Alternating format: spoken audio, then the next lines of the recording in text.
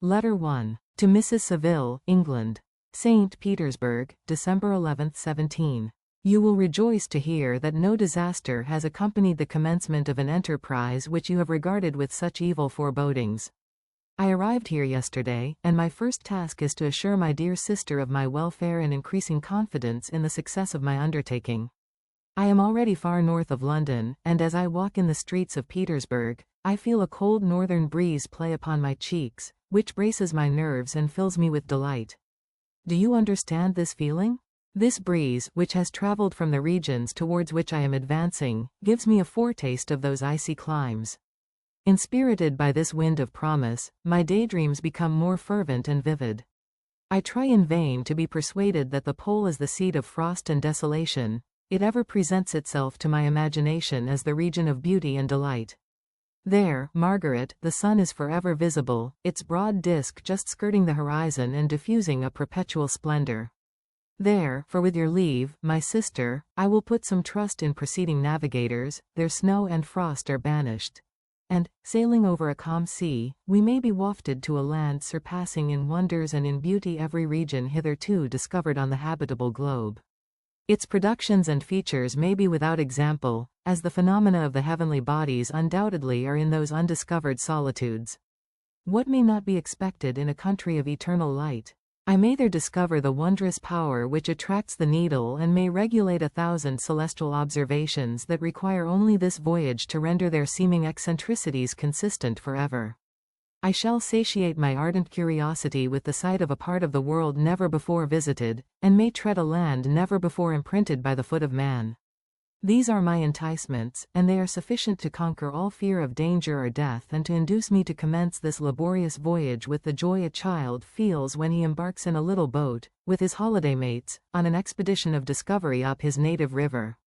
But supposing all these conjectures to be false, you cannot contest the inestimable benefit which I shall confer on all mankind, to the last generation, by discovering a passage near the pole to those countries, to reach which at present so many months are requisite, or by ascertaining the secret of the magnet, which, if at all possible, can only be effected by an undertaking such as mine.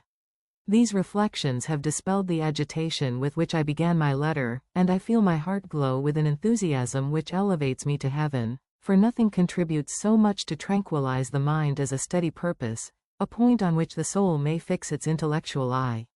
This expedition has been the favorite dream of my early years. I have read with ardor the accounts of the various voyages which have been made in the prospect of arriving at the North Pacific Ocean through the seas which surround the pole. You may remember that a history of all the voyages made for purposes of discovery composed the whole of our good Uncle Thomas's library. My education was neglected, yet I was passionately fond of reading. These volumes were my study day and night, and my familiarity with them increased that regret which I had felt, as a child, on learning that my father's dying injunction had forbidden my uncle to allow me to embark in a seafaring life. These visions faded when I perused, for the first time, those poets whose effusions entranced my soul and lifted it to heaven. I also became a poet and for 1 year lived in a paradise of my own creation. I imagined that I also might obtain a niche in the temple where the names of Homer and Shakespeare are consecrated. You are well acquainted with my failure and how heavily I bore the disappointment. But just at that time I inherited the fortune of my cousin, and my thoughts were turned into the channel of their earlier bent. 6 years have passed since I resolved on my present undertaking. I can, even now, remember the hour from which I dedicated myself to this great enterprise. I commenced by inuring my body to hardship. I accompanied the whale fishers on several expeditions to the North Sea. I voluntarily endured cold, famine, thirst, and want of sleep. I often worked harder than the common sailors during the day and devoted my nights to the study of mathematics, the theory of medicine, and those branches of physical science from which a naval adventurer might derive the greatest practical advantage. Twice I actually hired myself as an undermate in a Greenland whaler, and acquitted myself to admiration. I must own I felt a little proud when my captain offered me the second dignity in the vessel and entreated me to remain with the greatest earnestness, so valuable did he consider my services. And now, dear Margaret, do I not deserve to accomplish some great purpose? My life might have been passed in ease and luxury, but I preferred glory to every enticement that wealth placed in my path. Oh, that some encouraging voice would answer in the affirmative. My courage and my resolution is firm, but my hopes fluctuate, and my spirits are often depressed. I am about to proceed on a long and difficult voyage, the emergencies of which will demand all my fortitude. I am required not only to raise the spirits of others, but sometimes to sustain my own, when theirs are failing. This is the most favorable period for traveling in Russia. They fly quickly over the snow in their sledges. The motion is pleasant, and, in my opinion, far more agreeable than that of an English stagecoach. The cold is not excessive, if you are wrapped in furs, a dress which I have already adopted, for there is a great difference between walking the deck and remaining seated motionless for hours, when no exercise prevents the blood from actually freezing in your veins. I have no ambition to lose my life on the post road between St. Petersburg and Archangel. I shall depart for the latter town in a fortnight or 3 weeks, and my intention is to hire a ship there, which can easily be done by paying the insurance for the owner, and to engage as many sailors as I think necessary among those who are accustomed to the whale fishing. I do not intend to sail until the month of June, and when shall I return? Ah, dear sister, how can I answer this question? If I succeed, many, many months, perhaps years, will pass before you and I may meet. If I fail, you will see me again soon, or never. Farewell, my dear, excellent Margaret. Heaven shower down blessings on you, and save me, that I may again and again testify my gratitude for all your love and kindness. Your affectionate brother, R. Walton. Letter 2. To Mrs. Saville, England. Archangel, the 28th of March 17. How slowly the time passes here, encompassed as I am by frost and snow. Yet a second step is taken towards my enterprise. I have hired a vessel and am occupied in collecting my sailors. Those whom I have already engaged appear to be men on whom I can depend and are certainly possessed of dauntless courage. But I have one want which I have never yet been able to satisfy, and the absence of the object of which I now feel as a most severe evil. I have no friend, Margaret. When I am glowing with the enthusiasm of success, there will be none to participate my joy. If I am assailed by disappointment, no one will endeavor to sustain me in dejection. I shall commit my thoughts to paper, it is true, but that is a poor medium for the communication of feeling. I desire the company of a man who could sympathize with me, whose eyes would reply to mine. You may deem me romantic, my dear sister, but I bitterly feel the want of a friend. I have no one near me, gentle yet courageous, possessed of a cultivated as well as of a capacious mind, whose tastes are like my own, to approve or amend my plans. How would such a friend repair the faults of your poor brother? I am too ardent in execution and too impatient of difficulties. But it is a still greater evil to me that I am self-educated. For the first 14 years of my life I ran wild on a common and read nothing but our Uncle Thomas's books of voyages. At that age I became acquainted with the celebrated poets of our own country, but it was only when it had ceased to be in my power to derive its most important benefits from such a conviction that I perceived the necessity of becoming acquainted with more languages than that of my native country. Now I am 28 and am in reality more illiterate than many schoolboys of 15. It is true that I have thought more and that my daydreams are more extended and magnificent, but they want, as the painters call it, keeping, and I greatly need a friend who would have sense enough not to despise me as romantic, and affection enough for me to endeavor to regulate my mind. Well, these are useless complaints. I shall certainly find no friend on the wide ocean, nor even here in Archangel, among merchants and seamen. Yet some feelings, unallied to the dross of human nature, beat even in these rugged bosoms.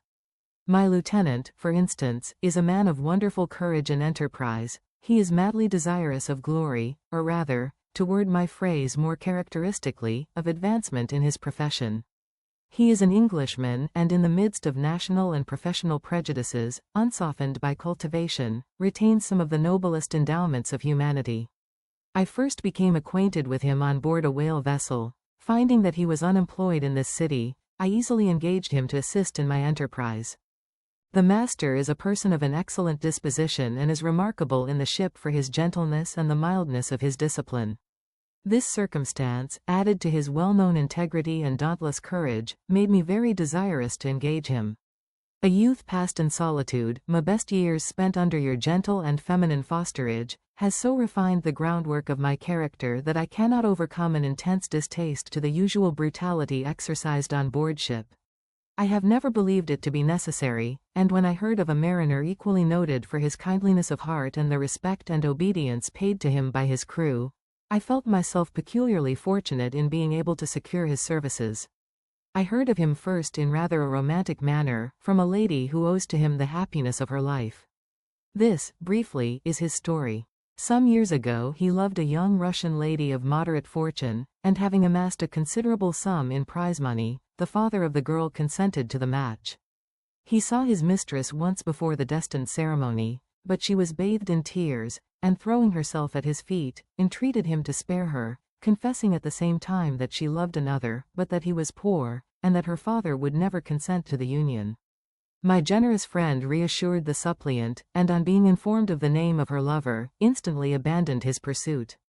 He had already bought a farm with his money, on which he had designed to pass the remainder of his life, but he bestowed the whole on his rival, together with the remains of his prize money to purchase stock, and then himself solicited the young woman's father to consent to her marriage with her lover. But the old man decidedly refused, thinking himself bound in honor to my friend, who, when he found the father inexorable, quitted his country, nor returned until he heard that his former mistress was married according to her inclinations. What a noble fellow, you will exclaim. He is so, but then he is wholly uneducated. He is as silent as a Turk, and a kind of ignorant carelessness attends him, which, while it renders his conduct the more astonishing, detracts from the interest and sympathy which otherwise he would command. Yet do not suppose, because I complain a little or because I can conceive a consolation for my toils which I may never know, that I am wavering in my resolutions. Those are as fixed as fate, and my voyage is only now delayed until the weather shall permit my embarkation.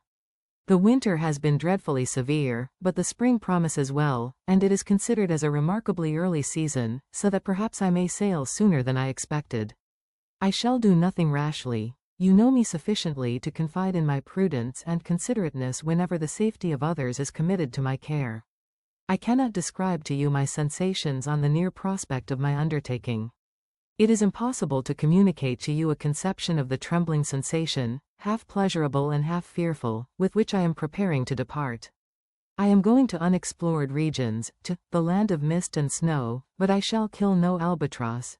Therefore do not be alarmed for my safety or if I should come back to you as worn and woeful as the ancient mariner.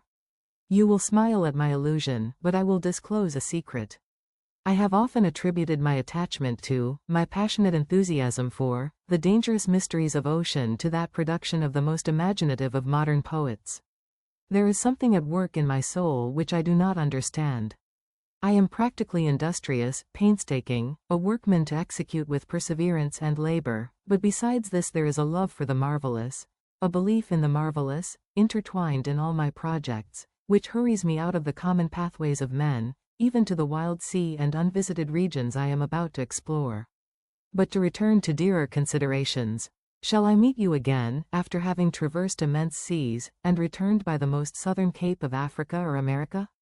I dare not expect such success, yet I cannot bear to look on the reverse of the picture. Continue for the present to write to me by every opportunity. I may receive your letters on some occasions when I need them most to support my spirits. I love you very tenderly. Remember me with affection, should you never hear from me again. Your affectionate brother, Robert Walton. Letter 3. To Mrs. Saville, England. July 7, 17. My dear sister, I write a few lines in haste to say that I am safe, and well advanced on my voyage. This letter will reach England by a merchantman now on its homeward voyage from Archangel, more fortunate than I, who may not see my native land, perhaps, for many years. I am, however, in good spirits. My men are bold and apparently firm of purpose, nor do the floating sheets of ice that continually pass us, indicating the dangers of the region towards which we are advancing, appear to dismay them. We have already reached a very high latitude, but it is the height of summer, and although not so warm as in England, the southern gales, which blow us speedily towards those shores which I so ardently desire to attain, breathe a degree of renovating warmth which I had not expected. No incidents have hitherto befallen us that would make a figure in a letter. 1 or 2 stiff gales and the springing of a leak are accidents which experienced navigators scarcely remember to record, and I shall be well content if nothing worse happen to us during our voyage. Adieu, my dear Margaret. Be assured that for my own sake, as well as yours, I will not rashly encounter danger. I will be cool, persevering, and prudent. But success shall crown my endeavors. Wherefore not? Thus far I have gone, tracing a secure way over the pathless seas, the very stars themselves being witnesses and testimonies of my triumph. Why not still proceed over the untamed yet obedient element? What can stop the determined heart and resolved will of man? My swelling heart involuntarily pours itself out thus. But I must finish. Heaven bless my beloved sister. R.W. Letter 4. To Mrs. Saville, England. August 5, 17. So strange an accident has happened to us that I cannot forbear recording it, although it is very probable that you will see me before these papers can come into your possession. Last Monday, July 31st, we were nearly surrounded by ice, which closed in the ship on all sides, scarcely leaving her the sea room in which she floated. Our situation was somewhat dangerous, especially as we were compassed round by a very thick fog. We accordingly lay to, hoping that some change would take place in the atmosphere and weather. About 2 o'clock the mist cleared away, and we beheld, stretched out in every direction, vast and irregular plains of ice, which seemed to have no end. Some of my comrades groaned, and my own mind began to grow watchful with anxious thoughts, when a strange sight suddenly attracted our attention and diverted our solicitude from our own situation.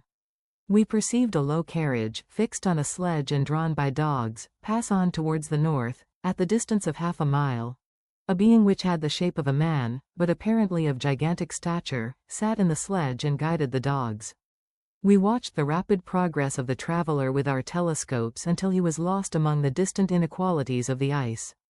This appearance excited our unqualified wonder. We were, as we believed, many hundred miles from any land, but this apparition seemed to denote that it was not, in reality, so distant as we had supposed.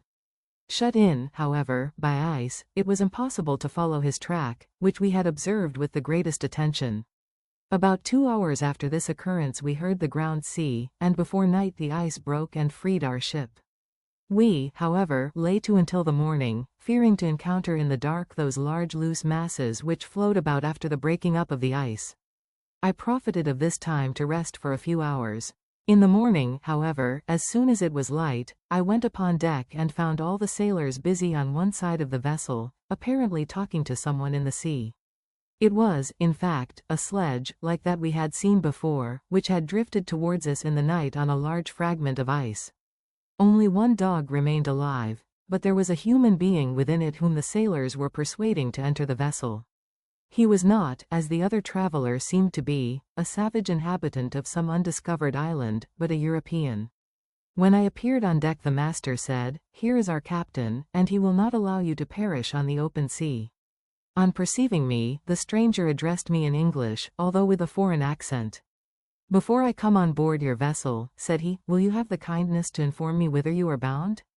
You may conceive my astonishment on hearing such a question addressed to me from a man on the brink of destruction and to whom I should have supposed that my vessel would have been a resource which he would not have exchanged for the most precious wealth the earth can afford. I replied, however, that we were on a voyage of discovery towards the northern pole. Upon hearing this he appeared satisfied and consented to come on board. Good God, Margaret, if you had seen the man who thus capitulated for his safety, your surprise would have been boundless. His limbs were nearly frozen, and his body dreadfully emaciated by fatigue and suffering. I never saw a man in so wretched a condition. We attempted to carry him into the cabin, but as soon as he had quitted the fresh air he fainted. We accordingly brought him back to the deck and restored him to animation by rubbing him with brandy and forcing him to swallow a small quantity. As soon as he showed signs of life we wrapped him up in blankets and placed him near the chimney of the kitchen stove. By slow degrees he recovered and ate a little soup, which restored him wonderfully. 2 days passed in this manner before he was able to speak, and I often feared that his sufferings had deprived him of understanding. When he had in some measure recovered, I removed him to my own cabin and attended on him as much as my duty would permit. I never saw a more interesting creature. His eyes have generally an expression of wildness, and even madness, but there are moments when, if anyone performs an act of kindness towards him or does him any the most trifling service, his whole countenance is lighted up, as it were, with a beam of benevolence and sweetness that I never saw equalled. But he is generally melancholy and despairing, and sometimes he gnashes his teeth, as if impatient of the weight of woes that oppresses him. When my guest was a little recovered, I had great trouble to keep off the men, who wished to ask him 1,000 questions, but I would not allow him to be tormented by their idle curiosity, in a state of body and mind whose restoration evidently depended upon entire repose. Once, however, the lieutenant asked why he had come so far upon the ice in so strange a vehicle. His countenance instantly assumed an aspect of the deepest gloom, and he replied, "To seek one who fled from me." "And did the man whom you pursued travel in the same fashion?" "Yes." "Then I fancy we have seen him, for the day before we picked you up we saw some dogs drawing a sledge, with a man in it, across the ice." This aroused the stranger's attention, and he asked a multitude of questions concerning the route which the demon, as he called him, had pursued. Soon after, when he was alone with me, he said, "I have, doubtless, excited your curiosity, as well as that of these good people, but you are too considerate to make inquiries. Certainly, it would indeed be very impertinent and inhuman in me to trouble you with any inquisitiveness of mine. And yet you rescued me from a strange and perilous situation, you have benevolently restored me to life." Soon after this he inquired if I thought that the breaking up of the ice had destroyed the other sledge. I replied that I could not answer with any degree of certainty, for the ice had not broken until near midnight, and the traveler might have arrived at a place of safety before that time. But of this I could not judge. From this time a new spirit of life animated the decaying frame of the stranger. He manifested the greatest eagerness to be upon deck to watch for the sledge which had before appeared, but I have persuaded him to remain in the cabin, for he is far too weak to sustain the rawness of the atmosphere. I have promised that someone should watch for him and give him instant notice if any new object should appear in sight. Such is my journal of what relates to this strange occurrence up to the present day. The stranger has gradually improved in health but is very silent and appears uneasy when anyone except myself enters his cabin. Yet his manners are so conciliating and gentle that the sailors are all interested in him, although they have had very little communication with him. For my own part, I begin to love him as a brother, and his constant and deep grief fills me with sympathy and compassion. He must have been a noble creature in his better days, being even now in wreck so attractive and amiable. I said in one of my letters, my dear Margaret, that I should find no friend on the wide ocean, yet I have found a man who, before his spirit had been broken by misery, I should have been happy to have possessed as the brother of my heart. I shall continue my journal concerning the stranger at intervals, should I have any fresh incidents to record. August 13, 17. My affection for my guest increases every day. He excites at once my admiration and my pity to an astonishing degree. How can I see so noble a creature destroyed by misery without feeling the most poignant grief? He is so gentle, yet so wise, his mind is so cultivated, and when he speaks, although his words are culled with the choicest art, yet they flow with rapidity and unparalleled eloquence. He is now much recovered from his illness and is continually on the deck, apparently watching for the sledge that preceded his own. Yet, although unhappy, he is not so utterly occupied by his own misery but that he interests himself deeply in the projects of others. He has frequently conversed with me on mine, which I have communicated to him without disguise. He entered attentively into all my arguments in favor of my eventual success and into every minute detail of the measures I had taken to secure it. I was easily led by the sympathy which he evinced to use the language of my heart, to give utterance to the burning ardor of my soul and to say, with all the fervor that warmed me, how gladly I would sacrifice my fortune, my existence, my every hope, to the furtherance of my enterprise. One man's life or death were but a small price to pay for the acquirement of the knowledge which I sought, for the dominion I should acquire and transmit over the elemental foes of our race.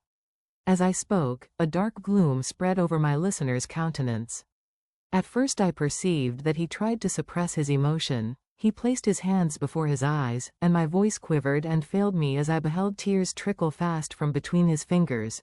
A groan burst from his heaving breast. I paused. At length he spoke, in broken accents. "Unhappy man! Do you share my madness? Have you drunk also of the intoxicating draught? Hear me, let me reveal my tale, and you will dash the cup from your lips. Such words, you may imagine, strongly excited my curiosity, but the paroxysm of grief that had seized the stranger overcame his weakened powers, and many hours of repose and tranquil conversation were necessary to restore his composure. Having conquered the violence of his feelings, he appeared to despise himself for being the slave of passion, and quelling the dark tyranny of despair, he led me again to converse concerning myself personally. He asked me the history of my earlier years. The tale was quickly told, but it awakened various trains of reflection. I spoke of my desire of finding a friend, of my thirst for a more intimate sympathy with a fellow mind than had ever fallen to my lot, and expressed my conviction that a man could boast of little happiness who did not enjoy this blessing. I agree with you, replied the stranger, we are unfashioned creatures, but half made up, if one wiser, better, dearer than ourselves, such a friend ought to be, do not lend his aid to perfectionate our weak and faulty natures. I once had a friend, the most noble of human creatures, and am entitled, therefore, to judge respecting friendship. You have hope and the world before you, and have no cause for despair. But I have lost everything and cannot begin life anew. As he said this his countenance became expressive of a calm, settled grief that touched me to the heart. But he was silent and presently retired to his cabin. Even broken in spirit as he is, no one can feel more deeply than he does the beauties of nature. The starry sky, the sea, and every sight afforded by these wonderful regions seem still to have the power of elevating his soul from earth. Such a man has a double existence. He may suffer misery and be overwhelmed by disappointments, yet when he has retired into himself, he will be like a celestial spirit that has a halo around him, within whose circle no grief or folly ventures. Will you smile at the enthusiasm I express concerning this divine wanderer? You would not if you saw him. You have been tutored and refined by books and retirement from the world, and you are therefore somewhat fastidious, but this only renders you the more fit to appreciate the extraordinary merits of this wonderful man. Sometimes I have endeavored to discover what quality it is which he possesses that elevates him so immeasurably above any other person I ever knew. I believe it to be an intuitive discernment, a quick but never-failing power of judgment, a penetration into the causes of things, unequaled for clearness and precision. Add to this a facility of expression and a voice whose varied intonations are soul-subduing music. August 19, 17. Yesterday the stranger said to me, you may easily perceive, Captain Walton, that I have suffered great and unparalleled misfortunes. I had determined at one time that the memory of these evils should die with me, but you have won me to alter my determination. You seek for knowledge and wisdom, as I once did, and I ardently hope that the gratification of your wishes may not be a serpent to sting you, as mine has been. I do not know that the relation of my disasters will be useful to you, yet, when I reflect that you are pursuing the same course, exposing yourself to the same dangers which have rendered me what I am, I imagine that you may deduce an apt moral from my tale, one that may direct you if you succeed in your undertaking and console you in case of failure. Prepare to hear of occurrences which are usually deemed marvelous. Were we among the tamer scenes of nature, I might fear to encounter your unbelief, perhaps your ridicule. But many things will appear possible in these wild and mysterious regions which would provoke the laughter of those unacquainted with the ever-varied powers of nature. Nor can I doubt but that my tale conveys in its series internal evidence of the truth of the events of which it is composed. You may easily imagine that I was much gratified by the offered communication, yet I could not endure that he should renew his grief by a recital of his misfortunes. I felt the greatest eagerness to hear the promised narrative, partly from curiosity and partly from a strong desire to ameliorate his fate if it were in my power. I expressed these feelings in my answer. I thank you, he replied, for your sympathy, but it is useless, my fate is nearly fulfilled. I wait but for one event, and then I shall repose in peace. I understand your feeling, continued he, perceiving that I wished to interrupt him, but you are mistaken, my friend, if thus you will allow me to name you. Nothing can alter my destiny. Listen to my history, and you will perceive how irrevocably it is determined. He then told me that he would commence his narrative the next day when I should be at leisure. This promise drew from me the warmest thanks. I have resolved every night, when I am not imperatively occupied by my duties, to record, as nearly as possible in his own words, what he has related during the day. If I should be engaged, I will at least make notes. This manuscript will doubtless afford you the greatest pleasure, but to me, who know him, and who hear it from his own lips, with what interest and sympathy shall I read it in some future day? Even now, as I commence my task, his full-toned voice swells in my ears, his lustrous eyes dwell on me with all their melancholy sweetness. I see his thin hand raised in animation, while the lineaments of his face are irradiated by the soul within. Strange and harrowing must be his story, frightful the storm which embraced the gallant vessel on its course and wrecked it, thus.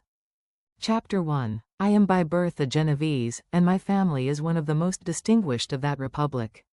My ancestors had been for many years councillors and syndics, and my father had filled several public situations with honor and reputation. He was respected by all who knew him for his integrity and indefatigable attention to public business. He passed his younger days perpetually occupied by the affairs of his country.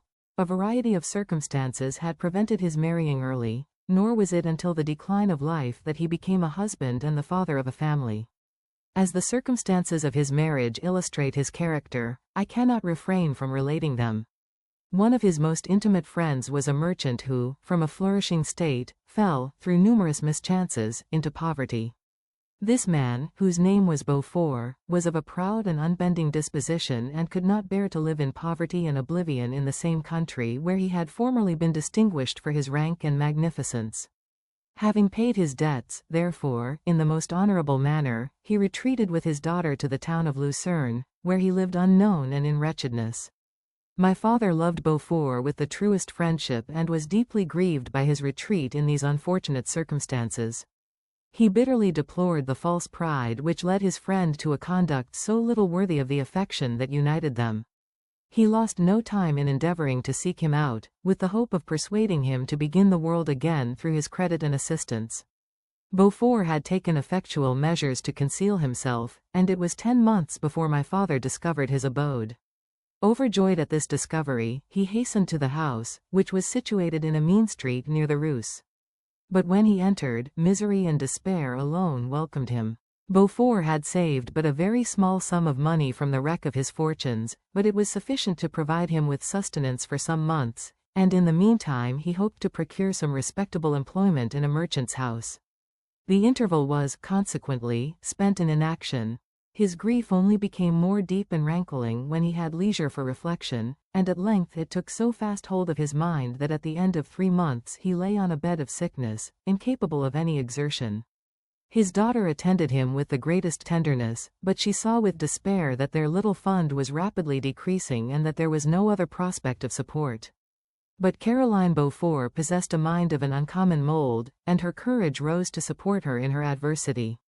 She procured plain work, she plaited straw and by various means contrived to earn a pittance scarcely sufficient to support life. Several months passed in this manner.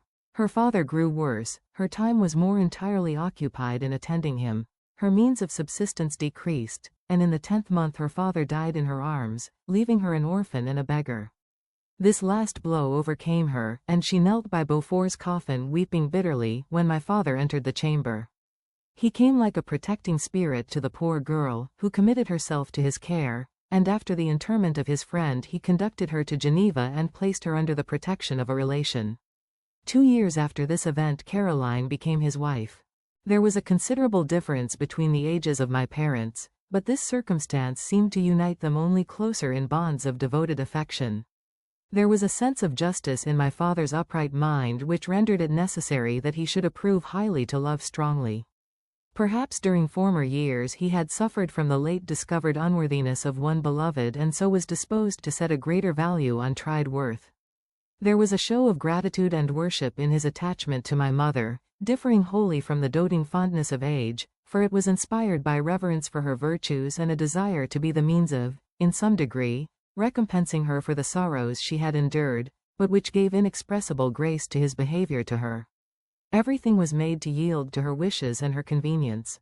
He strove to shelter her, as a fair exotic is sheltered by the gardener, from every rougher wind, and to surround her with all that could tend to excite pleasurable emotion in her soft and benevolent mind.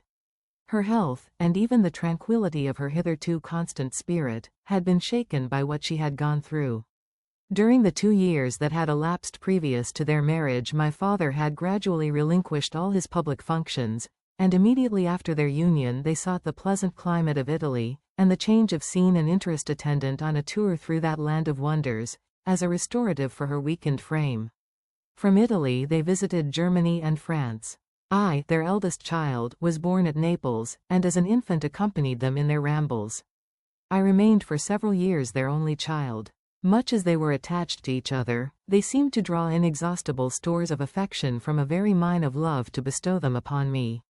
My mother's tender caresses and my father's smile of benevolent pleasure while regarding me are my first recollections. I was their plaything and their idol, and something better, their child, the innocent and helpless creature bestowed on them by heaven, whom to bring up to good, and whose future lot it was in their hands to direct to happiness or misery, according as they fulfilled their duties towards me. With this deep consciousness of what they owed towards the being to which they had given life, added to the active spirit of tenderness that animated both, it may be imagined that while during every hour of my infant life I received a lesson of patience, of charity, and of self-control, I was so guided by a silken cord that all seemed but one train of enjoyment to me. For a long time I was their only care. My mother had much desired to have a daughter, but I continued their single offspring. When I was about 5 years old, while making an excursion beyond the frontiers of Italy, they passed a week on the shores of the Lake of Como. Their benevolent disposition often made them enter the cottages of the poor. This, to my mother, was more than a duty, it was a necessity, a passion, remembering what she had suffered, and how she had been relieved, for her to act in her turn the guardian angel to the afflicted.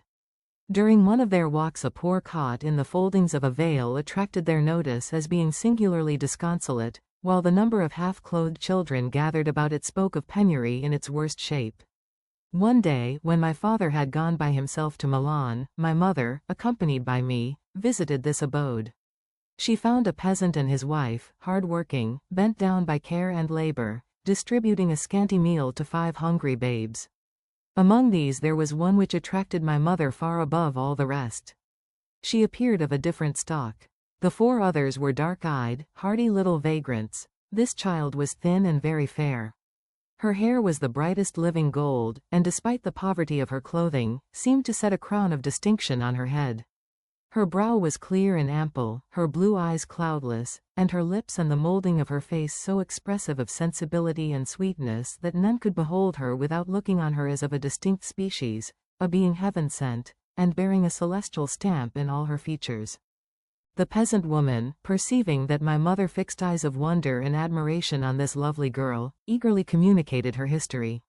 She was not her child, but the daughter of a Milanese nobleman.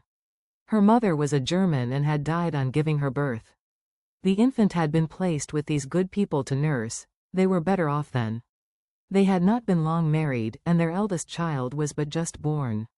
The father of their charge was one of those Italians nursed in the memory of the antique glory of Italy, one among the Schiavi Agner Frementi, who exerted himself to obtain the liberty of his country.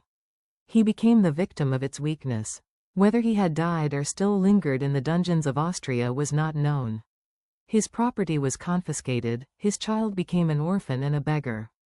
She continued with her foster parents and bloomed in their rude abode, fairer than a garden rose among dark-leaved brambles. When my father returned from Milan, he found playing with me in the hall of our villa a child fairer than pictured cherub, a creature who seemed to shed radiance from her looks and whose form and motions were lighter than the chamois of the hills. The apparition was soon explained. With his permission my mother prevailed on her rustic guardians to yield their charge to her. They were fond of the sweet orphan. Her presence had seemed a blessing to them, but it would be unfair to her to keep her in poverty and want when Providence afforded her such powerful protection. They consulted their village priest, and the result was that Elizabeth Lavenza became the inmate of my parents' house, my more than sister, the beautiful and adored companion of all my occupations and my pleasures. Everyone loved Elizabeth. The passionate and almost reverential attachment with which all regarded her became, while I shared it, my pride and my delight. On the evening previous to her being brought to my home, my mother had said playfully, "I have a pretty present for my Victor, tomorrow he shall have it." And when, on the morrow, she presented Elizabeth to me as her promised gift, I, with childish seriousness, interpreted her words literally and looked upon Elizabeth as mine to protect, love, and cherish. All praises bestowed on her I received as made to a possession of my own. We called each other familiarly by the name of cousin. No word, no expression could body forth the kind of relation in which she stood to me, my more than sister, since till death she was to be mine only. Chapter 2. We were brought up together, there was not quite a year difference in our ages. I need not say that we were strangers to any species of disunion or dispute. Harmony was the soul of our companionship, and the diversity and contrast that subsisted in our characters drew us nearer together. Elizabeth was of a calmer and more concentrated disposition, but, with all my ardor, I was capable of a more intense application and was more deeply smitten with the thirst for knowledge. She busied herself with following the aerial creations of the poets, and in the majestic and wondrous scenes which surrounded our Swiss home, the sublime shapes of the mountains, the changes of the seasons, tempest and calm, the silence of winter, and the life and turbulence of our alpine summers, she found ample scope for admiration and delight. While my companion contemplated with a serious and satisfied spirit the magnificent appearances of things, I delighted in investigating their causes. The world was to me a secret which I desired to divine. Curiosity, earnest research to learn the hidden laws of nature, gladness akin to rapture, as they were unfolded to me, are among the earliest sensations I can remember. On the birth of a second son, my junior by 7 years, my parents gave up entirely their wandering life and fixed themselves in their native country. We possessed a house in Geneva, and a campagne on Belrive, the eastern shore of the lake, at the distance of rather more than a league from the city. We resided principally in the latter, and the lives of my parents were passed in considerable seclusion. It was my temper to avoid a crowd and to attach myself fervently to a few. I was indifferent, therefore, to my schoolfellows in general, but I united myself in the bonds of the closest friendship to one among them. Henry Clerval was the son of a merchant of Geneva. He was a boy of singular talent and fancy. He loved enterprise, hardship, and even danger for its own sake. He was deeply read in books of chivalry and romance. He composed heroic songs and began to write many a tale of enchantment and knightly adventure. He tried to make us act plays and to enter into masquerades, in which the characters were drawn from the heroes of Roncesvalles, of the Round Table of King Arthur, and the chivalrous train who shed their blood to redeem the Holy Sepulchre from the hands of the infidels. No human being could have passed a happier childhood than myself. My parents were possessed by the very spirit of kindness and indulgence. We felt that they were not the tyrants to rule our lot according to their caprice, but the agents and creators of all the many delights which we enjoyed. When I mingled with other families I distinctly discerned how peculiarly fortunate my lot was, and gratitude assisted the development of filial love. My temper was sometimes violent, and my passions vehement, but by some law in my temperature they were turned not towards childish pursuits but to an eager desire to learn, and not to learn all things indiscriminately. I confess that neither the structure of languages, nor the code of governments, nor the politics of various states possessed attractions for me. It was the secrets of heaven and earth that I desired to learn, and whether it was the outward substance of things or the inner spirit of nature and the mysterious soul of man that occupied me, still my inquiries were directed to the metaphysical, or in its highest sense, the physical secrets of the world. Meanwhile Clerval occupied himself, so to speak, with the moral relations of things. The busy stage of life, the virtues of heroes, and the actions of men were his theme, and his hope and his dream was to become one among those whose names are recorded in story as the gallant and adventurous benefactors of our species. The saintly soul of Elizabeth shone like a shrine-dedicated lamp in our peaceful home. Her sympathy was ours, her smile, her soft voice, the sweet glance of her celestial eyes, were ever there to bless and animate us. She was the living spirit of love to soften and attract. I might have become sullen in my study, rough through the ardor of my nature, but that she was there to subdue me to a semblance of her own gentleness. And Clerval, could aught ill entrench on the noble spirit of Clerval? Yet he might not have been so perfectly humane, so thoughtful in his generosity, so full of kindness and tenderness amidst his passion for adventurous exploit, had she not unfolded to him the real loveliness of beneficence and made the doing good the end and aim of his soaring ambition. I feel exquisite pleasure in dwelling on the recollections of childhood, before misfortune had tainted my mind and changed its bright visions of extensive usefulness into gloomy and narrow reflections upon self. Besides, in drawing the picture of my early days, I also record those events which led, by insensible steps, to my after tale of misery, for when I would account to myself for the birth of that passion which afterwards ruled my destiny, I find it arise, like a mountain river, from ignoble and almost forgotten sources, but, swelling as it proceeded, it became the torrent which, in its course, has swept away all my hopes and joys. Natural philosophy is the genius that has regulated my fate. I desire, therefore, in this narration, to state those facts which led to my predilection for that science. When I was 13 years of age, we all went on a party of pleasure to the baths near Thonon. The inclemency of the weather obliged us to remain a day confined to the inn. In this house I chanced to find a volume of the works of Cornelius Agrippa. I opened it with apathy. The theory which he attempts to demonstrate and the wonderful facts which he relates soon changed this feeling into enthusiasm. A new light seemed to dawn upon my mind, and bounding with joy, I communicated my discovery to my father. My father looked carelessly at the title page of my book and said, "Ah, Cornelius Agrippa, my dear Victor, do not waste your time upon this, it is sad trash." If, instead of this remark, my father had taken the pains to explain to me that the principles of Agrippa had been entirely exploded and that a modern system of science had been introduced which possessed much greater powers than the ancient, because the powers of the latter were chimerical, while those of the former were real and practical, under such circumstances I should certainly have thrown Agrippa aside and have contented my imagination, warmed as it was, by returning with greater ardor to my former studies. It is even possible that the train of my ideas would never have received the fatal impulse that led to my ruin. But the cursory glance my father had taken of my volume by no means assured me that he was acquainted with its contents, and I continued to read with the greatest avidity. When I returned home, my first care was to procure the whole works of this author, and afterwards of Paracelsus and Albertus Magnus. I read and studied the wild fancies of these writers with delight. They appeared to me treasures known to few besides myself.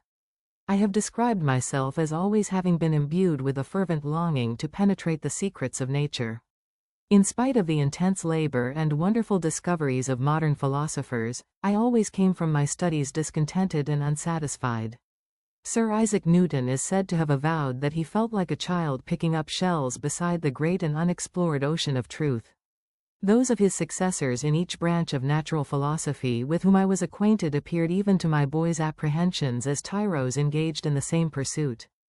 The untaught peasant beheld the elements around him and was acquainted with their practical uses.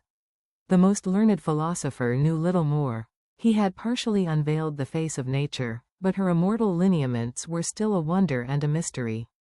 He might dissect, anatomize, and give names, but, not to speak of a final cause, causes in their secondary and tertiary grades were utterly unknown to him.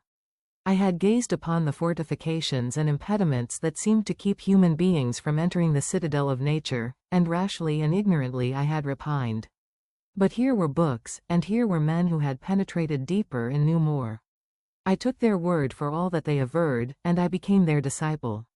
It may appear strange that such should arise in the 18th century, but while I followed the routine of education in the schools of Geneva, I was, to a great degree, self-taught with regard to my favorite studies. My father was not scientific, and I was left to struggle with a child's blindness, added to a student's thirst for knowledge. Under the guidance of my new preceptors I entered with the greatest diligence into the search of the philosopher's stone and the elixir of life, but the latter soon obtained my undivided attention. Wealth was an inferior object, but what glory would attend the discovery if I could banish disease from the human frame and render man invulnerable to any but a violent death? Nor were these my only visions. The raising of ghosts or devils was a promise liberally accorded by my favorite authors, the fulfillment of which I most eagerly sought, and if my incantations were always unsuccessful, I attributed the failure rather to my own inexperience and mistake than to a want of skill or fidelity in my instructors. And thus for a time I was occupied by exploded systems, mingling, like an Una department, 1,000 contradictory theories and floundering desperately in a very slough of multifarious knowledge, guided by an ardent imagination and childish reasoning, till an accident again changed the current of my ideas. When I was about 15 years old we had retired to our house near Belrive, when we witnessed a most violent and terrible thunderstorm. It advanced from behind the mountains of Jura, and the thunder burst at once with frightful loudness from various quarters of the heavens. I remained, while the storm lasted, watching its progress with curiosity and delight. As I stood at the door, on a sudden I beheld a stream of fire issue from an old and beautiful oak which stood about 20 yards from our house, and so soon as the dazzling light vanished, the oak had disappeared, and nothing remained but a blasted stump. When we visited it the next morning, we found the tree shattered in a singular manner. It was not splintered by the shock, but entirely reduced to thin ribbons of wood. I never beheld anything so utterly destroyed. Before this I was not unacquainted with the more obvious laws of electricity. On this occasion a man of great research in natural philosophy was with us, and excited by this catastrophe, he entered on the explanation of a theory which he had formed on the subject of electricity and galvanism, which was at once new and astonishing to me. All that he said threw greatly into the shade Cornelius Agrippa, Albertus Magnus, and Paracelsus, the lords of my imagination. But by some fatality the overthrow of these men disinclined me to pursue my accustomed studies. It seemed to me as if nothing would or could ever be known. All that had so long engaged my attention suddenly grew despicable. By one of those caprices of the mind which we are perhaps most subject to in early youth, I at once gave up my former occupations, set down natural history and all its progeny as a deformed and abortive creation, and entertained the greatest disdain for a would-be science which could never even step within the threshold of real knowledge. In this mood of mind I betook myself to the mathematics and the branches of study appertaining to that science as being built upon secure foundations, and so worthy of my consideration. Thus strangely are our souls constructed, and by such slight ligaments are we bound to prosperity or ruin. When I look back, it seems to me as if this almost miraculous change of inclination and will was the immediate suggestion of the guardian angel of my life, the last effort made by the spirit of preservation to avert the storm that was even then hanging in the stars and ready to envelop me. Her victory was announced by an unusual tranquility and gladness of soul which followed the relinquishing of my ancient and latterly tormenting studies. It was thus that I was to be taught to associate evil with their prosecution, happiness with their disregard. It was a strong effort of the spirit of good, but it was ineffectual. Destiny was too potent, and her immutable laws had decreed my utter and terrible destruction. Chapter 3. When I had attained the age of 17 my parents resolved that I should become a student at the University of Ingolstadt. I had hitherto attended the schools of Geneva, but my father thought it necessary for the completion of my education that I should be made acquainted with other customs than those of my native country. My departure was therefore fixed at an early date, but before the day resolved upon could arrive, the first misfortune of my life occurred, an omen, as it were, of my future misery. Elizabeth had caught the scarlet fever, her illness was severe, and she was in the greatest danger. During her illness many arguments had been urged to persuade my mother to refrain from attending upon her. She had at first yielded to our entreaties, but when she heard that the life of her favorite was menaced, she could no longer control her anxiety. She attended her sickbed, her watchful attentions triumphed over the malignity of the distemper. Elizabeth was saved, but the consequences of this imprudence were fatal to her preserver. On the third day my mother sickened. Her fever was accompanied by the most alarming symptoms, and the looks of her medical attendants prognosticated the worst event. On her deathbed the fortitude and benignity of this best of women did not desert her. She joined the hands of Elizabeth and myself. "My children," she said, "my firmest hopes of future happiness were placed on the prospect of your union. This expectation will now be the consolation of your father. Elizabeth, my love, you must supply my place to my younger children. Alas! I regret that I am taken from you, and, happy and beloved as I have been, is it not hard to quit you all? But these are not thoughts befitting me. I will endeavor to resign myself cheerfully to death and will indulge a hope of meeting you in another world." She died calmly, and her countenance expressed affection even in death. I need not describe the feelings of those whose dearest ties are rent by that most irreparable evil, the void that presents itself to the soul, and the despair that is exhibited on the countenance. It is so long before the mind can persuade itself that she whom we saw every day and whose very existence appeared a part of our own can have departed forever, that the brightness of a beloved eye can have been extinguished and the sound of a voice so familiar and dear to the ear can be hushed, never more to be heard. These are the reflections of the first days, but when the lapse of time proves the reality of the evil, then the actual bitterness of grief commences. Yet from whom has not that rude hand rent away some dear connection? And why should I describe a sorrow which all have felt and must feel? The time at length arrives when grief is rather an indulgence than a necessity, and the smile that plays upon the lips, although it may be deemed a sacrilege, is not banished. My mother was dead, but we had still duties which we ought to perform. We must continue our course with the rest and learn to think ourselves fortunate whilst one remains whom the spoiler has not seized. My departure for Ingolstadt, which had been deferred by these events, was now again determined upon. I obtained from my father a respite of some weeks. It appeared to me sacrilege so soon to leave the repose, akin to death, of the house of mourning and to rush into the thick of life. I was new to sorrow, but it did not the less alarm me. I was unwilling to quit the sight of those that remained to me, and above all, I desired to see my sweet Elizabeth in some degree consoled. She indeed veiled her grief and strove to act the comforter to us all. She looked steadily on life and assumed its duties with courage and zeal. She devoted herself to those whom she had been taught to call her uncle and cousins. Never was she so enchanting as at this time, when she recalled the sunshine of her smiles and spent them upon us. She forgot even her own regret in her endeavors to make us forget. The day of my departure at length arrived. Clerval spent the last evening with us. He had endeavored to persuade his father to permit him to accompany me and to become my fellow student, but in vain. His father was a narrow-minded trader and saw idleness and ruin in the aspirations and ambition of his son. Henry deeply felt the misfortune of being debarred from a liberal education. He said little, but when he spoke I read in his kindling eye and in his animated glance a restrained but firm resolve not to be chained to the miserable details of commerce. We sat late. We could not tear ourselves away from each other nor persuade ourselves to say the word, farewell. It was said, and we retired under the pretense of seeking repose, each fancying that the other was deceived.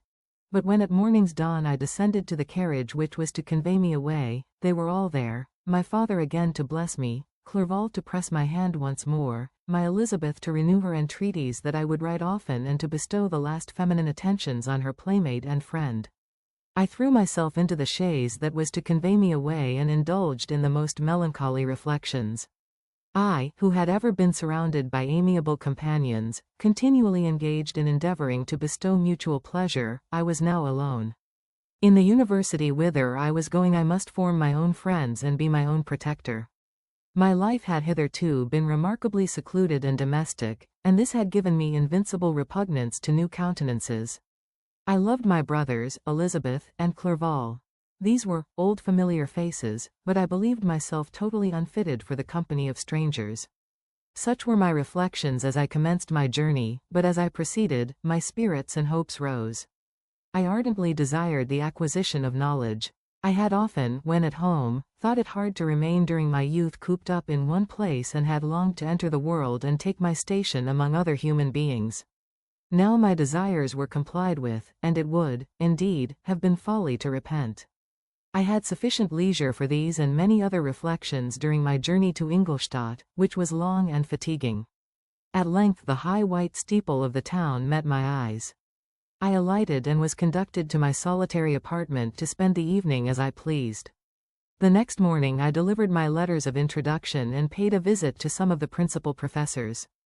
Chance, or rather the evil influence, the angel of destruction, which asserted omnipotent sway over me from the moment I turned my reluctant steps from my father's door, led me first to M. Krempe, professor of natural philosophy. He was an uncouth man, but deeply imbued in the secrets of his science.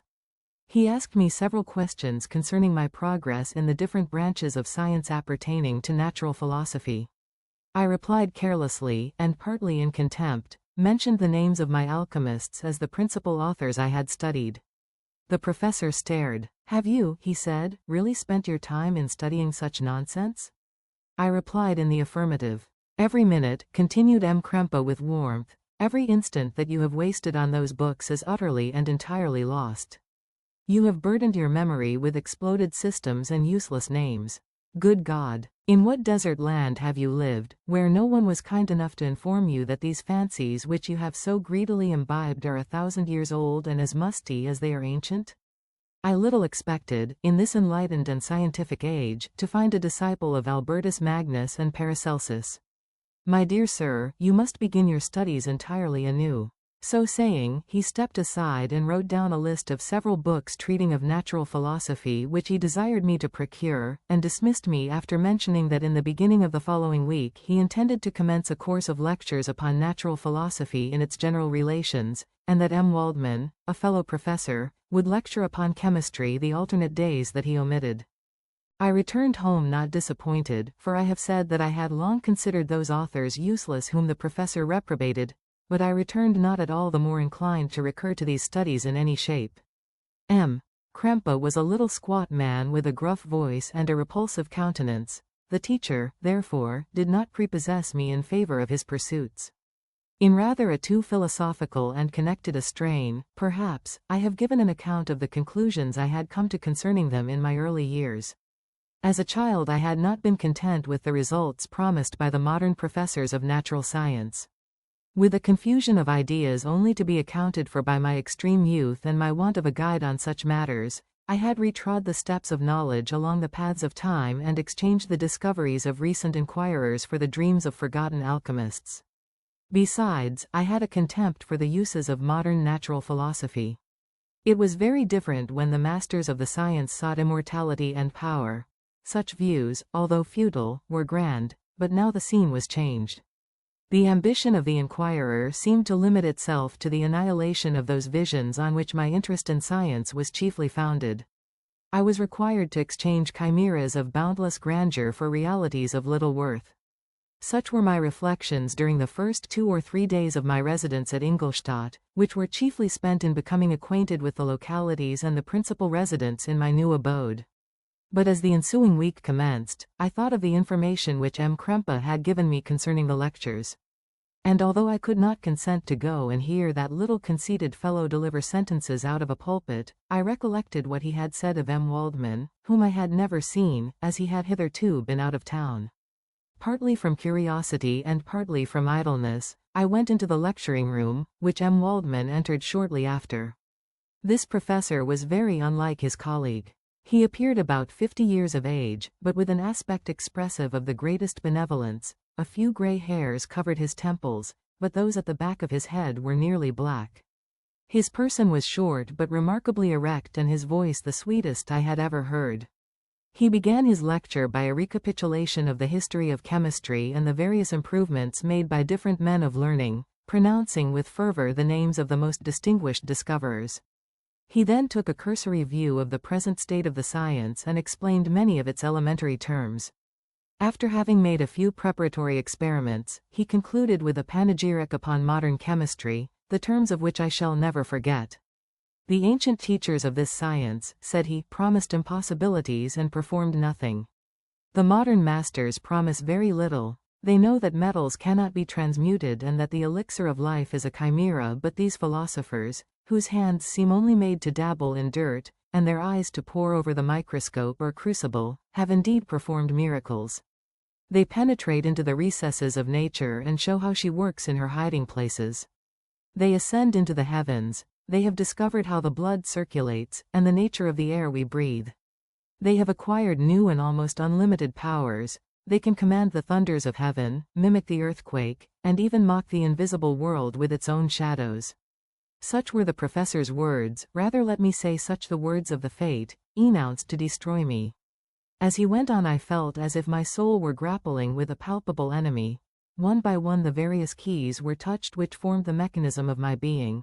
Chord after chord was sounded, and soon my mind was filled with one thought, one conception, one purpose. So much has been done, exclaimed the soul of Frankenstein, more, far more, will I achieve, treading in the steps already marked. I will pioneer a new way, explore unknown powers, and unfold to the world the deepest mysteries of creation. I closed not my eyes that night. My internal being was in a state of insurrection and turmoil. I felt that order would thence arise, but I had no power to produce it. By degrees, after the morning's dawn, sleep came. I awoke, and my yesternight's thoughts were as a dream. There only remained a resolution to return to my ancient studies and to devote myself to a science for which I believed myself to possess a natural talent. On the same day I paid M. Waldman a visit. His manners in private were even more mild and attractive than in public, for there was a certain dignity in his mien during his lecture which in his own house was replaced by the greatest affability and kindness. I gave him pretty nearly the same account of my former pursuits as I had given to his fellow professor. He heard with attention the little narration concerning my studies and smiled at the names of Cornelius Agrippa and Paracelsus, but without the contempt that M. Krempe had exhibited. He said that these were men to whose indefatigable zeal modern philosophers were indebted for most of the foundations of their knowledge. They had left to us, as an easier task, to give new names and arrange in connected classifications the facts which they in a great degree had been the instruments of bringing to light. The labors of men of genius, however erroneously directed, scarcely ever fail in ultimately turning to the solid advantage of mankind. I listened to his statement, which was delivered without any presumption or affectation, and then added that his lecture had removed my prejudices against modern chemists. I expressed myself in measured terms, with the modesty and deference due from a youth to his instructor, without letting escape, inexperience in life would have made me ashamed, any of the enthusiasm which stimulated my intended labors. I requested his advice concerning the books I ought to procure. I am happy, said M. Waldman, to have gained a disciple, and if your application equals your ability, I have no doubt of your success. Chemistry is that branch of natural philosophy in which the greatest improvements have been and may be made. It is on that account that I have made it my peculiar study, but at the same time, I have not neglected the other branches of science. A man would make but a very sorry chemist if he attended to that department of human knowledge alone. If your wish is to become really a man of science and not merely a petty experimentalist, I should advise you to apply to every branch of natural philosophy, including mathematics. He then took me into his laboratory and explained to me the uses of his various machines, instructing me as to what I ought to procure and promising me the use of his own when I should have advanced far enough in the science not to derange their mechanism. He also gave me the list of books which I had requested, and I took my leave. Thus ended a day memorable to me. It decided my future destiny. Chapter 4. From this day natural philosophy, and particularly chemistry, in the most comprehensive sense of the term, became nearly my sole occupation. I read with ardor those works, so full of genius and discrimination, which modern inquirers have written on these subjects. I attended the lectures and cultivated the acquaintance of the men of science of the university, and I found even in M. Krempe a great deal of sound sense and real information, combined, it is true, with a repulsive physiognomy and manners, but not on that account the less valuable. In M. Waldman I found a true friend. His gentleness was never tinged by dogmatism, and his instructions were given with an air of frankness and good nature that banished every idea of pedantry. In 1,000 ways he smoothed for me the path of knowledge and made the most abstruse inquiries clear and facile to my apprehension. My application was at first fluctuating and uncertain. It gained strength as I proceeded and soon became so ardent and eager that the stars often disappeared in the light of morning whilst I was yet engaged in my laboratory. As I applied so closely, it may be easily conceived that my progress was rapid. My ardor was indeed the astonishment of the students, and my proficiency that of the masters. Professor Krempe often asked me, with a sly smile, how Cornelius Agrippa went on, whilst M. Waldman expressed the most heartfelt exultation in my progress. 2 years passed in this manner, during which I paid no visit to Geneva, but was engaged, heart and soul, in the pursuit of some discoveries which I hoped to make. None but those who have experienced them can conceive of the enticements of science. In other studies you go as far as others have gone before you, and there is nothing more to know, but in a scientific pursuit there is continual food for discovery and wonder. A mind of moderate capacity which closely pursues one study must infallibly arrive at great proficiency in that study. And I, who continually sought the attainment of one object of pursuit and was solely wrapped up in this, improved so rapidly that at the end of 2 years I made some discoveries in the improvement of some chemical instruments, which procured me great esteem and admiration at the university. When I had arrived at this point and had become as well acquainted with the theory and practice of natural philosophy as depended on the lessons of any of the professors at Ingolstadt, my residence there being no longer conducive to my improvements, I thought of returning to my friends and my native town, when an incident happened that protracted my stay. One of the phenomena which had peculiarly attracted my attention was the structure of the human frame, and, indeed, any animal endued with life. Whence, I often asked myself, did the principle of life proceed?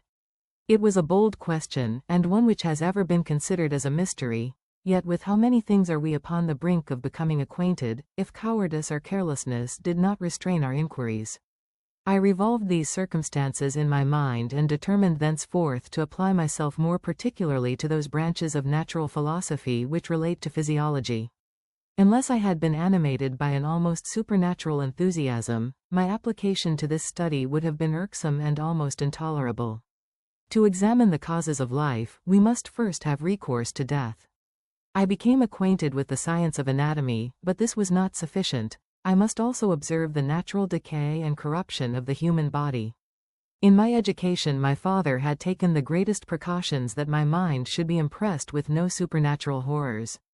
I do not ever remember to have trembled at a tale of superstition or to have feared the apparition of a spirit. Darkness had no effect upon my fancy, and a churchyard was to me merely the receptacle of bodies deprived of life, which, from being the seat of beauty and strength, had become food for the worm. Now I was led to examine the cause and progress of this decay and forced to spend days and nights in vaults and charnel houses. My attention was fixed upon every object the most insupportable to the delicacy of the human feelings. I saw how the fine form of man was degraded and wasted. I beheld the corruption of death succeed to the blooming cheek of life. I saw how the worm inherited the wonders of the eye and brain. I paused, examining and analyzing all the minutiae of causation, as exemplified in the change from life to death, and death to life, until from the midst of this darkness a sudden light broke in upon me, a light so brilliant and wondrous, yet so simple, that while I became dizzy with the immensity of the prospect which it illustrated, I was surprised that among so many men of genius who had directed their inquiries towards the same science, that I alone should be reserved to discover so astonishing a secret. Remember, I am not recording the vision of a madman. The sun does not more certainly shine in the heavens than that which I now affirm is true. Some miracle might have produced it, yet the stages of the discovery were distinct and probable. After days and nights of incredible labor and fatigue, I succeeded in discovering the cause of generation and life. Nay, more, I became myself capable of bestowing animation upon lifeless matter. The astonishment which I had at first experienced on this discovery soon gave place to delight and rapture. After so much time spent in painful labor, to arrive at once at the summit of my desires was the most gratifying consummation of my toils. But this discovery was so great and overwhelming that all the steps by which I had been progressively led to it were obliterated, and I beheld only the result. What had been the study and desire of the wisest men since the creation of the world was now within my grasp. Not that, like a magic scene, it all opened upon me at once.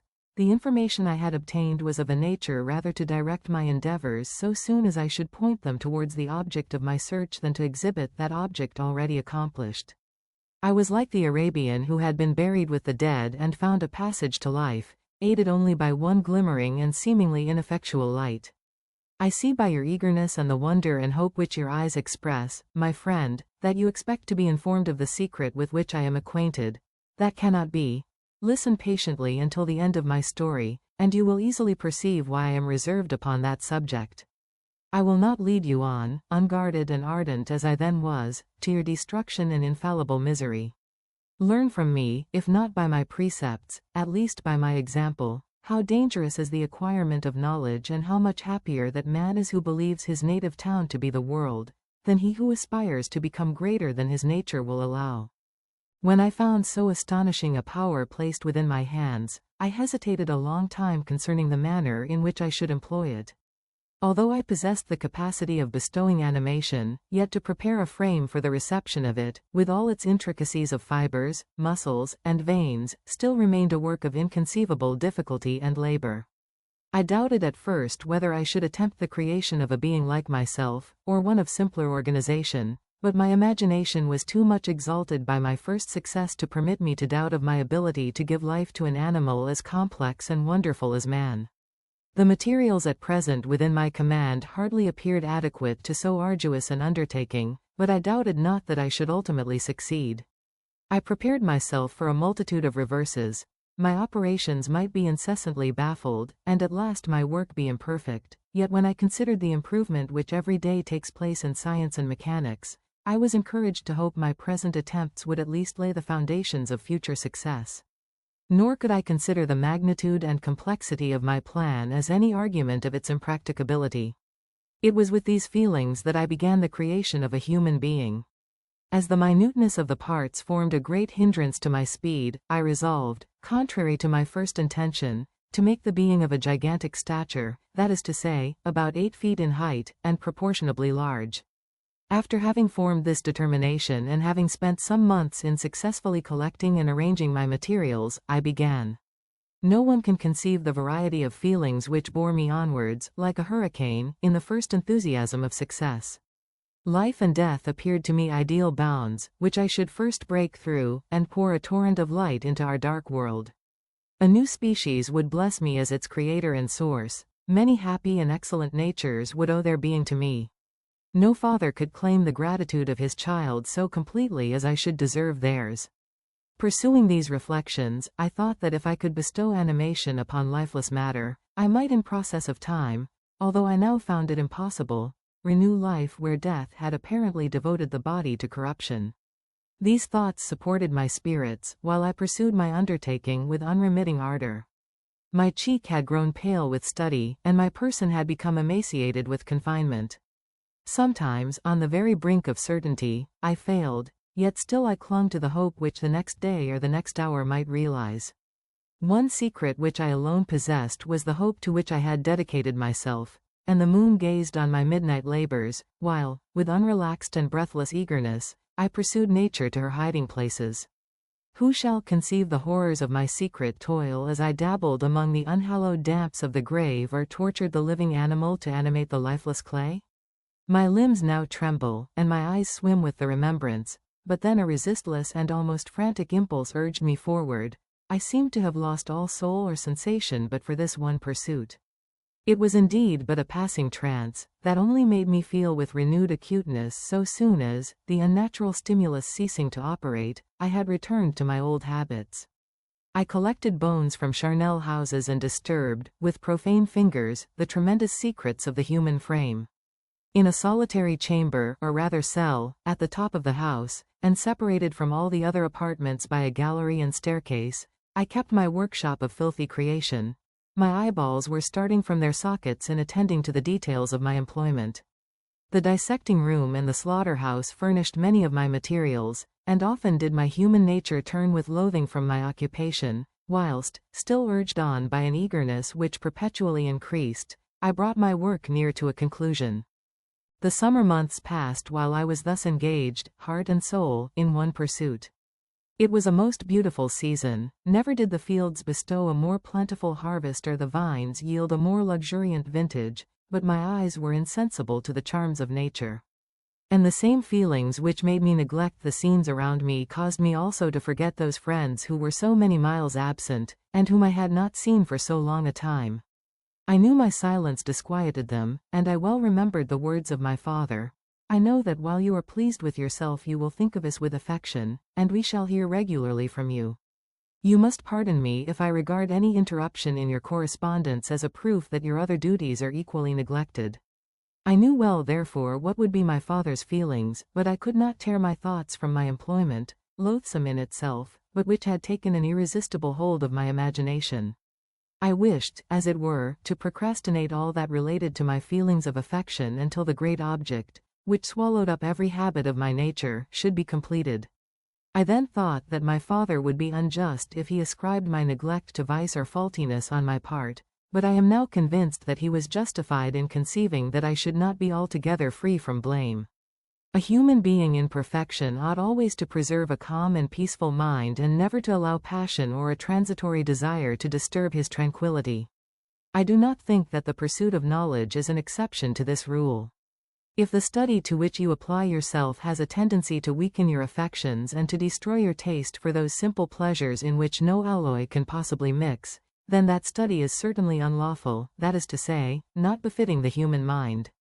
If this rule were always observed, if no man allowed any pursuit whatsoever to interfere with the tranquility of his domestic affections, Greece had not been enslaved, Caesar would have spared his country, America would have been discovered more gradually, and the empires of Mexico and Peru had not been destroyed.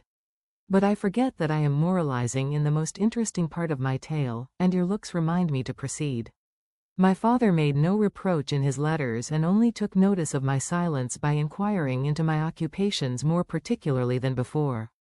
Winter, spring, and summer passed away during my labors, but I did not watch the blossom or the expanding leaves, sights which before always yielded me supreme delight, so deeply was I engrossed in my occupation. The leaves of that year had withered before my work drew near to a close, and now every day showed me more plainly how well I had succeeded. But my enthusiasm was checked by my anxiety, and I appeared rather like one doomed by slavery to toil in the mines, or any other unwholesome trade than an artist occupied by his favorite employment. Every night I was oppressed by a slow fever, and I became nervous to a most painful degree. The fall of a leaf startled me, and I shunned my fellow creatures as if I had been guilty of a crime. Sometimes I grew alarmed at the wreck I perceived that I had become. The energy of my purpose alone sustained me. My labors would soon end, and I believed that exercise and amusement would then drive away incipient disease, and I promised myself both of these when my creation should be complete. Chapter 5. It was on a dreary night of November that I beheld the accomplishment of my toils.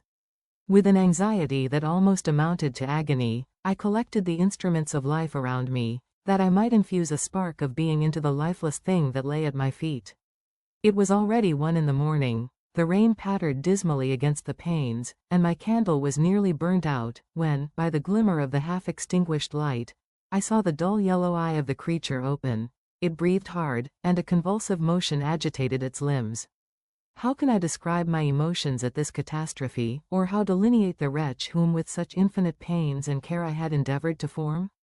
His limbs were in proportion, and I had selected his features as beautiful. Beautiful, great God! His yellow skin scarcely covered the work of muscles and arteries beneath, his hair was of a lustrous black, and flowing, his teeth of a pearly whiteness. But these luxuriances only formed a more horrid contrast with his watery eyes, that seemed almost of the same color as the dun white sockets in which they were set, his shriveled complexion and straight black lips. The different accidents of life are not so changeable as the feelings of human nature. I had worked hard for nearly 2 years, for the sole purpose of infusing life into an inanimate body. For this I had deprived myself of rest and health. I had desired it with an ardor that far exceeded moderation. But now that I had finished, the beauty of the dream vanished, and breathless horror and disgust filled my heart. Unable to endure the aspect of the being I had created, I rushed out of the room and continued a long time traversing my bedchamber, unable to compose my mind to sleep. At length lassitude succeeded to the tumult I had before endured, and I threw myself on the bed in my clothes, endeavoring to seek a few moments of forgetfulness. But it was in vain. I slept, indeed, but I was disturbed by the wildest dreams. I thought I saw Elizabeth, in the bloom of health, walking in the streets of Ingolstadt. Delighted and surprised, I embraced her, but as I imprinted the first kiss on her lips, they became livid with the hue of death. Her features appeared to change, and I thought that I held the corpse of my dead mother in my arms. A shroud enveloped her form, and I saw the grave worms crawling in the folds of the flannel. I started from my sleep with horror. A cold dew covered my forehead, my teeth chattered, and every limb became convulsed. When, by the dim and yellow light of the moon, as it forced its way through the window shutters, I beheld the wretch, the miserable monster whom I had created. He held up the curtain of the bed, and his eyes, if eyes they may be called, were fixed on me. His jaws opened, and he muttered some inarticulate sounds, while a grin wrinkled his cheeks. He might have spoken, but I did not hear. One hand was stretched out, seemingly to detain me, but I escaped and rushed downstairs. I took refuge in the courtyard belonging to the house which I inhabited, where I remained during the rest of the night, walking up and down in the greatest agitation, listening attentively, catching and fearing each sound as if it were to announce the approach of the demoniacal corpse to which I had so miserably given life. Oh, no mortal could support the horror of that countenance. A mummy again endued with animation could not be so hideous as that wretch. I had gazed on him while unfinished. He was ugly then, but when those muscles and joints were rendered capable of motion, it became a thing such as even Dante could not have conceived. I passed the night wretchedly. Sometimes my pulse beat so quickly and hardly that I felt the palpitation of every artery. At others, I nearly sank to the ground through languor and extreme weakness. Mingled with this horror, I felt the bitterness of disappointment. Dreams that had been my food and pleasant rest for so long a space were now become a hell to me, and the change was so rapid, the overthrow so complete. Morning, dismal and wet, at length dawned and discovered to my sleepless and aching eyes the church of Ingolstadt, its white steeple and clock, which indicated the 6th hour. The porter opened the gates of the court, which had that night been my asylum, and I issued into the streets, pacing them with quick steps, as if I sought to avoid the wretch whom I feared every turning of the street would present to my view. I did not dare return to the apartment which I inhabited, but felt impelled to hurry on, although drenched by the rain which poured from a black and comfortless sky. I continued walking in this manner for some time, endeavoring by bodily exercise to ease the load that weighed upon my mind. I traversed the streets without any clear conception of where I was or what I was doing. My heart palpitated in the sickness of fear, and I hurried on with irregular steps, not daring to look about me. Like one who, on a lonely road, doth walk in fear and dread, and, having once turned round, walks on, and turns no more his head, because he knows a frightful fiend doth close behind him tread. Coleridge's Ancient Mariner. Continuing thus, I came at length opposite to the inn at which the various diligences and carriages usually stopped. Here I paused, I knew not why, but I remained some minutes with my eyes fixed on a coach that was coming towards me from the other end of the street. As it drew nearer I observed that it was the Swiss diligence. It stopped just where I was standing, and on the door being opened, I perceived Henry Clerval, who, on seeing me, instantly sprung out. "My dear Frankenstein," exclaimed he, "how glad I am to see you. How fortunate that you should be here at the very moment of my alighting." Nothing could equal my delight on seeing Clerval. His presence brought back to my thoughts my father, Elizabeth, and all those scenes of home so dear to my recollection. I grasped his hand, and in a moment forgot my horror and misfortune. I felt suddenly, and for the first time during many months, calm and serene joy. I welcomed my friend, therefore, in the most cordial manner, and we walked towards my college. Clerval continued talking for some time about our mutual friends and his own good fortune in being permitted to come to Ingolstadt. "You may easily believe," said he, "how great was the difficulty to persuade my father that all necessary knowledge was not comprised in the noble art of bookkeeping, and, indeed, I believe I left him incredulous to the last, for his constant answer to my unwearied entreaties was the same as that of the Dutch schoolmaster in the Vicar of Wakefield. I have 10,000 florins a year without Greek, I eat heartily without Greek."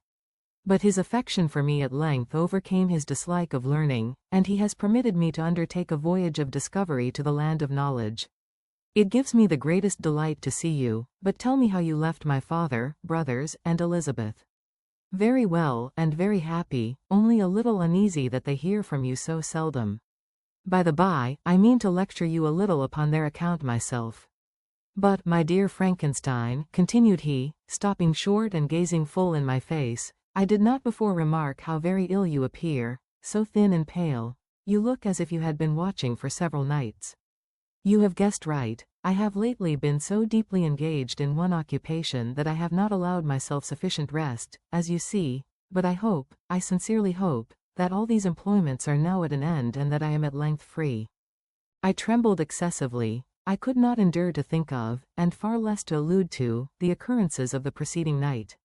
I walked with a quick pace, and we soon arrived at my college. I then reflected, and the thought made me shiver, that the creature whom I had left in my apartment might still be there, alive and walking about. I dreaded to behold this monster, but I feared still more that Henry should see him. Entreating him, therefore, to remain a few minutes at the bottom of the stairs, I darted up towards my own room. My hand was already on the lock of the door before I recollected myself.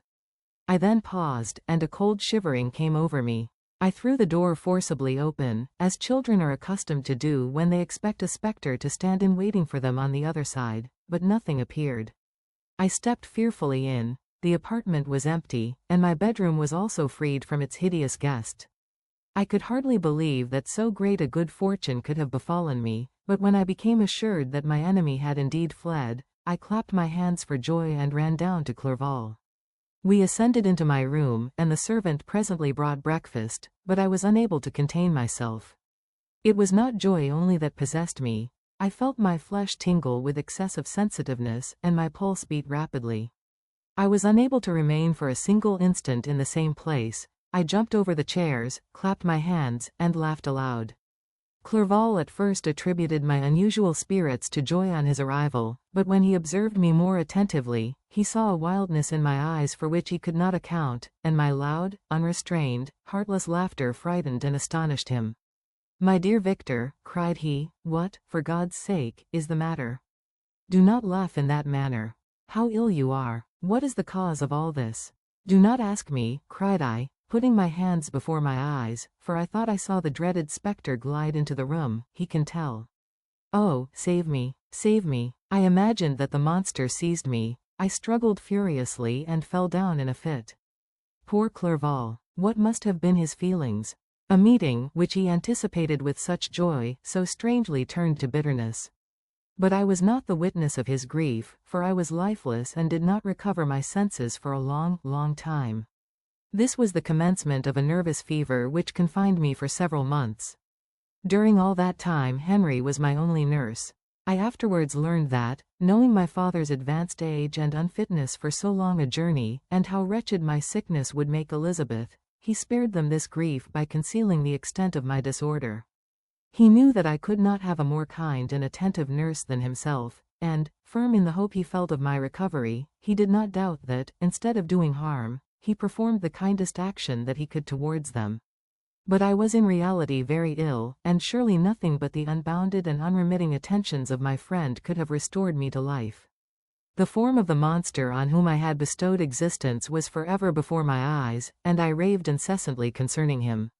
Doubtless my words surprised Henry. He at first believed them to be the wanderings of my disturbed imagination, but the pertinacity with which I continually recurred to the same subject persuaded him that my disorder indeed owed its origin to some uncommon and terrible event.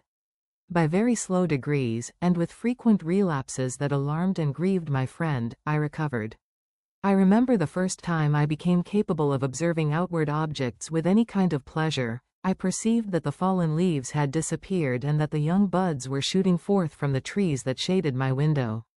It was a divine spring, and the season contributed greatly to my convalescence. I felt also sentiments of joy and affection revive in my bosom. My gloom disappeared, and in a short time I became as cheerful as before I was attacked by the fatal passion. "Dearest Clerval," exclaimed I, "how kind, how very good you are to me. This whole winter, instead of being spent in study, as you promised yourself, has been consumed in my sick room. How shall I ever repay you? I feel the greatest remorse for the disappointment of which I have been the occasion, but you will forgive me. You will repay me entirely if you do not discompose yourself, but get well as fast as you can, and since you appear in such good spirits, I may speak to you on one subject, may I not?" I trembled. One subject. What could it be? Could he allude to an object on whom I dared not even think? "Compose yourself," said Clerval, who observed my change of color. "I will not mention it if it agitates you, but your father and cousin would be very happy if they received a letter from you in your own handwriting. They hardly know how ill you have been and are uneasy at your long silence.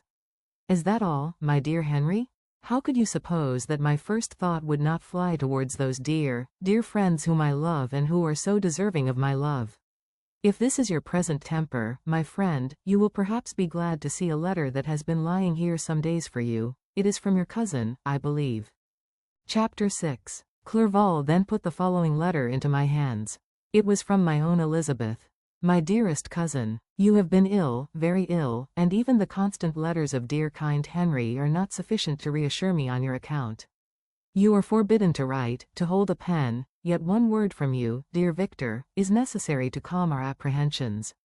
For a long time I have thought that each post would bring this line, and my persuasions have restrained my uncle from undertaking a journey to Ingolstadt. I have prevented his encountering the inconveniences and perhaps dangers of so long a journey, yet how often have I regretted not being able to perform it myself. I figure to myself that the task of attending on your sickbed has devolved on some mercenary old nurse, who could never guess your wishes nor minister to them with the care and affection of your poor cousin. Yet that is over now. Clerval writes that indeed you are getting better. I eagerly hope that you will confirm this intelligence soon in your own handwriting. Get well, and return to us. You will find a happy, cheerful home and friends who love you dearly. Your father's health is vigorous, and he asks but to see you, but to be assured that you are well, and not a care will ever cloud his benevolent countenance. How pleased you would be to remark the improvement of our Ernest. He is now 16 and full of activity and spirit. He is desirous to be a true Swiss and to enter into foreign service, but we cannot part with him, at least until his elder brother returns to us. My uncle is not pleased with the idea of a military career in a distant country, but Ernest never had your powers of application. He looks upon study as an odious fetter. His time is spent in the open air, climbing the hills or rowing on the lake. I fear that he will become an idler unless we yield the point and permit him to enter on the profession which he has selected. Little alteration, except the growth of our dear children, has taken place since you left us. The blue lake and snow-clad mountains, they never change, and I think our placid home and our contented hearts are regulated by the same immutable laws. My trifling occupations take up my time and amuse me, and I am rewarded for any exertions by seeing none but happy, kind faces around me. Since you left us, but one change has taken place in our little household. Do you remember on what occasion Justine Moritz entered our family? Probably you do not. I will relate her history, therefore, in a few words. Madame Moritz, her mother, was a widow with 4 children, of whom Justine was the third. This girl had always been the favorite of her father, but through a strange perversity, her mother could not endure her, and after the death of M. Moritz, treated her very ill. My aunt observed this, and when Justine was 12 years of age, prevailed on her mother to allow her to live at our house. The republican institutions of our country have produced simpler and happier manners than those which prevail in the great monarchies that surround it. Hence there is less distinction between the several classes of its inhabitants, and the lower orders, being neither so poor nor so despised, their manners are more refined and moral. A servant in Geneva does not mean the same thing as a servant in France and England. Justine, thus received in our family, learned the duties of a servant, a condition which, in our fortunate country, does not include the idea of ignorance and a sacrifice of the dignity of a human being. Justine, you may remember, was a great favorite of yours, and I recollect you once remarked that if you were in an ill humor, one glance from Justine could dissipate it, for the same reason that Ariosto gives concerning the beauty of Angelica, she looked so frank-hearted and happy. My aunt conceived a great attachment for her, by which she was induced to give her an education superior to that which she had at first intended. This benefit was fully repaid. Justine was the most grateful little creature in the world. I do not mean that she made any professions. I never heard one pass her lips, but you could see by her eyes that she almost adored her protectress. Although her disposition was gay and in many respects inconsiderate, yet she paid the greatest attention to every gesture of my aunt. She thought her the model of all excellence and endeavored to imitate her phraseology and manners, so that even now she often reminds me of her. When my dearest aunt died, everyone was too much occupied in their own grief to notice poor Justine, who had attended her during her illness with the most anxious affection. Poor Justine was very ill, but other trials were reserved for her. One by one, her brothers and sister died, and her mother, with the exception of her neglected daughter, was left childless.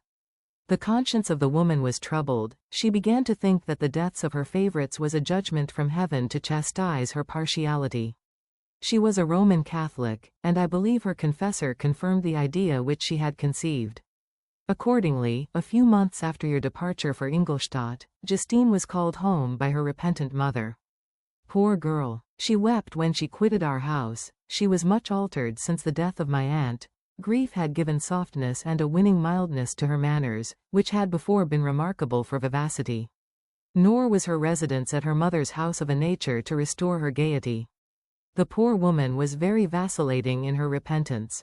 She sometimes begged Justine to forgive her unkindness, but much oftener accused her of having caused the deaths of her brothers and sister. Perpetual fretting at length threw Madame Moritz into a decline, which at first increased her irritability, but she is now at peace forever. She died on the first approach of cold weather, at the beginning of this last winter. Justine has just returned to us, and I assure you I love her tenderly. She is very clever and gentle, and extremely pretty. As I mentioned before, her mien and her expression continually remind me of my dear aunt. I must say also a few words to you, my dear cousin, of little darling William. I wish you could see him. He is very tall of his age, with sweet laughing blue eyes, dark eyelashes, and curling hair. When he smiles, 2 little dimples appear on each cheek, which are rosy with health. He has already had 1 or 2 little wives, but Louisa Byron is his favorite, a pretty little girl of 5 years of age. Now, dear Victor, I dare say you wish to be indulged in a little gossip concerning the good people of Geneva. The pretty Miss Mansfield has already received the congratulatory visits on her approaching marriage with a young Englishman, John Melbourne, Esq. Her ugly sister, Manon, married M. du Villars, the rich banker, last autumn. Your favorite schoolfellow, Louis Manoir, has suffered several misfortunes since the departure of Clerval from Geneva. But he has already recovered his spirits, and is reported to be on the point of marrying a lively pretty Frenchwoman, Madame Tavernier. She is a widow, and much older than Manoir, but she is very much admired, and a favorite with everybody. I have written myself into better spirits, dear cousin, but my anxiety returns upon me as I conclude. Write, dearest Victor, 1 line, 1 word will be a blessing to us. 10,000 thanks to Henry for his kindness, his affection, and his many letters. We are sincerely grateful. Adieu, my cousin, take care of yourself, and, I entreat you, write. Elizabeth Lavenza. Geneva, March 18, 17. Dear, dear Elizabeth, I exclaimed, when I had read her letter, I will write instantly and relieve them from the anxiety they must feel.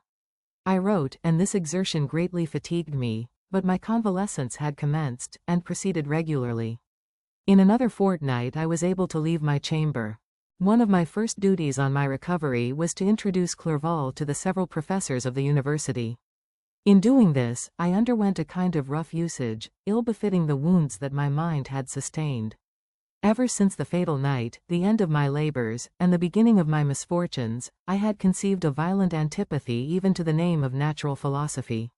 When I was otherwise quite restored to health, the sight of a chemical instrument would renew all the agony of my nervous symptoms. Henry saw this, and had removed all my apparatus from my view. He had also changed my apartment, for he perceived that I had acquired a dislike for the room which had previously been my laboratory. But these cares of Clerval were made of no avail when I visited the professors. M.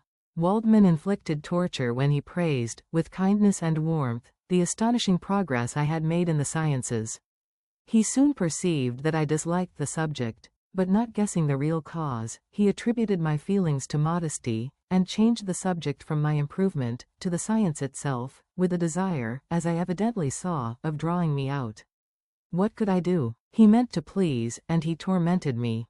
I felt as if he had placed carefully, 1 by 1, in my view those instruments which were to be afterwards used in putting me to a slow and cruel death. I writhed under his words, yet dared not exhibit the pain I felt. Clerval, whose eyes and feelings were always quick in discerning the sensations of others, declined the subject, alleging, in excuse, his total ignorance, and the conversation took a more general turn. I thanked my friend from my heart, but I did not speak. I saw plainly that he was surprised, but he never attempted to draw my secret from me, and although I loved him with a mixture of affection and reverence that knew no bounds, yet I could never persuade myself to confide in him that event which was so often present to my recollection, but which I feared the detail to another would only impress more deeply. M. Krempe was not equally docile, and in my condition at that time, of almost insupportable sensitiveness, His harsh blunt encomiums gave me even more pain than the benevolent approbation of M. Waldman. D.N. the fellow, cried he. Why, M. Clerval, I assure you he has outstripped us all. I, stare if you please, but it is nevertheless true. A youngster who, but a few years ago, believed in Cornelius Agrippa as firmly as in the Gospel, has now set himself at the head of the university, and if he is not soon pulled down, we shall all be out of countenance. I, continued he, observing my face expressive of suffering, M. Frankenstein is modest, an excellent quality in a young man. Young men should be diffident of themselves, you know, M. Clerval. I was myself when young, but that wears out in a very short time. M. Krempe had now commenced an eulogy on himself, which happily turned the conversation from a subject that was so annoying to me. Clerval had never sympathized in my tastes for natural science, and his literary pursuits differed wholly from those which had occupied me. He came to the university with the design of making himself complete master of the Oriental languages, and thus he should open a field for the plan of life he had marked out for himself. Resolved to pursue no inglorious career, he turned his eyes toward the East, as affording scope for his spirit of enterprise. The Persian, Arabic, and Sanskrit languages engaged his attention, and I was easily induced to enter on the same studies. Idleness had ever been irksome to me, and now that I wished to fly from reflection, and hated my former studies, I felt great relief in being the fellow pupil with my friend, and found not only instruction but consolation in the works of the Orientalists. I did not, like him, attempt a critical knowledge of their dialects, for I did not contemplate making any other use of them than temporary amusement. I read merely to understand their meaning, and they well repaid my labors. Their melancholy is soothing, and their joy elevating, to a degree I never experienced in studying the authors of any other country.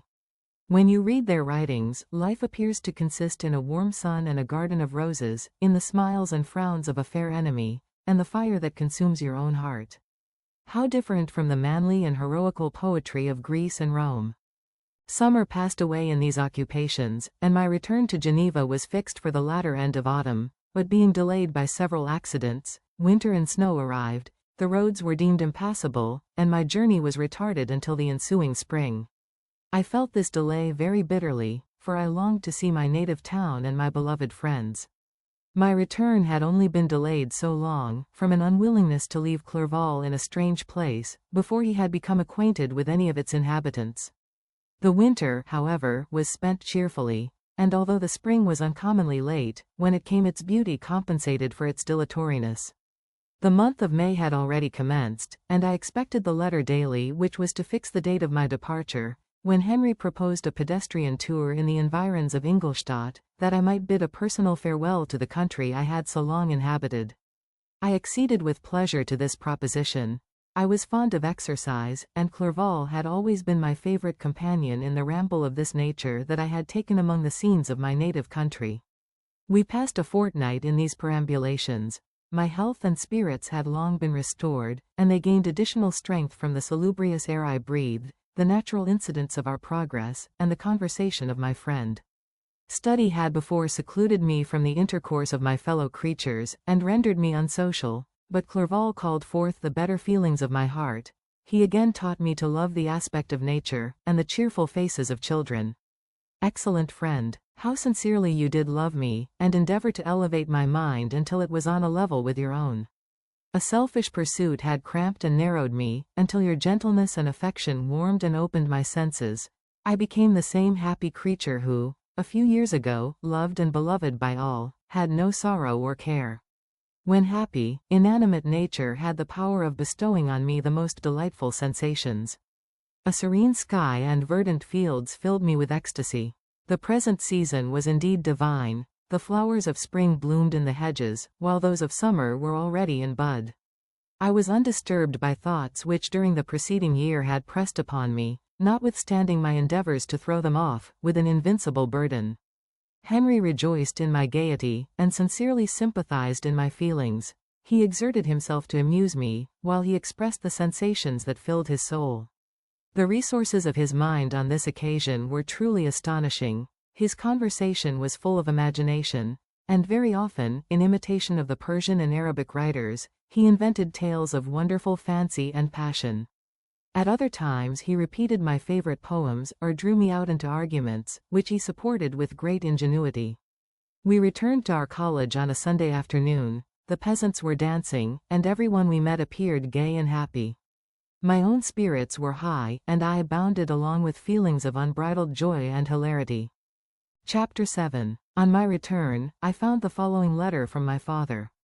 My dear Victor, you have probably waited impatiently for a letter to fix the date of your return to us, and I was at first tempted to write only a few lines, merely mentioning the day on which I should expect you. But that would be a cruel kindness, and I dare not do it. What would be your surprise, my son, when you expected a happy and glad welcome, to behold, on the contrary, tears and wretchedness? And how, Victor, can I relate our misfortune? Absence cannot have rendered you callous to our joys and griefs, and how shall I inflict pain on my long-absent son? I wish to prepare you for the woeful news, but I know it is impossible. Even now your eye skims over the page to seek the words which are to convey to you the horrible tidings. William is dead, that sweet child, whose smiles delighted and warmed my heart, who was so gentle, yet so gay. Victor, he is murdered. I will not attempt to console you, but will simply relate the circumstances of the transaction. Last Thursday, May 7th, I, my niece, and your 2 brothers, went to walk in Plainpalais. The evening was warm and serene, and we prolonged our walk farther than usual. It was already dusk before we thought of returning, and then we discovered that William and Ernest, who had gone on before, were not to be found. We accordingly rested on a seat until they should return.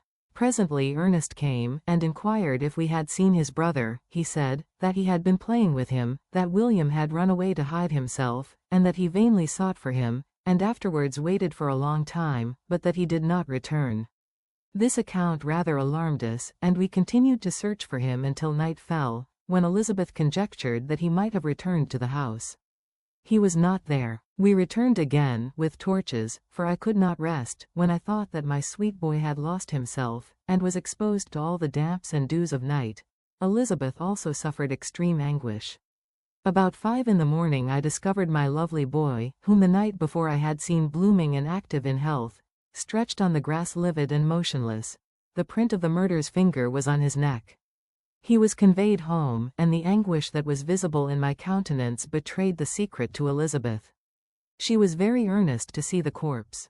At first I attempted to prevent her, but she persisted, and entering the room where it lay, hastily examined the neck of the victim, and clasping her hands exclaimed, "O God! I have murdered my darling child." She fainted, and was restored with extreme difficulty. When she again lived, it was only to weep and sigh. She told me that that same evening William had teased her to let him wear a very valuable miniature that she possessed of your mother. This picture is gone, and was doubtless the temptation which urged the murderer to the deed. We have no trace of him at present, although our exertions to discover him are unremitted, but they will not restore my beloved William. Come, dearest Victor, you alone can console Elizabeth. She weeps continually, and accuses herself unjustly as the cause of his death. Her words pierce my heart. We are all unhappy, but will not that be an additional motive for you, my son, to return and be our comforter? Your dear mother. Alas, Victor, I now say, thank God she did not live to witness the cruel, miserable death of her youngest darling. Come, Victor, not brooding thoughts of vengeance against the assassin, but with feelings of peace and gentleness, that will heal, instead of festering, the wounds of our minds. Enter the house of mourning, my friend, but with kindness and affection for those who love you, and not with hatred for your enemies. Your affectionate and afflicted father, Alphonse Frankenstein. Geneva, May 12, 17.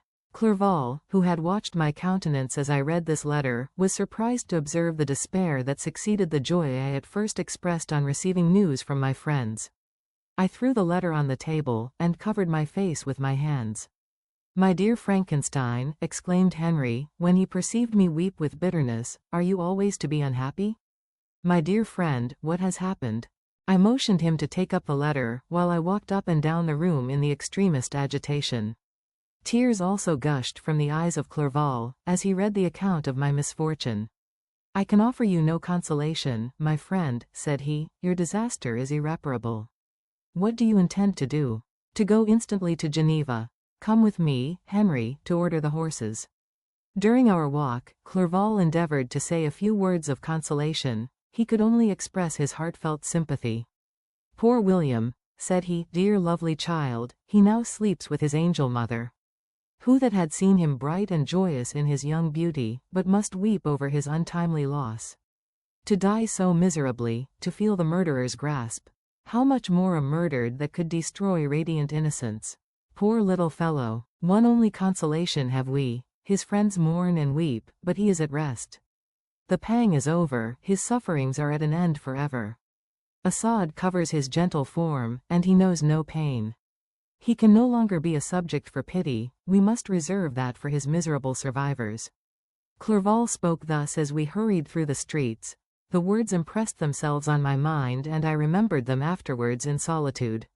But now, as soon as the horses arrived, I hurried into a cabriolet, and bade farewell to my friend.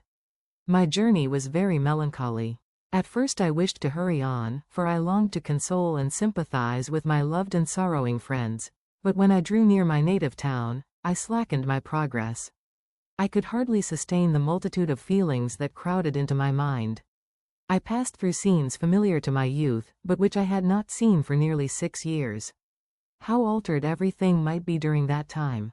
One sudden and desolating change had taken place, but 1,000 little circumstances might have by degrees worked other alterations, which, although they were done more tranquilly, might not be the less decisive. Fear overcame me. I dared no advance, dreading 1,000 nameless evils that made me tremble, although I was unable to define them. I remained 2 days at Lausanne, in this painful state of mind. I contemplated the lake. The waters were placid, all around was calm, and the snowy mountains, the palaces of nature, were not changed. By degrees the calm and heavenly scene restored me, and I continued my journey towards Geneva. The road ran by the side of the lake, which became narrower as I approached my native town. I discovered more distinctly the black sides of Jura, and the bright summit of Mont Blanc. I wept like a child. Dear mountains, my own beautiful lake, how do you welcome your wanderer? Your summits are clear, the sky and lake are blue and placid. Is this to prognosticate peace, or to mock at my unhappiness? I fear, my friend, that I shall render myself tedious by dwelling on these preliminary circumstances, but they were days of comparative happiness, and I think of them with pleasure. My country, my beloved country. Who but a native can tell the delight I took in again beholding thy streams, thy mountains, and, more than all, thy lovely lake? Yet, as I drew nearer home, grief and fear again overcame me. Night also closed around, and when I could hardly see the dark mountains, I felt still more gloomily.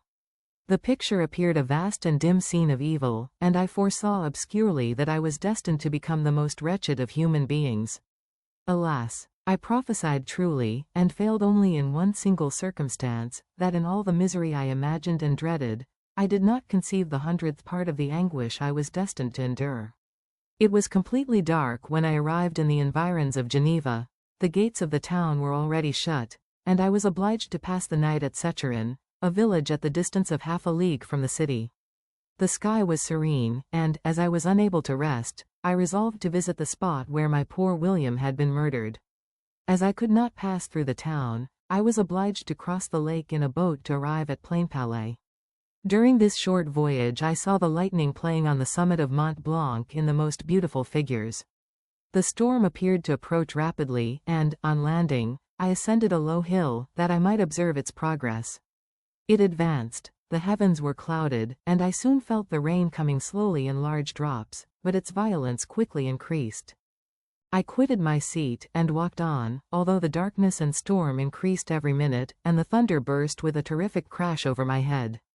It was echoed from Salavet, the Jura, and the Alps of Savoy. Vivid flashes of lightning dazzled my eyes, illuminating the lake, making it appear like a vast sheet of fire.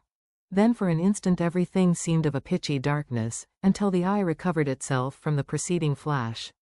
The storm, as is often the case in Switzerland, appeared at once in various parts of the heavens.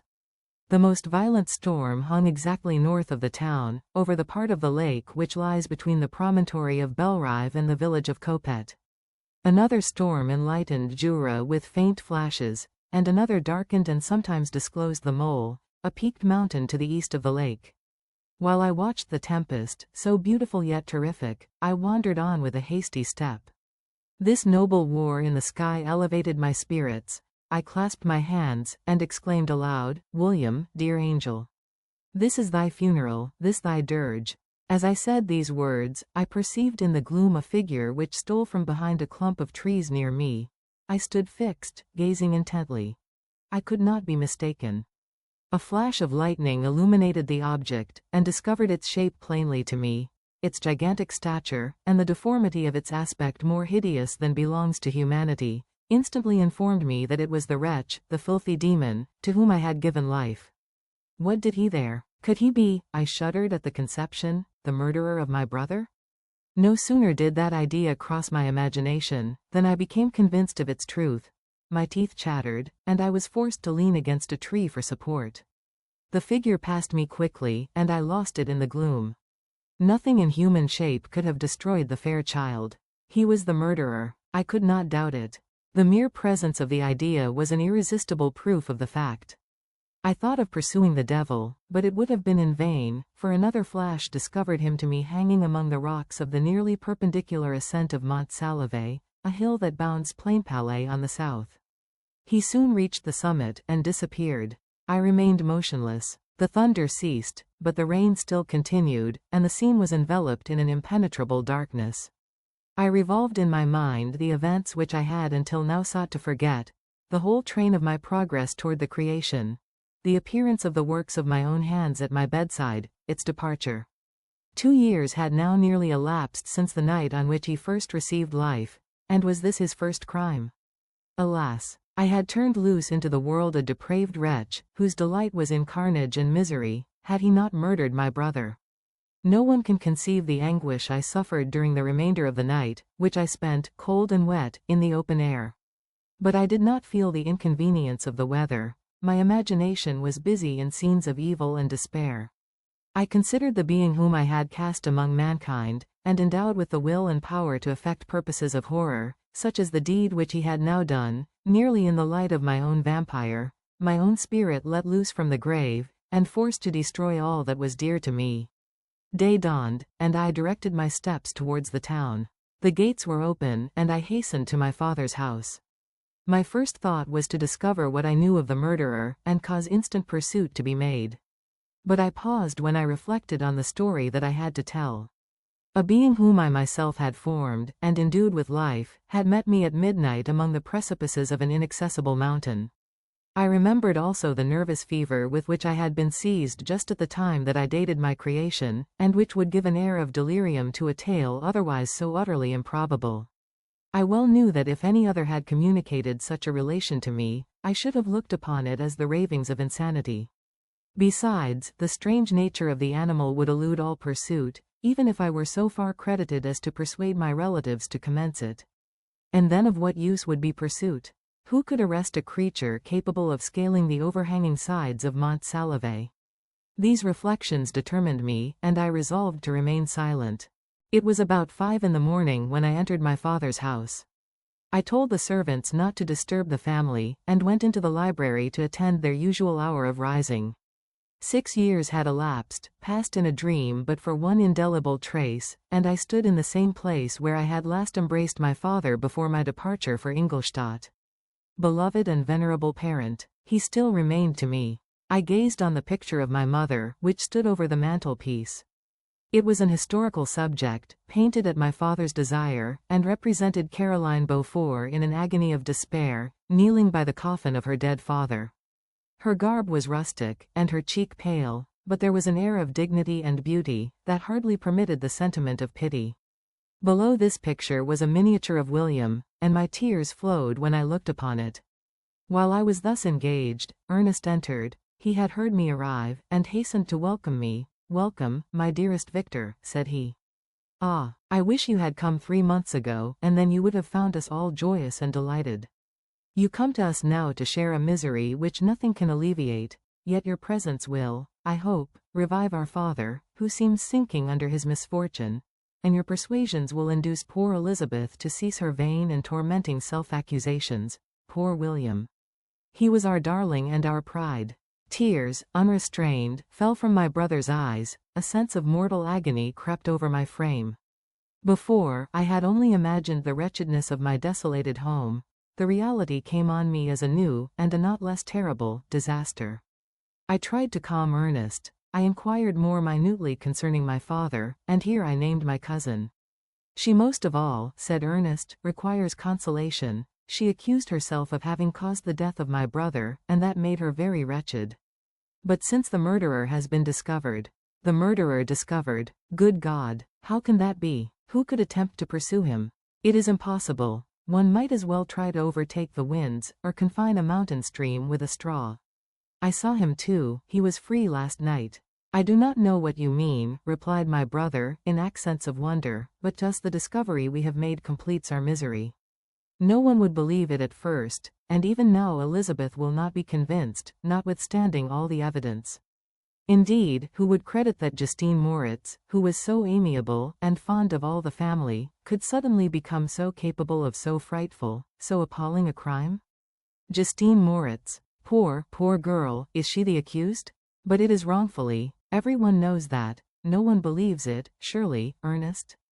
No one did at first, but several circumstances came out, that have almost forced conviction upon us, and her own behavior has been so confused, as to add to the evidence of facts await that, I fear, leaves no hope for doubt. But she will be tried today, and you will then hear all.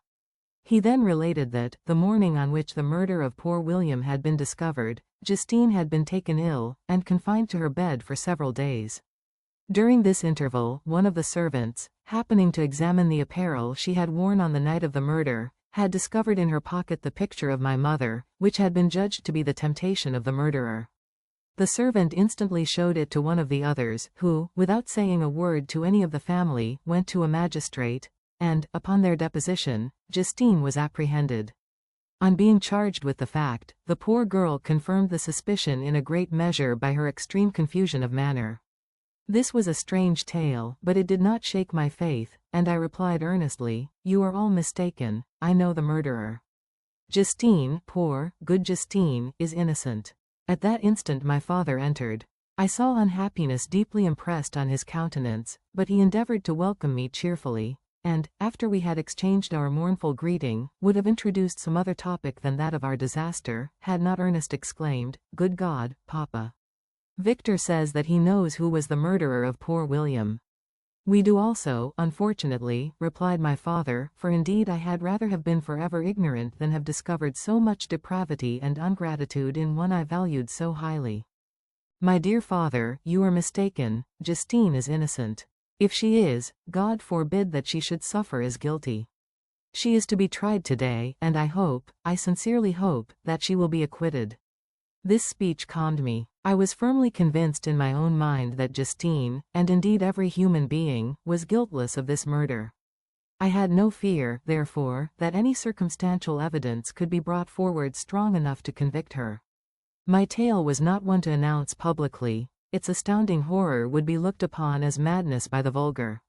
Did anyone indeed exist, except I, the Creator, who would believe, unless his senses convinced him, in the existence of the living monument of presumption and rash ignorance which I had let loose upon the world? We were soon joined by Elizabeth. Time had altered her since I last beheld her, it had endowed her with loveliness surpassing the beauty of her childish years. There was the same candor, the same vivacity, but it was allied to an expression more full of sensibility and intellect. She welcomed me with the greatest affection. Your arrival, my dear cousin, said she, fills me with hope. You perhaps will find some means to justify my poor guiltless Justine. Alas! Who is safe, if she be convicted of crime? I rely on her innocence as certainly as I do upon my own. Our misfortune is doubly hard to us. We have not only lost that lovely darling boy, but this poor girl, whom I sincerely love, is to be torn away by even a worse fate. If she is condemned, I never shall know joy more. But she will not, I am sure she will not, and then I shall be happy again, even after the sad death of my little William. She is innocent, my Elizabeth, said I, and that shall be proved. Fear nothing, but let your spirits be cheered by the assurance of her acquittal. How kind and generous you are. Everyone else believes in her guilt, and that made me wretched, for I knew that it was impossible. and to see everyone else prejudiced in so deadly a manner rendered me hopeless and despairing. She wept. "Dearest niece," said my father, "dry your tears. If she is, as you believe, innocent, rely on the justice of our laws, and the activity with which I shall prevent the slightest shadow of partiality." Chapter 8. We passed a few sad hours until 11 o'clock, when the trial was to commence. My father and the rest of the family being obliged to attend as witnesses, I accompanied them to the court. During the whole of this wretched mockery of justice I suffered living torture. It was to be decided whether the result of my curiosity and lawless devices would cause the death of two of my fellow beings, one a smiling babe full of innocence and joy, the other far more dreadfully murdered, with every aggravation of infamy that could make the murder memorable in horror.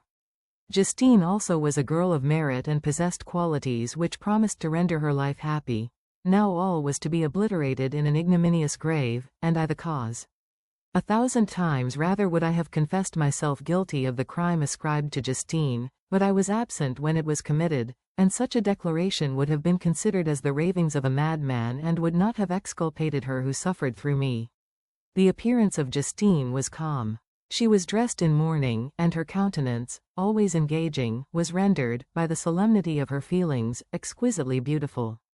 Yet she appeared confident in innocence and did not tremble, although gazed on and execrated by thousands, for all the kindness which her beauty might otherwise have excited was obliterated in the minds of the spectators by the imagination of the enormity she was supposed to have committed.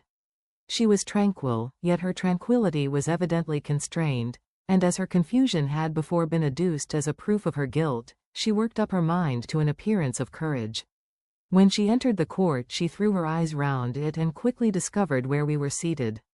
A tear seemed to dim her eye when she saw us, but she quickly recovered herself, and a look of sorrowful affection seemed to attest her utter guiltlessness.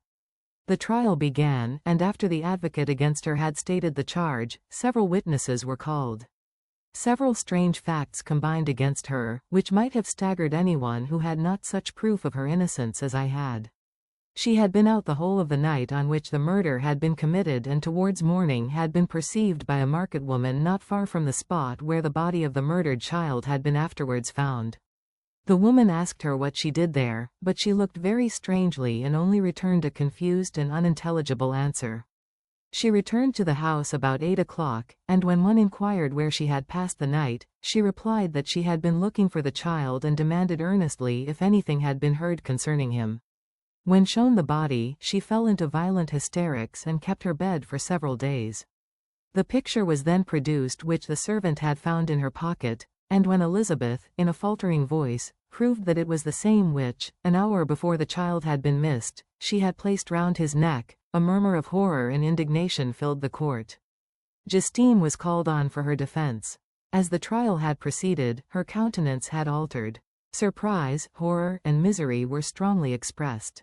Sometimes she struggled with her tears, but when she was desired to plead, she collected her powers and spoke in an audible although variable voice.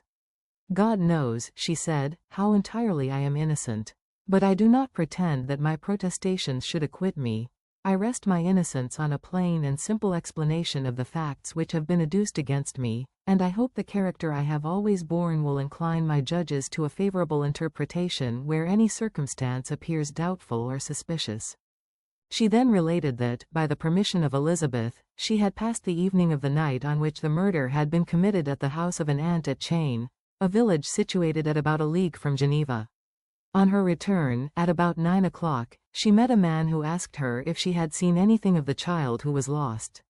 She was alarmed by this account and passed several hours in looking for him, when the gates of Geneva were shut, and she was forced to remain several hours of the night in a barn belonging to a cottage, being unwilling to call up the inhabitants, to whom she was well known.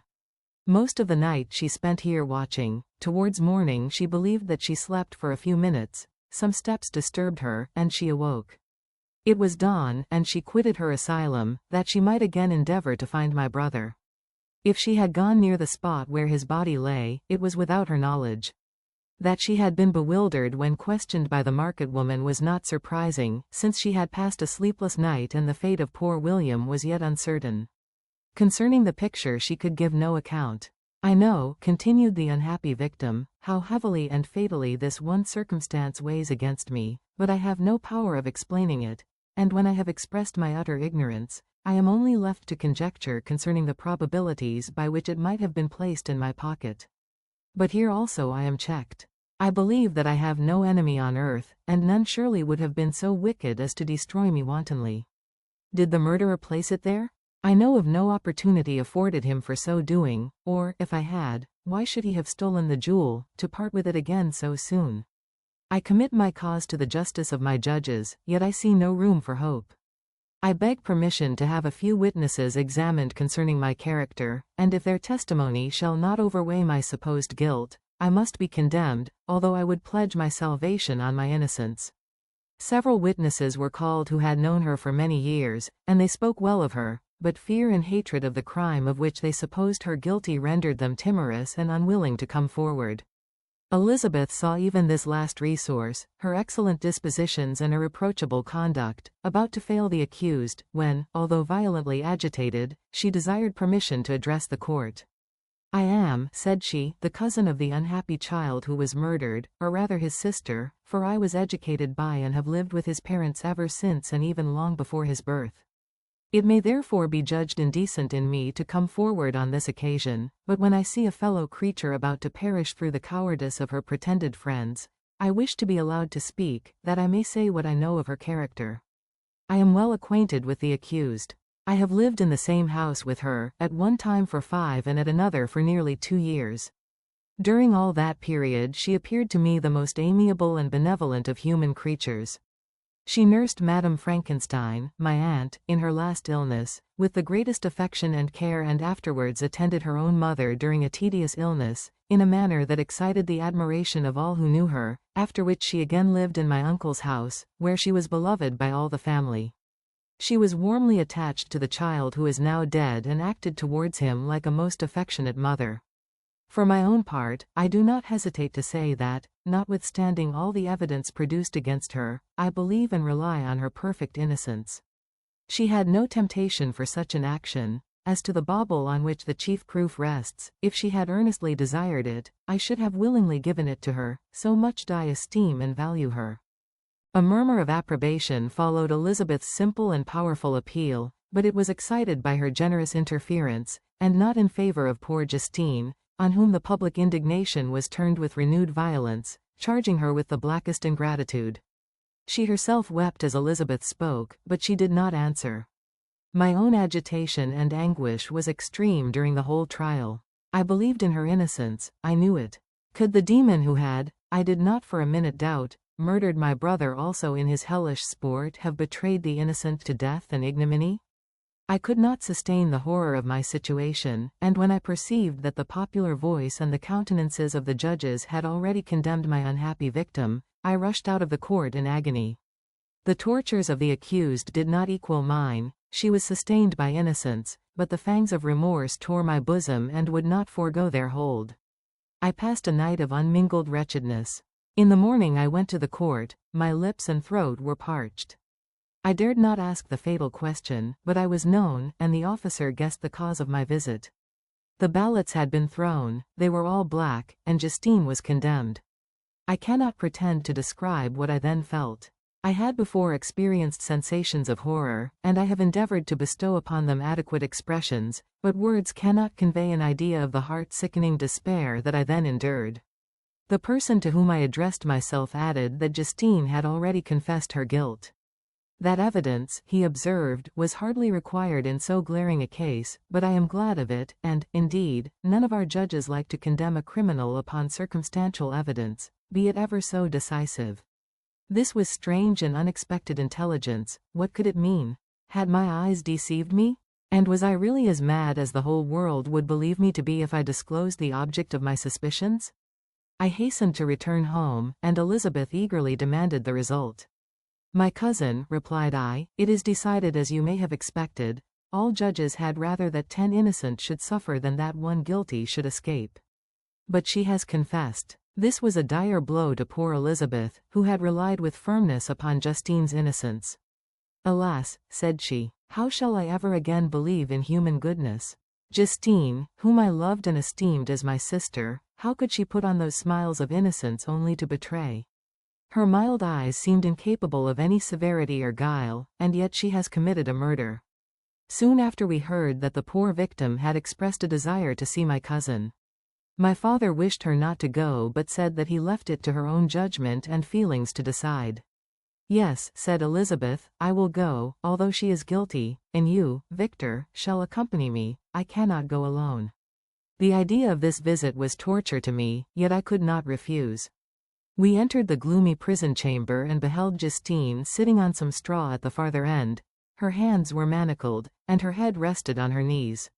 She rose on seeing us enter, and when we were left alone with her, she threw herself at the feet of Elizabeth, weeping bitterly. My cousin wept also. Oh, Justine, said she, why did you rob me of my last consolation? I relied on your innocence, and although I was then very wretched, I was not so miserable as I am now. And do you also believe that I am so very, very wicked? Do you also join with my enemies to crush me, to condemn me as a murderer? Her voice was suffocated with sobs. Rise, my poor girl, said Elizabeth. Why do you kneel, if you are innocent? I am not one of your enemies. I believed you guiltless, notwithstanding every evidence, until I heard that you had yourself declared your guilt. That report, you say, is false, and be assured, dear Justine, that nothing can shake my confidence in you for a moment, but your own confession. I did confess, but I confessed a lie.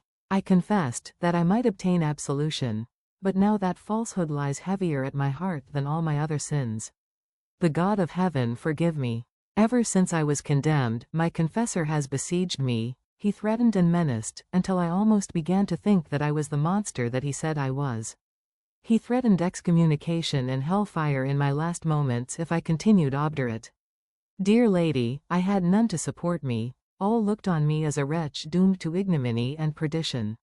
What could I do? In an evil hour I subscribed to a lie, and now only am I truly miserable. She paused, weeping, and then continued, I thought with horror, my sweet lady, that you should believe your Justine, whom your blessed aunt had so highly honored, and whom you loved, was a creature capable of a crime which none but the devil himself could have perpetrated. Dear William, dearest blessed child, I soon shall see you again in heaven, where we shall all be happy, and that consoles me, going as I am to suffer ignominy and death. Oh, Justine, forgive me for having for one moment distrusted you. Why did you confess? But do not mourn, dear girl.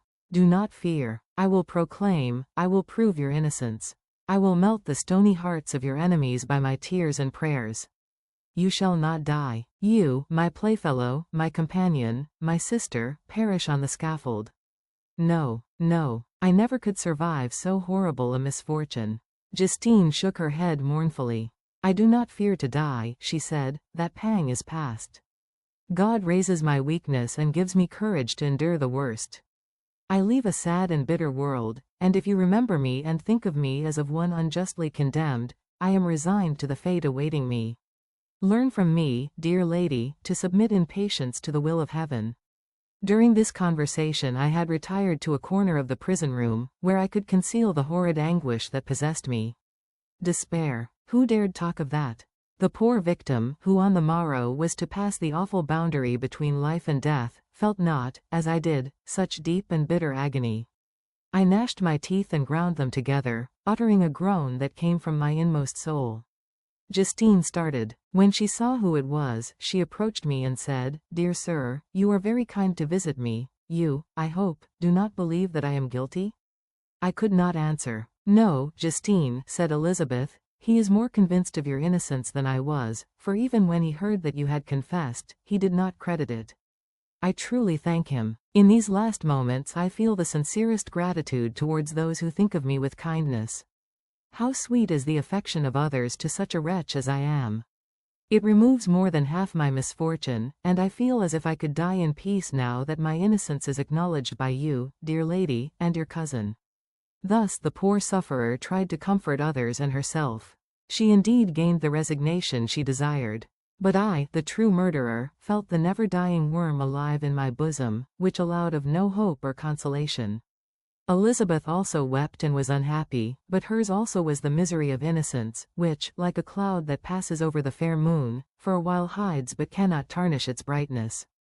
Anguish and despair had penetrated into the core of my heart. I bore a hell within me which nothing could extinguish. We stayed several hours with Justine, and it was with great difficulty that Elizabeth could tear herself away. "I wish," cried she, "that I were to die with you. I cannot live in this world of misery." Justine assumed an air of cheerfulness, while she with difficulty repressed her bitter tears. She embraced Elizabeth and said in a voice of half-suppressed emotion, "Farewell, sweet lady, dearest Elizabeth, my beloved and only friend. May heaven, in its bounty, bless and preserve you. May this be the last misfortune that you will ever suffer. Live, and be happy, and make others so." And on the morrow Justine died. Elizabeth's heart-rending eloquence failed to move the judges from their settled conviction in the criminality of the saintly sufferer. My passionate and indignant appeals were lost upon them. And when I received their cold answers and heard the harsh, unfeeling reasoning of these men, my purposed avowal died away on my lips. Thus I might proclaim myself a madman, but not revoke the sentence passed upon my wretched victim. She perished on the scaffold as a murderess. From the tortures of my own heart, I turned to contemplate the deep and voiceless grief of my Elizabeth. This also was my doing. And my father's woe, and the desolation of that late so smiling home, all was the work of my thrice accursed hands. Ye weep, unhappy ones, but these are not your last tears. Again shall you raise the funeral wail, and the sound of your lamentations shall again and again be heard. Frankenstein, your son, your kinsman, your early, much-loved friend, he who would spend each vital drop of blood for your sakes, who has no thought nor sense of joy except as it is mirrored also in your dear countenances, who would fill the air with blessings and spend his life in serving you, he bids you weep, to shed countless tears, happy beyond his hopes, if thus inexorable fate be satisfied, and if the destruction pause before the peace of the grave have succeeded to your sad torments. Thus spoke my prophetic soul, as, torn by remorse, horror, and despair, I beheld those I loved spend vain sorrow upon the graves of William and Justine, the first hapless victims to my unhallowed arts. Chapter 9. Nothing is more painful to the human mind than, after the feelings have been worked up by a quick succession of events, the dead calmness of inaction and certainty which follows and deprives the soul both of hope and fear. Justine died, she rested, and I was alive. The blood flowed freely in my veins, but a weight of despair and remorse pressed on my heart which nothing could remove. Sleep fled from my eyes. I wandered like an evil spirit, for I had committed deeds of mischief beyond description horrible, and more, much more, I persuaded myself, was yet behind. Yet my heart overflowed with kindness and the love of virtue. I had begun life with benevolent intentions and thirsted for the moment when I should put them in practice and make myself useful to my fellow beings. Now all was blasted. Instead of that serenity of conscience which allowed me to look back upon the past with self-satisfaction, and from thence to gather promise of new hopes, I was seized by remorse and the sense of guilt, which hurried me away to a hell of intense tortures such as no language can describe. This state of mind preyed upon my health, which had perhaps never entirely recovered from the first shock it had sustained. I shunned the face of man. All sound of joy or complacency was torture to me. Solitude was my only consolation, deep, dark, death-like solitude. My father observed with pain the alteration perceptible in my disposition and habits and endeavored by arguments deduced from the feelings of his serene conscience and guiltless life to inspire me with fortitude and awaken in me the courage to dispel the dark cloud which brooded over me. "Do you think, Victor," said he, "that I do not suffer also?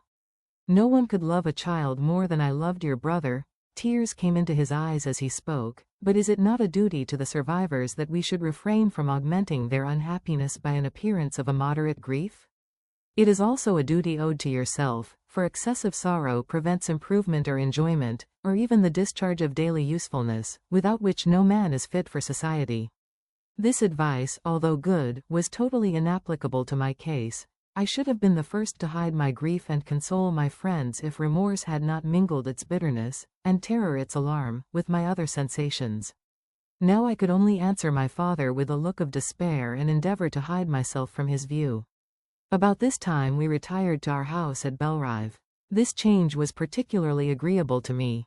The shutting of the gates regularly at 10 o'clock and the impossibility of remaining on the lake after that hour had rendered our residence within the walls of Geneva very irksome to me. I was now free. Often, after the rest of the family had retired for the night, I took the boat and passed many hours upon the water. Sometimes, with my sails set, I was carried by the wind, and sometimes, after rowing into the middle of the lake, I left the boat to pursue its own course and gave way to my own miserable reflections. I was often tempted, when all was at peace around me, and I the only unquiet thing that wandered restless in a scene so beautiful and heavenly, if I except some bat, or the frogs, whose harsh and interrupted croaking was heard only when I approached the shore, often, I say, I was tempted to plunge into the silent lake, that the waters might close over me and my calamities forever. But I was restrained when I thought of the heroic and suffering Elizabeth, whom I tenderly loved, and whose existence was bound up in mine. I thought also of my father and surviving brother. Should I by my base desertion leave them exposed and unprotected to the malice of the fiend whom I had let loose among them? At these moments I wept bitterly and wished that peace would revisit my mind, only that I might afford them consolation and happiness. But that could not be. Remorse extinguished every hope. I had been the author of unalterable evils, and I lived in daily fear lest the monster whom I had created should perpetrate some new wickedness. I had an obscure feeling that all was not over and that he would still commit some signal crime, which by its enormity should almost efface the recollection of the past. There was always scope for fear so long as anything I loved remained behind. My abhorrence of this fiend cannot be conceived. When I thought of him I gnashed my teeth, my eyes became inflamed, and I ardently wished to extinguish that life which I had so thoughtlessly bestowed. When I reflected on his crimes and malice, my hatred and revenge burst all bounds of moderation. I would have made a pilgrimage to the highest peak of the Andes, could I, when there, have precipitated him to their base.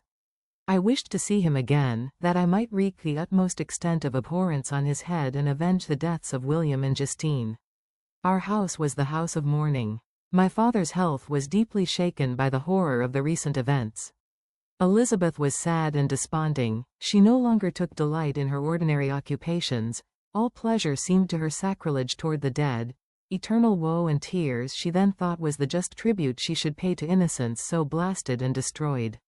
She was no longer that happy creature who in earlier youth wandered with me on the banks of the lake and talked with ecstasy of our future prospects.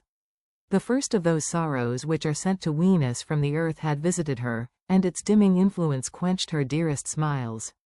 When I reflect, my dear cousin, said she, on the miserable death of Justine Moritz, I no longer see the world and its works as they before appeared to me. Before, I looked upon the accounts of vice and injustice that I read in books or heard from others as tales of ancient days or imaginary evils. At least they were remote and more familiar to reason than to the imagination. But now misery has come home, and men appear to me as monsters thirsting for each other's blood. Yet I am certainly unjust. Everybody believed that poor girl to be guilty, and if she could have committed the crime for which she suffered, assuredly she would have been the most depraved of human creatures. For the sake of a few jewels, to have murdered the son of her benefactor and friend, a child whom she had nursed from its birth, and appeared to love as if it had been her own. I could not consent to the death of any human being, but certainly I should have thought such a creature unfit to remain in the society of men. But she was innocent. I feel she was innocent. You are of the same opinion, and that confirms me. Alas, Victor, when falsehood can look so like the truth, who can assure themselves of certain happiness? I feel as if I were walking on the edge of a precipice, towards which thousands are crowding and endeavoring to plunge me into the abyss. William and Justine were assassinated, and the murderer escapes. He walks about the world free, and perhaps respected. But even if I were condemned to suffer on the scaffold for the same crimes, I would not change places with such a wretch. I listened to this discourse with the extremest agony.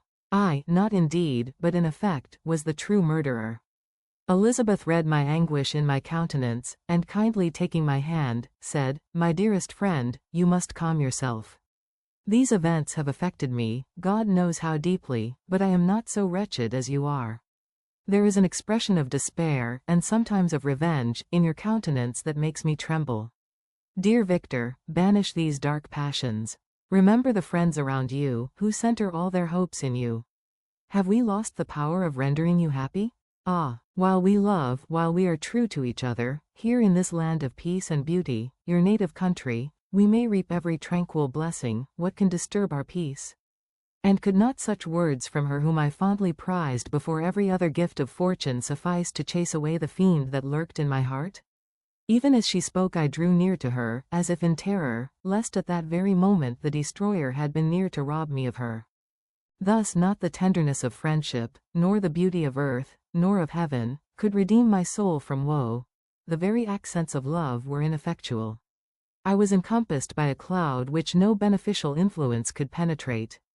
The wounded deer dragging its fainting limbs to some untrodden brake, there to gaze upon the arrow which had pierced it, and to die, was but a type of me. Sometimes I could cope with the sullen despair that overwhelmed me, but sometimes the whirlwind passions of my soul drove me to seek, by bodily exercise and by change of place, some relief from my intolerable sensations. It was during an access of this kind that I suddenly left my home, and bending my steps towards the near alpine valleys, sought in the magnificence, the eternity of such scenes, to forget myself and my ephemeral, because human, sorrows. My wanderings were directed towards the valley of Chamonix. I had visited it frequently during my boyhood. 6 years had passed since then. I was a wreck, but naught had changed in those savage and enduring scenes. I performed the first part of my journey on horseback. I afterwards hired a mule, as the more sure-footed and least liable to receive injury on these rugged roads. The weather was fine. It was about the middle of the month of August, nearly 2 months after the death of Justine, that miserable epoch from which I dated all my woe. The weight upon my spirit was sensibly lightened as I plunged yet deeper in the ravine of Arve. The immense mountains and precipices that overhung me on every side, the sound of the river raging among the rocks, and the dashing of the waterfalls around spoke of a power mighty as omnipotence, and I ceased to fear or to bend before any being less almighty than that which had created and ruled the elements, here displayed in their most terrific guise. Still, as I ascended higher, the valley assumed a more magnificent and astonishing character. Ruined castles hanging on the precipices of pinny mountains, the impetuous Arve, and cottages every here and there peeping forth from among the trees formed a scene of singular beauty. But it was augmented and rendered sublime by the mighty Alps, whose white and shining pyramids and domes towered above all, as belonging to another earth, the habitations of another race of beings. I passed the bridge of Pélissier, where the ravine, which the river forms, opened before me, and I began to ascend the mountain that overhangs it. Soon after, I entered the valley of Chamonix. This valley is more wonderful and sublime, but not so beautiful and picturesque as that of Servox, through which I had just passed. The high and snowy mountains were its immediate boundaries, but I saw no more ruined castles and fertile fields. Immense glaciers approached the road. I heard the rumbling thunder of the falling avalanche and marked the smoke of its passage. Mont Blanc, the supreme and magnificent Mont Blanc, raised itself from the surrounding aiguilles, and its tremendous dome overlooked the valley. A tingling long-lost sense of pleasure often came across me during this journey. Some turn in the road, some new object suddenly perceived and recognized, reminded me of days gone by, and were associated with the light-hearted gaiety of boyhood. The very winds whispered in soothing accents, and maternal nature bade me weep no more. Then again the kindly influence ceased to act. I found myself fettered again to grief and indulging in all the misery of reflection. Then I spurred on my animal, striving so to forget the world, my fears, and more than all, myself, or, in a more desperate fashion, I alighted and threw myself on the grass, weighed down by horror and despair. At length I arrived at the village of Chamonix. Exhaustion succeeded to the extreme fatigue both of body and of mind which I had endured. For a short space of time I remained at the window watching the pallid lightnings that played above Mont Blanc and listening to the rushing of the Arve, which pursued its noisy way beneath. The same lulling sounds acted as a lullaby to my too keen sensations. When I placed my head upon my pillow, sleep crept over me. I felt it as it came and blessed the giver of oblivion. Chapter 10. I spent the following day roaming through the valley. I stood beside the sources of the Arveiron, which take their rise in a glacier, that with slow pace is advancing down from the summit of the hills to barricade the valley. The abrupt sides of vast mountains were before me. The icy wall of the glacier overhung me, a few shattered pines were scattered around, and the solemn silence of this glorious presence chamber of imperial nature was broken only by the brawling waves or the fall of some vast fragment, the thunder sound of the avalanche or the cracking, reverberated along the mountains, of the accumulated ice, which, through the silent working of immutable laws, was ever and anon rent and torn, as if it had been but a plaything in their hands. These sublime and magnificent scenes afforded me the greatest consolation that I was capable of receiving.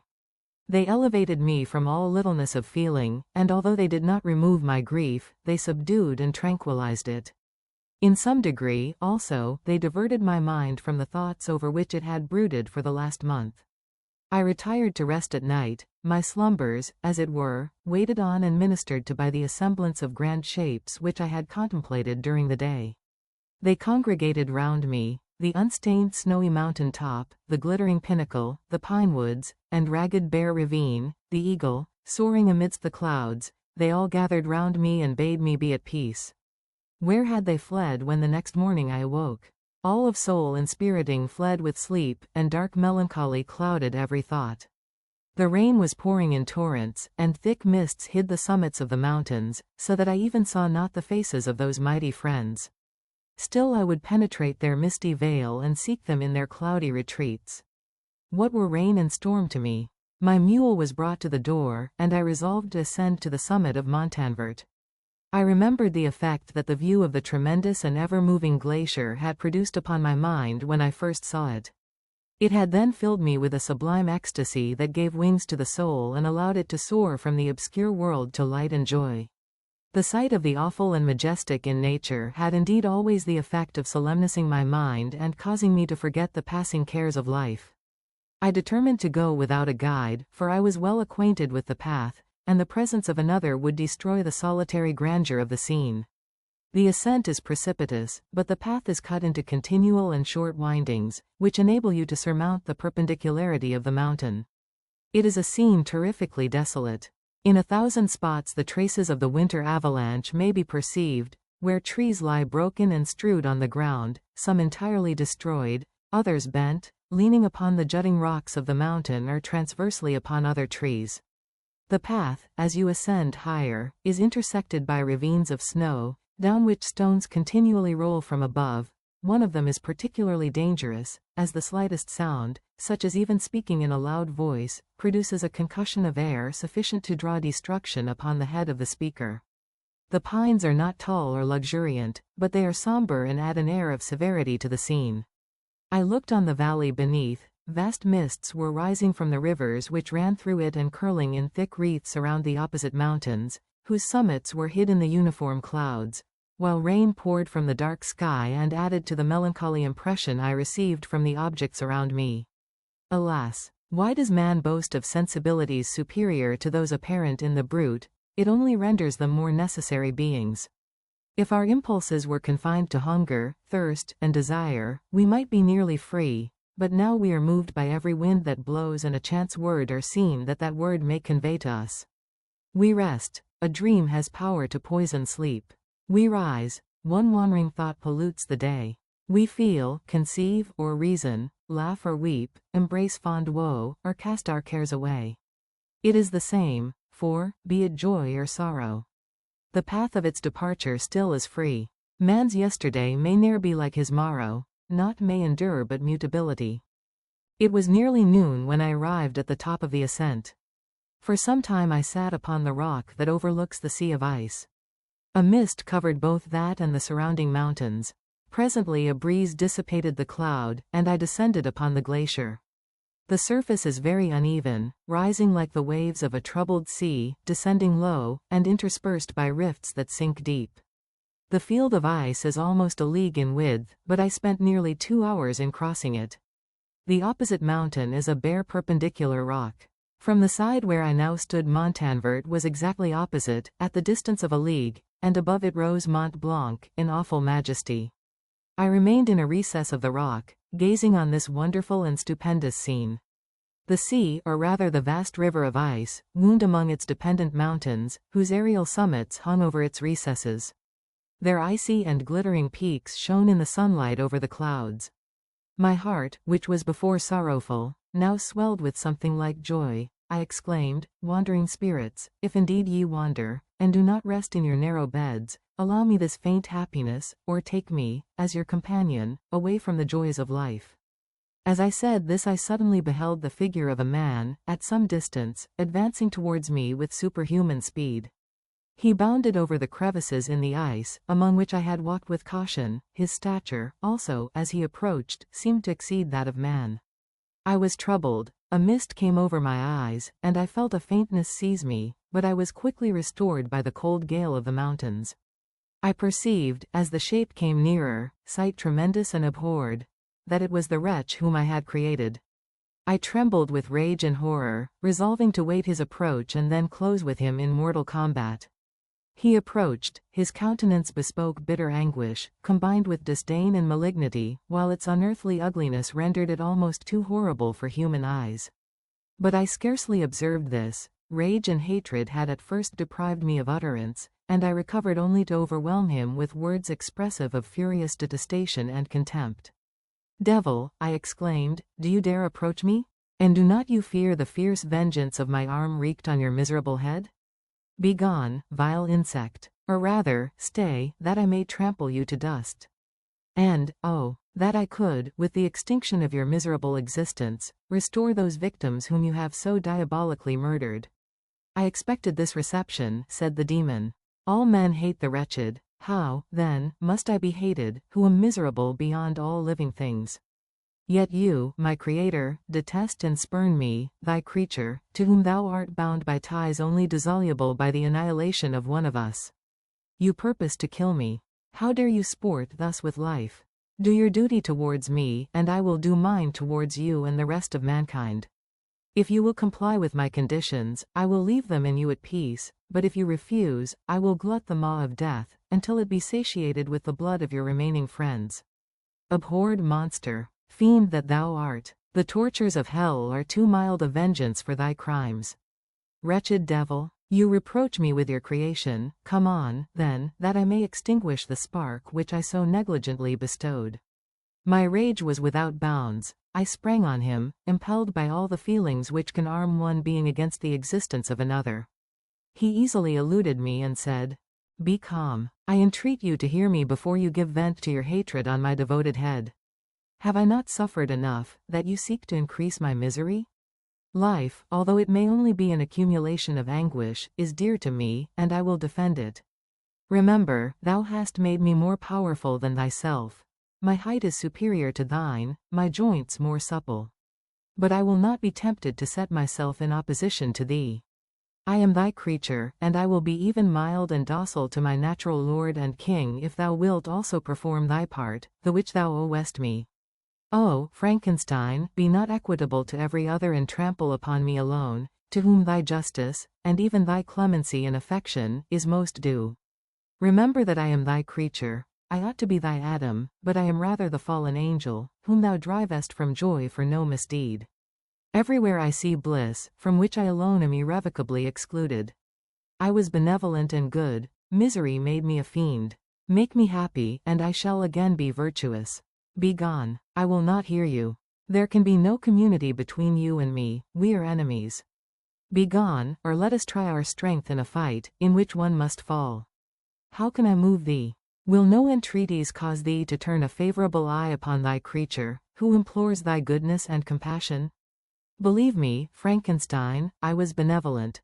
My soul glowed with love and humanity, but am I not alone, miserably alone? You, my Creator, abhor me. What hope can I gather from your fellow creatures, who owe me nothing?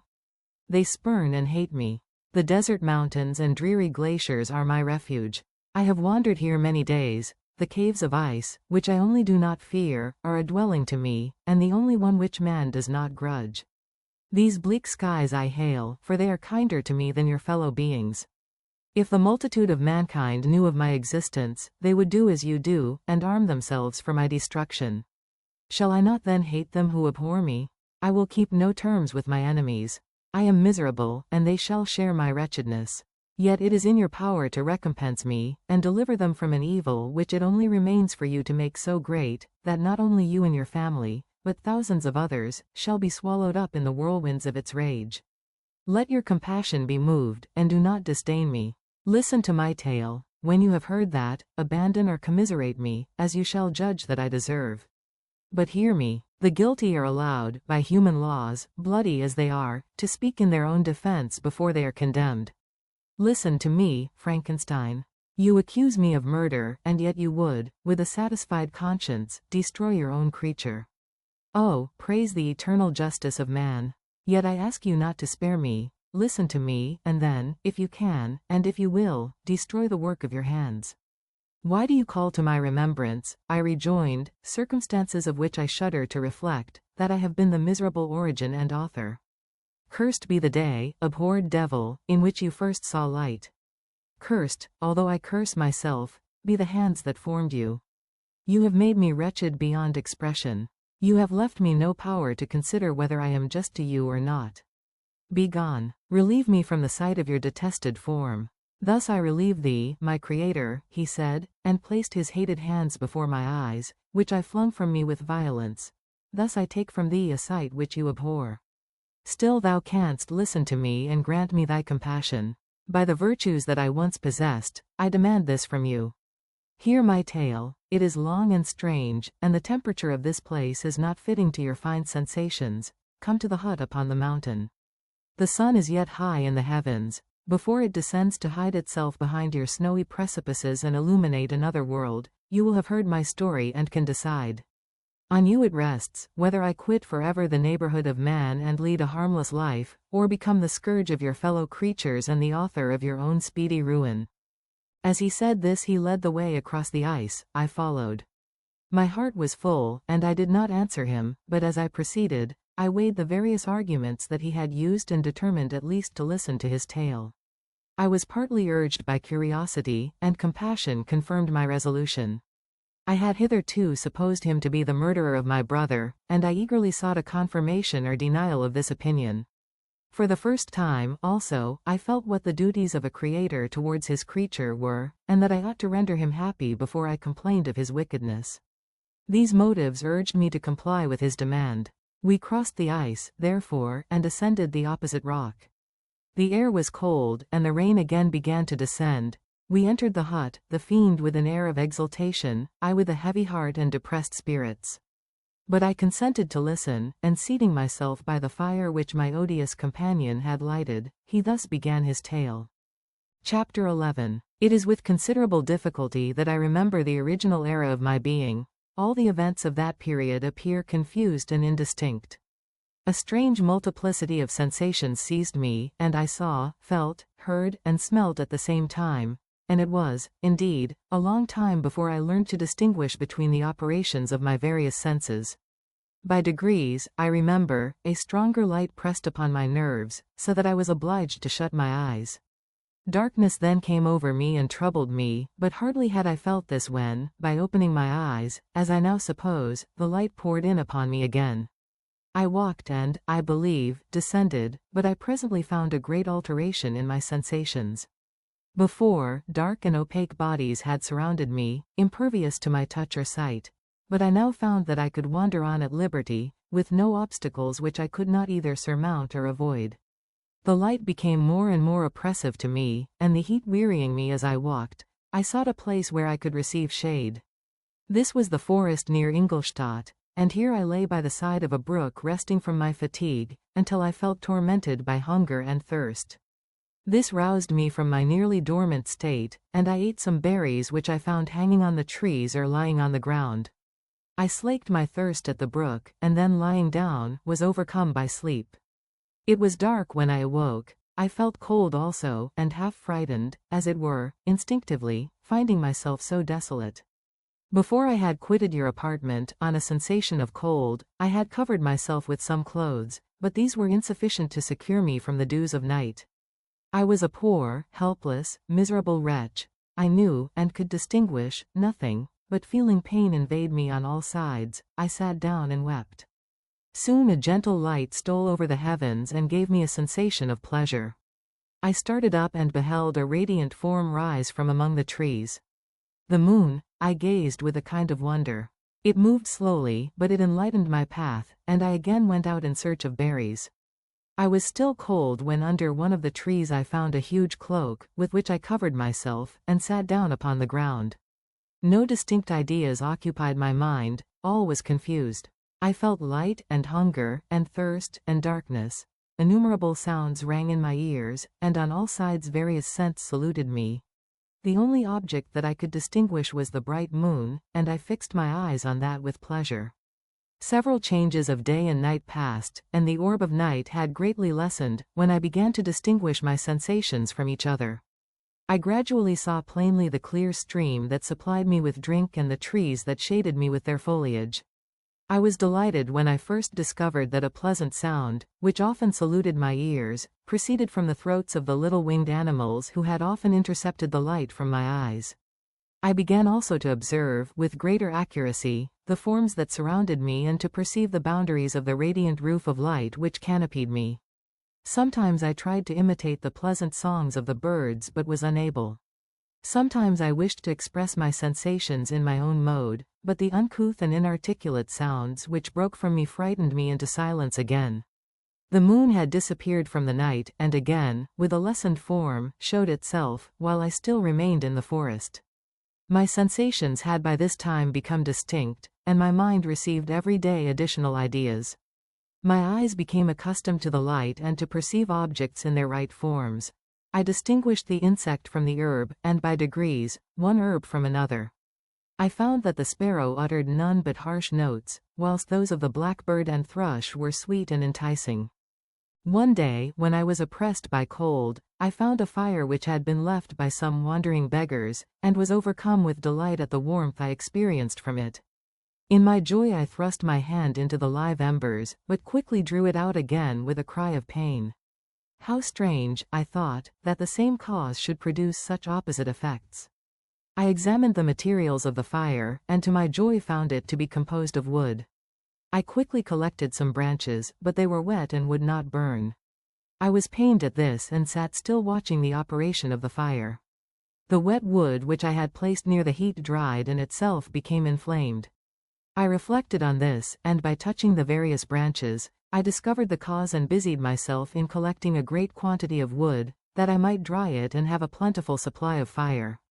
When night came on and brought sleep with it, I was in the greatest fear lest my fire should be extinguished. I covered it carefully with dry wood and leaves and placed wet branches upon it, and then, spreading my cloak, I lay on the ground and sank into sleep. It was morning when I awoke, and my first care was to visit the fire. I uncovered it, and a gentle breeze quickly fanned it into a flame. I observed this also and contrived a fan of branches, which roused the embers when they were nearly extinguished. When night came again I found, with pleasure, that the fire gave light as well as heat and that the discovery of this element was useful to me in my food, for I found some of the offals that the travelers had left had been roasted, and tasted much more savory than the berries I gathered from the trees. I tried, therefore, to dress my food in the same manner, placing it on the live embers. I found that the berries were spoiled by this operation, and the nuts and roots much improved.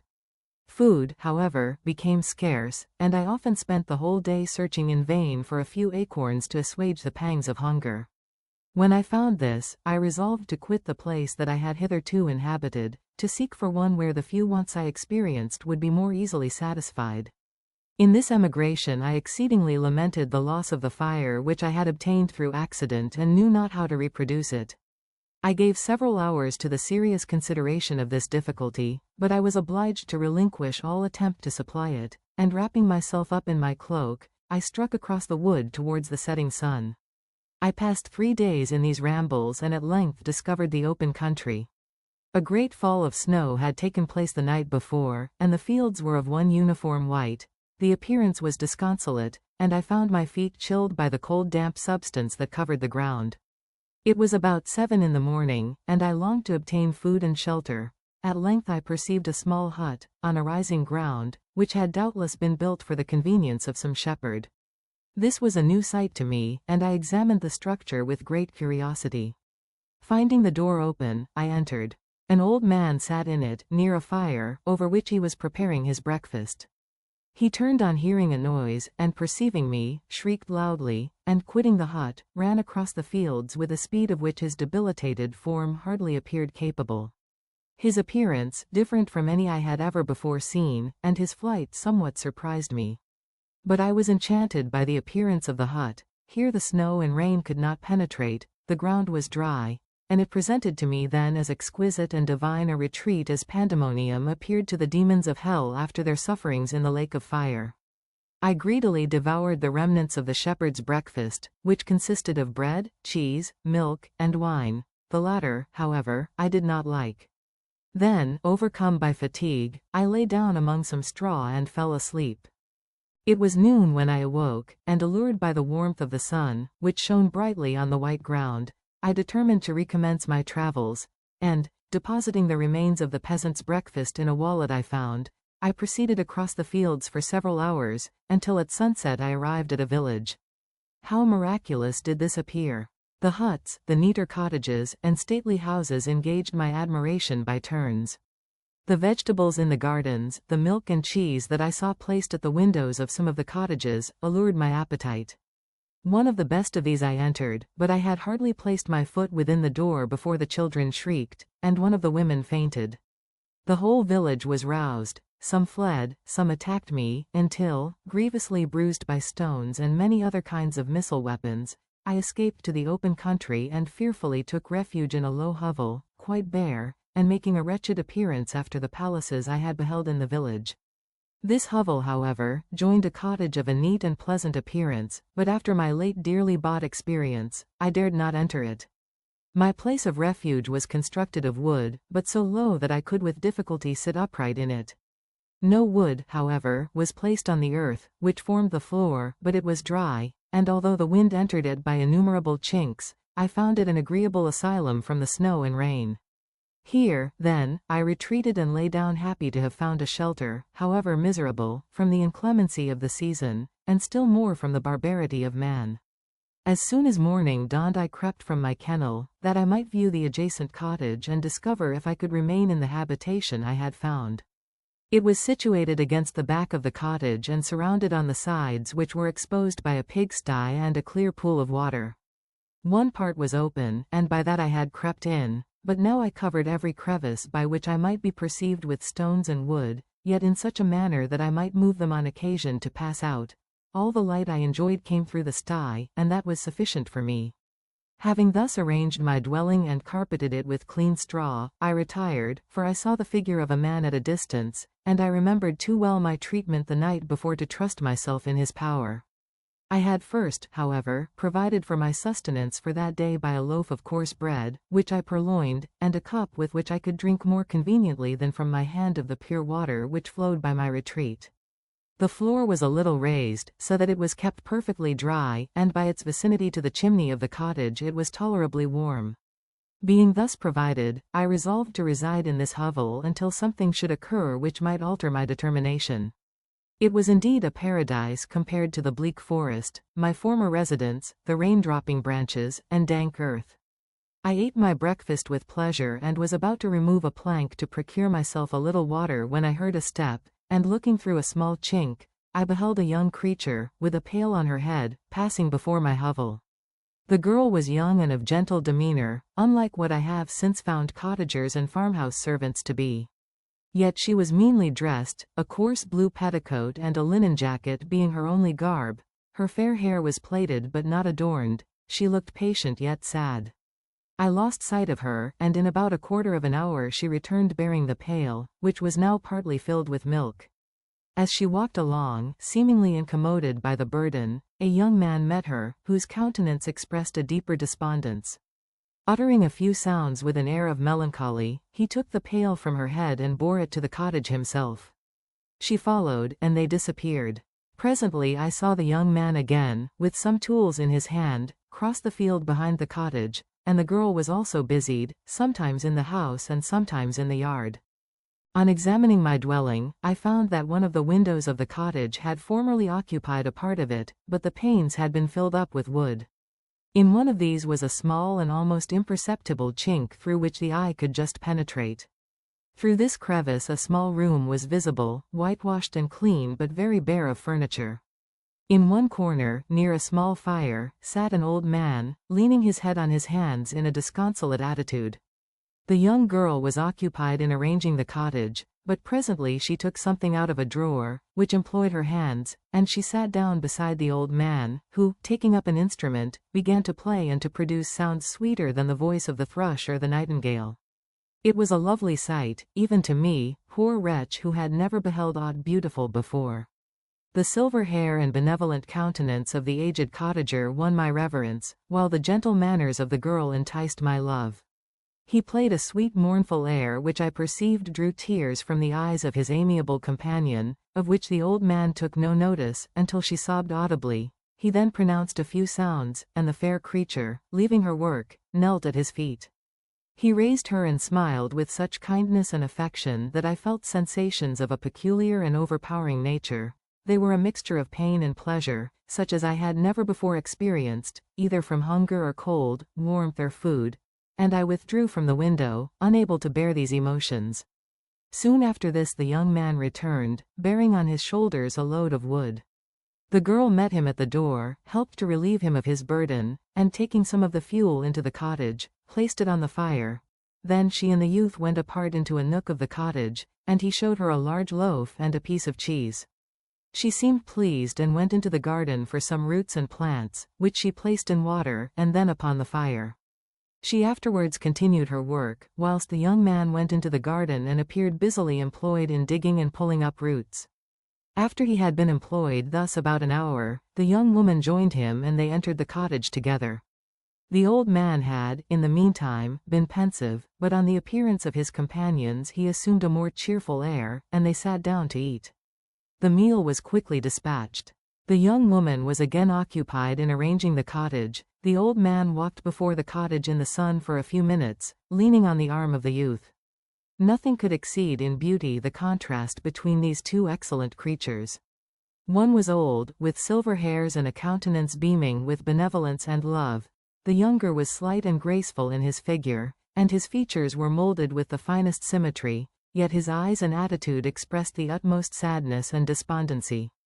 The old man returned to the cottage, and the youth, with tools different from those he had used in the morning, directed his steps across the fields. Night quickly shut in, but to my extreme wonder, I found that the cottagers had a means of prolonging light by the use of tapers, and was delighted to find that the setting of the sun did not put an end to the pleasure I experienced in watching my human neighbors. In the evening the young girl and her companion were employed in various occupations which I did not understand, and the old man again took up the instrument which produced the divine sounds that had enchanted me in the morning. So soon as he had finished, the youth began, not to play, but to utter sounds that were monotonous, and neither resembling the harmony of the old man's instrument nor the songs of the birds. I since found that he read aloud, but at that time I knew nothing of the science of words or letters. The family, after having been thus occupied for a short time, extinguished their lights and retired, as I conjectured, to rest. Chapter 12. I lay on my straw, but I could not sleep. I thought of the occurrences of the day. What chiefly struck me was the gentle manners of these people, and I longed to join them, but dared not. I remembered too well the treatment I had suffered the night before from the barbarous villagers, and resolved, whatever course of conduct I might hereafter think it right to pursue, that for the present I would remain quietly in my hovel, watching and endeavoring to discover the motives which influenced their actions. The cottagers arose the next morning before the sun. The young woman arranged the cottage and prepared the food, and the youth departed after the first meal. This day was passed in the same routine as that which preceded it. The young man was constantly employed out of doors, and the girl in various laborious occupations within. The old man, whom I soon perceived to be blind, employed his leisure hours on his instrument or in contemplation. Nothing could exceed the love and respect which the younger cottagers exhibited towards their venerable companion. They performed towards him every little office of affection and duty with gentleness, and he rewarded them by his benevolent smiles. They were not entirely happy. The young man and his companion often went apart and appeared to weep. I saw no cause for their unhappiness, but I was deeply affected by it. If such lovely creatures were miserable, it was less strange that I, an imperfect and solitary being, should be wretched. Yet why were these gentle beings unhappy? They possessed a delightful house, for such it was in my eyes, and every luxury. They had a fire to warm them when chill and delicious viands when hungry. They were dressed in excellent clothes, and, still more, they enjoyed one another's company and speech, interchanging each day looks of affection and kindness. What did their tears imply? Did they really express pain? I was at first unable to solve these questions, but perpetual attention and time explained to me many appearances which were at first enigmatic. A considerable period elapsed before I discovered one of the causes of the uneasiness of this amiable family. It was poverty, and they suffered that evil in a very distressing degree. Their nourishment consisted entirely of the vegetables of their garden and the milk of one cow, which gave very little during the winter, when its masters could scarcely procure food to support it. They often, I believe, suffered the pangs of hunger very poignantly, especially the two younger cottagers, for several times they placed food before the old man when they reserved none for themselves. This trait of kindness moved me sensibly. I had been accustomed, during the night, to steal a part of their store for my own consumption, but when I found that in doing this I inflicted pain on the cottagers, I abstained and satisfied myself with berries, nuts, and roots which I gathered from a neighboring wood. I discovered also another means through which I was enabled to assist their labors. I found that the youth spent a great part of each day in collecting wood for the family fire, and during the night I often took his tools, the use of which I quickly discovered, and brought home firing sufficient for the consumption of several days. I remember, the first time that I did this, the young woman, when she opened the door in the morning, appeared greatly astonished on seeing a great pile of wood on the outside. She uttered some words in a loud voice, and the youth joined her, who also expressed surprise.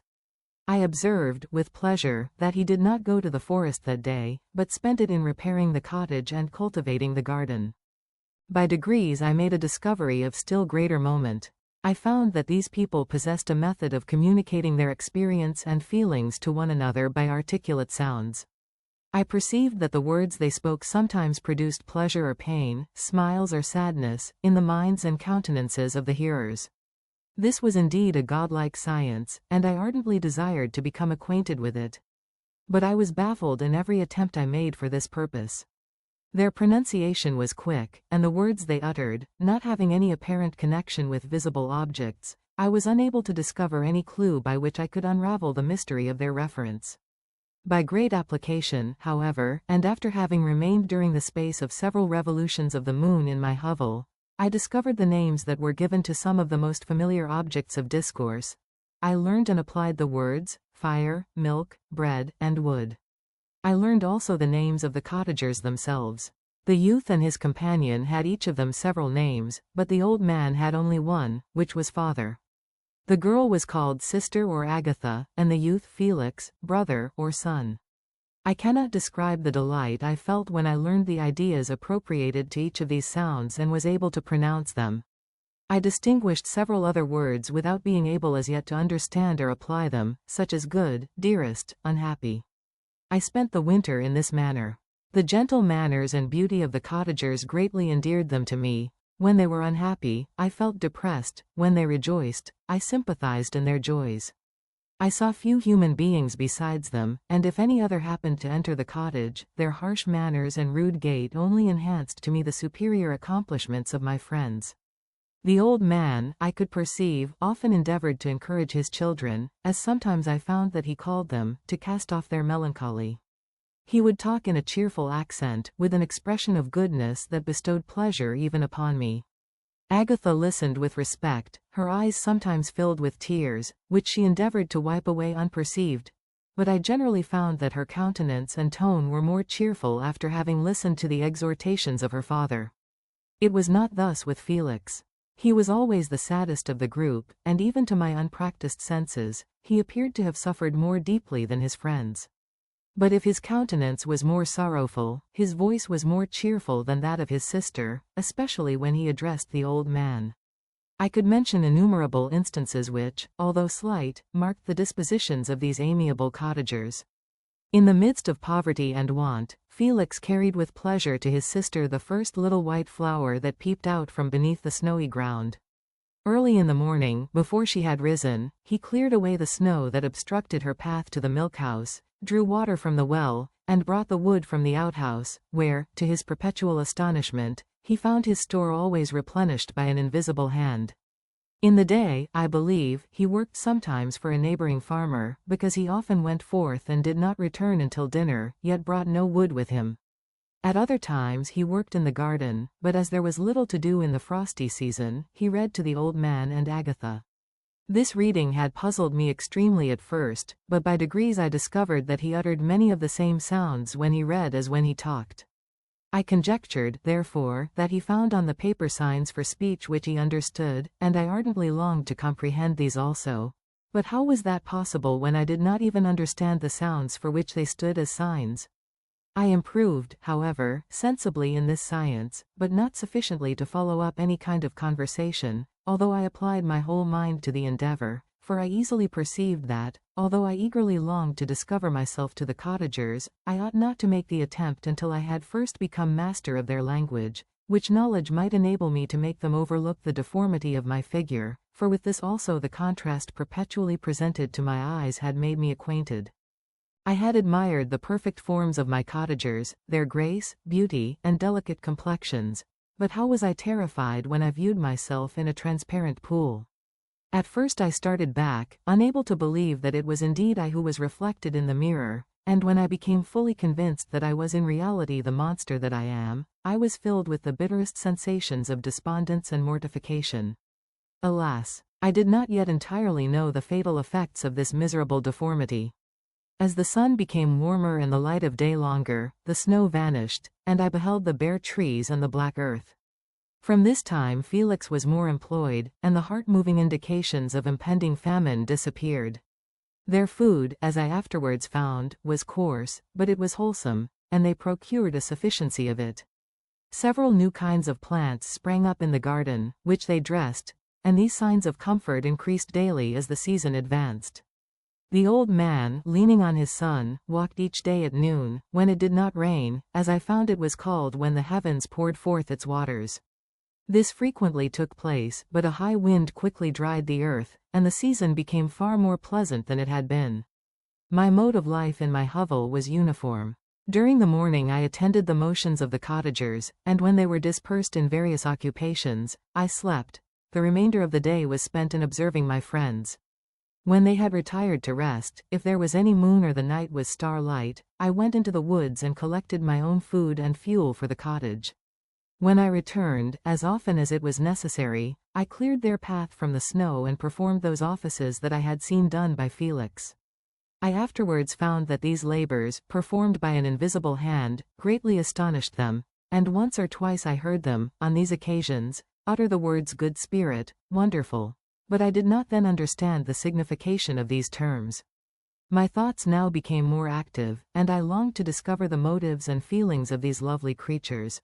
I was inquisitive to know why Felix appeared so miserable and Agatha so sad. I thought, foolish wretch, that it might be in my power to restore happiness to these deserving people. When I slept or was absent, the forms of the venerable blind father, the gentle Agatha, and the excellent Felix flitted before me. I looked upon them as superior beings who would be the arbiters of my future destiny. I formed in my imagination 1,000 pictures of presenting myself to them, and their reception of me. I imagined that they would be disgusted, until, by my gentle demeanor and conciliating words, I should first win their favor and afterwards their love. These thoughts exhilarated me and led me to apply with fresh ardor to the acquiring the art of language. My organs were indeed harsh, but supple, and although my voice was very unlike the soft music of their tones, yet I pronounced such words as I understood with tolerable ease. It was as the ass and the lap-dog, yet surely the gentle ass whose intentions were affectionate, although his manners were rude, deserved better treatment than blows and execration. The pleasant showers and genial warmth of spring greatly altered the aspect of the earth. Men who before this change seemed to have been hid in caves dispersed themselves and were employed in various arts of cultivation. The birds sang in more cheerful notes, and the leaves began to bud forth on the trees. Happy, happy earth, fit habitation for gods, which, so short a time before, was bleak, damp, and unwholesome. My spirits were elevated by the enchanting appearance of nature. The past was blotted from my memory, the present was tranquil, and the future gilded by bright rays of hope and anticipations of joy. Chapter 13. I now hasten to the more moving part of my story. I shall relate events that impressed me with feelings which, from what I had been, have made me what I am. Spring advanced rapidly. The weather became fine and the skies cloudless. It surprised me that what before was desert and gloomy should now bloom with the most beautiful flowers and verdure. My senses were gratified and refreshed by 1,000 scents of delight and 1,000 sights of beauty. It was on one of these days, when my cottagers periodically rested from labor, the old man played on his guitar, and the children listened to him, that I observed the countenance of Felix was melancholy beyond expression. He sighed frequently, and once his father paused in his music, and I conjectured by his manner that he inquired the cause of his son's sorrow. Felix replied in a cheerful accent, and the old man was recommencing his music when someone tapped at the door. It was a lady on horseback, accompanied by a countryman as a guide. The lady was dressed in a dark suit and covered with a thick black veil. Agatha asked a question, to which the stranger only replied by pronouncing, in a sweet accent, the name of Felix. Her voice was musical but unlike that of either of my friends. On hearing this word, Felix came up hastily to the lady, who, when she saw him, threw up her veil, and I beheld a countenance of angelic beauty and expression. Her hair of a shining raven black, and curiously braided, her eyes were dark, but gentle, although animated, her features of a regular proportion, and her complexion wondrously fair, each cheek tinged with a lovely pink. Felix seemed ravished with delight when he saw her, every trait of sorrow vanished from his face, and it instantly expressed a degree of ecstatic joy, of which I could hardly have believed it capable. His eyes sparkled, as his cheek flushed with pleasure, and at that moment I thought him as beautiful as the stranger. She appeared affected by different feelings. Wiping a few tears from her lovely eyes, she held out her hand to Felix, who kissed it rapturously and called her, as well as I could distinguish, his sweet Arabian. She did not appear to understand him, but smiled. He assisted her to dismount, and dismissing her guide, conducted her into the cottage. Some conversation took place between him and his father, and the young stranger knelt at the old man's feet and would have kissed his hand, but he raised her and embraced her affectionately. I soon perceived that although the stranger uttered articulate sounds and appeared to have a language of her own, she was neither understood by nor herself understood the cottagers. They made many signs which I did not comprehend, but I saw that her presence diffused gladness through the cottage, dispelling their sorrow as the sun dissipates the morning mists. Felix seemed peculiarly happy and with smiles of delight welcomed his Arabian. Agatha, the ever-gentle Agatha, kissed the hands of the lovely stranger, and pointing to her brother, made signs which appeared to me to mean that he had been sorrowful until she came. Some hours passed thus, while they, by their countenances, expressed joy, the cause of which I did not comprehend. Presently I found, by the frequent recurrence of some sound which the stranger repeated after them, that she was endeavoring to learn their language, and the idea instantly occurred to me that I should make use of the same instructions to the same end. The stranger learned about 20 words at the first lesson. Most of them, indeed, were those which I had before understood, but I profited by the others. As night came on, Agatha and the Arabian retired early. When they separated, Felix kissed the hand of the stranger and said, "Good night, sweet Safi." He sat up much longer, conversing with his father, and by the frequent repetition of her name I conjectured that their lovely guest was the subject of their conversation. I ardently desired to understand them, and bent every faculty towards that purpose, but found it utterly impossible. The next morning Felix went out to his work, and after the usual occupations of Agatha were finished, the Arabian sat at the feet of the old man, and taking his guitar, played some airs so entrancingly beautiful that they at once drew tears of sorrow and delight from my eyes. She sang, and her voice flowed in a rich cadence, swelling or dying away like a nightingale of the woods. When she had finished, she gave the guitar to Agatha, who at first declined it. She played a simple air, and her voice accompanied it in sweet accents, but unlike the wondrous strain of the stranger. The old man appeared enraptured and said some words which Agatha endeavored to explain to Safi, and by which he appeared to wish to express that she bestowed on him the greatest delight by her music. The days now passed as peaceably as before, with the sole alteration that joy had taken place of sadness in the countenances of my friends. Safie was always gay and happy. She and I improved rapidly in the knowledge of language, so that in 2 months I began to comprehend most of the words uttered by my protectors. In the meanwhile also the black ground was covered with herbage, and the green banks interspersed with innumerable flowers, sweet to the scent and the eyes, stars of pale radiance among the moonlight woods. The sun became warmer, the nights clear and balmy, and my nocturnal rambles were an extreme pleasure to me, although they were considerably shortened by the late setting and early rising of the sun, for I never ventured abroad during daylight, fearful of meeting with the same treatment I had formerly endured in the first village which I entered.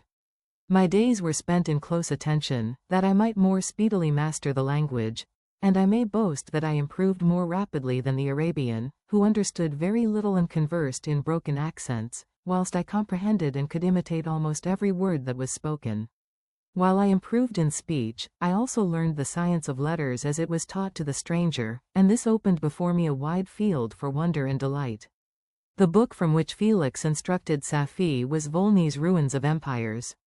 I should not have understood the purport of this book had not Felix, in reading it, given very minute explanations.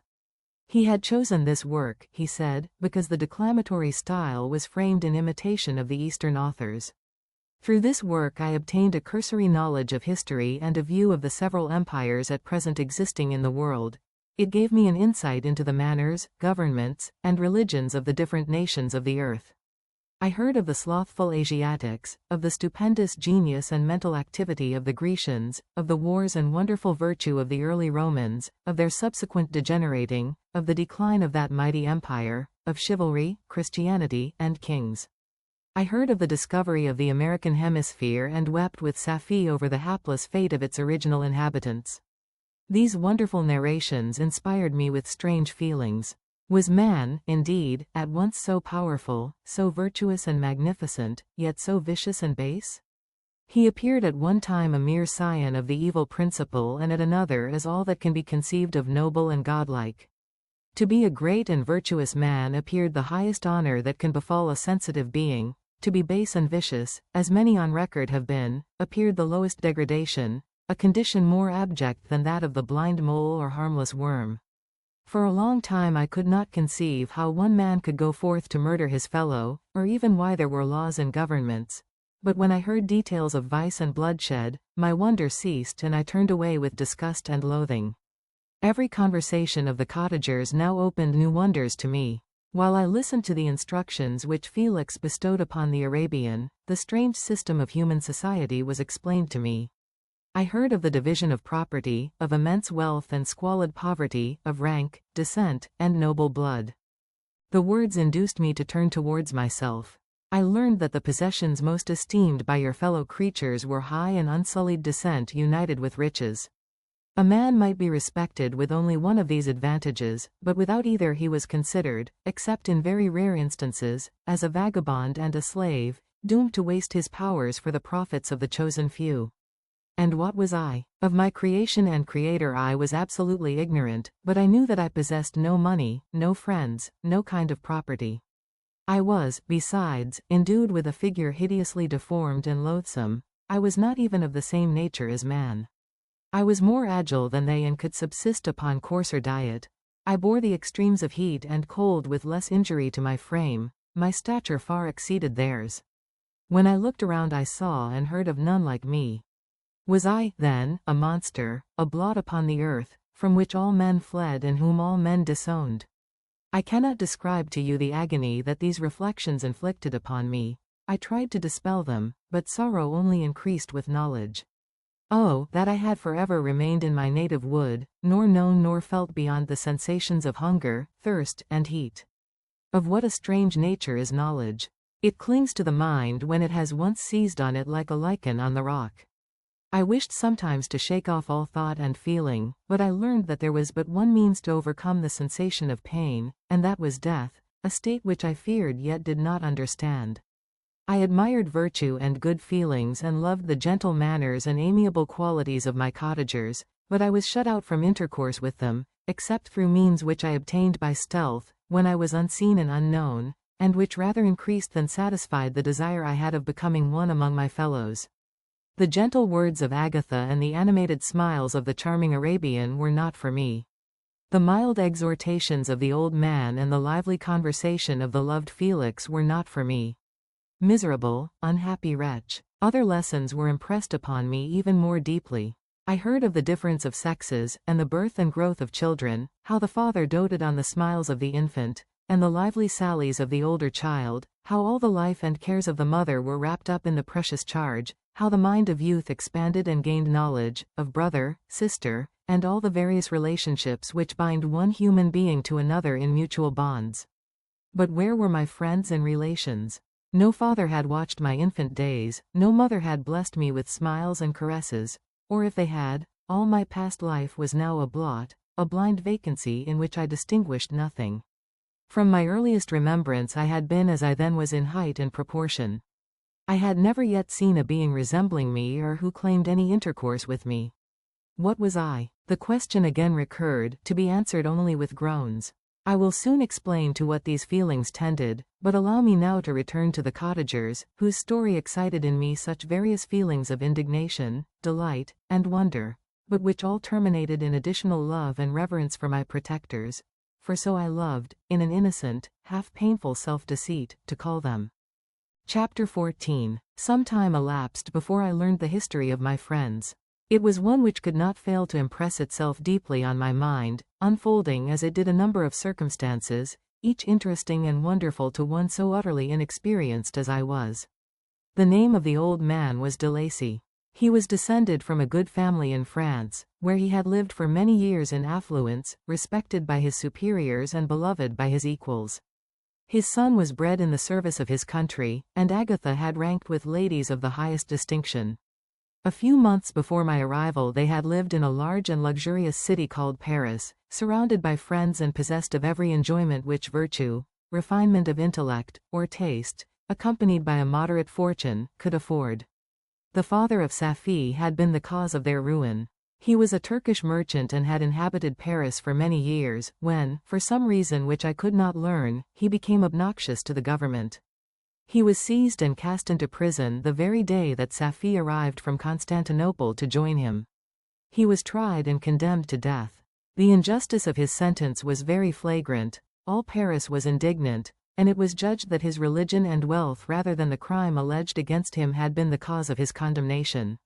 Felix had accidentally been present at the trial. His horror and indignation were uncontrollable when he heard the decision of the court.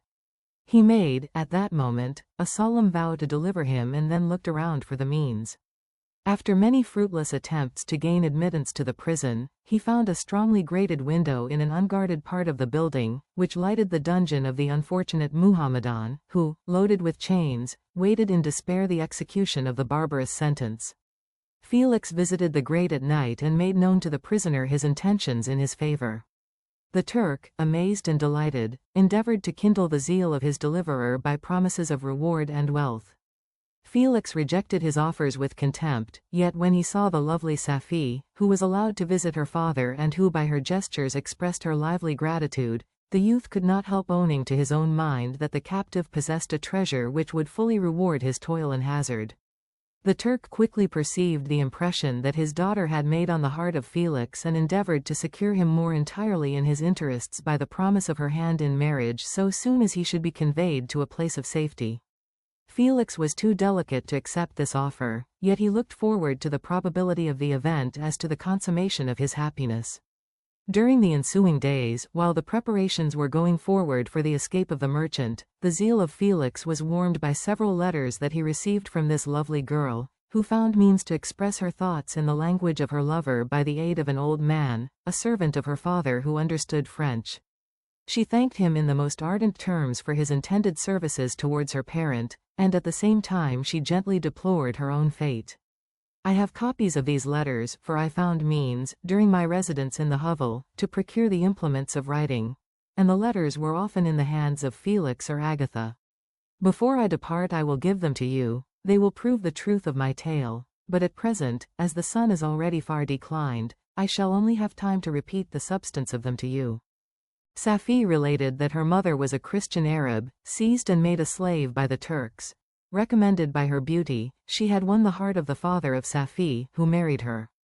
The young girl spoke in high and enthusiastic terms of her mother, who, born in freedom, spurned the bondage to which she was now reduced. She instructed her daughter in the tenets of her religion and taught her to aspire to higher powers of intellect and an independence of spirit forbidden to the female followers of Muhammad. This lady died, but her lessons were indelibly impressed on the mind of Safi, who sickened at the prospect of again returning to Asia and being immured within the walls of a harem, allowed only to occupy herself with infantile amusements, ill-suited to the temper of her soul, now accustomed to grand ideas and a noble emulation for virtue. The prospect of marrying a Christian and remaining in a country where women were allowed to take a rank in society was enchanting to her. The day for the execution of the Turk was fixed, but on the night previous to it he quitted his prison and before morning was distant many leagues from Paris. Felix had procured passports in the name of his father, sister, and himself. He had previously communicated his plan to the former, who aided the deceit by quitting his house, under the pretense of a journey and concealed himself, with his daughter, in an obscure part of Paris. Felix conducted the fugitives through France to Lyons and across Mont-Cenis to Leghorn, where the merchant had decided to wait a favorable opportunity of passing into some part of the Turkish dominions. Safi resolved to remain with her father until the moment of his departure, before which time the Turk renewed his promise that she should be united to his deliverer. And Felix remained with them in expectation of that event. And in the meantime he enjoyed the society of the Arabian, who exhibited towards him the simplest and tenderest affection. They conversed with one another through the means of an interpreter, and sometimes with the interpretation of looks, and Safi sang to him the divine airs of her native country. The Turk allowed this intimacy to take place and encouraged the hopes of the youthful lovers, while in his heart he had formed far other plans. He loathed the idea that his daughter should be united to a Christian, but he feared the resentment of Felix if he should appear lukewarm, for he knew that he was still in the power of his deliverer if he should choose to betray him to the Italian state which they inhabited. He revolved 1,000 plans by which he should be enabled to prolong the deceit until it might be no longer necessary, and secretly to take his daughter with him when he departed. His plans were facilitated by the news which arrived from Paris. The government of France were greatly enraged at the escape of their victim and spared no pains to detect and punish his deliverer. The plot of Felix was quickly discovered, and de Lacy and Agatha were thrown into prison. The news reached Felix and roused him from his dream of pleasure. His blind and aged father and his gentle sister lay in a noisome dungeon while he enjoyed the free air and the society of her whom he loved. This idea was torture to him. He quickly arranged with the Turk that if the latter should find a favorable opportunity for escape before Felix could return to Italy, Safi should remain as a boarder at a convent at Leghorn, and then, quitting the lovely Arabian, he hastened to Paris and delivered himself up to the vengeance of the law, hoping to free de Lacy and Agatha by this proceeding.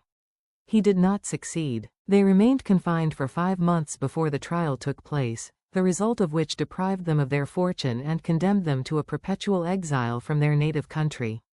They found a miserable asylum in the cottage in Germany, where I discovered them.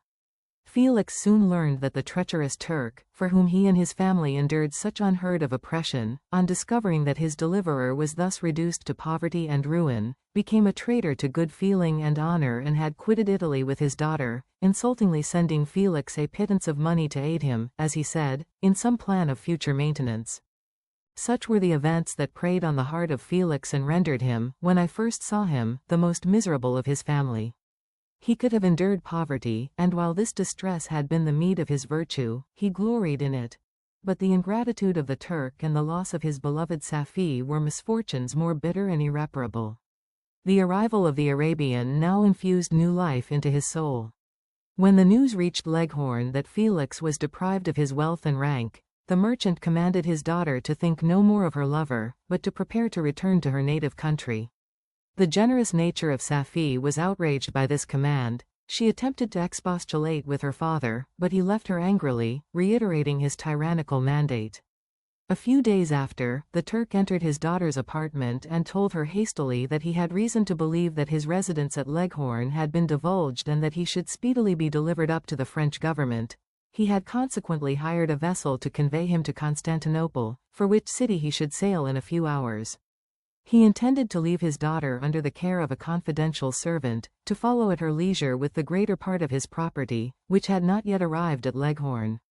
When alone, Safie resolved in her own mind the plan of conduct that it would become her to pursue in this emergency.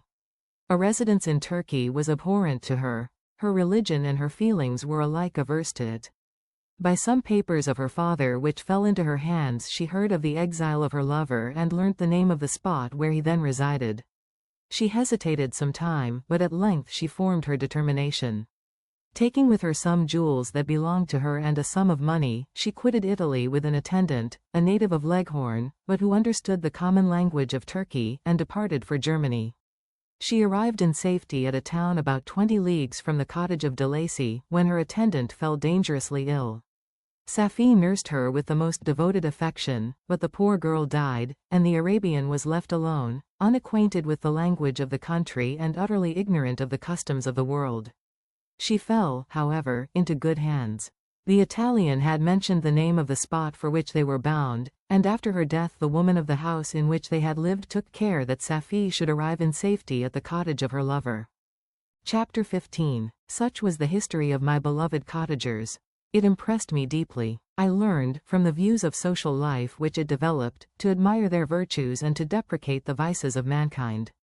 As yet I looked upon crime as a distant evil. Benevolence and generosity were ever present before me, inciting within me a desire to become an actor in the busy scene where so many admirable qualities were called forth and displayed.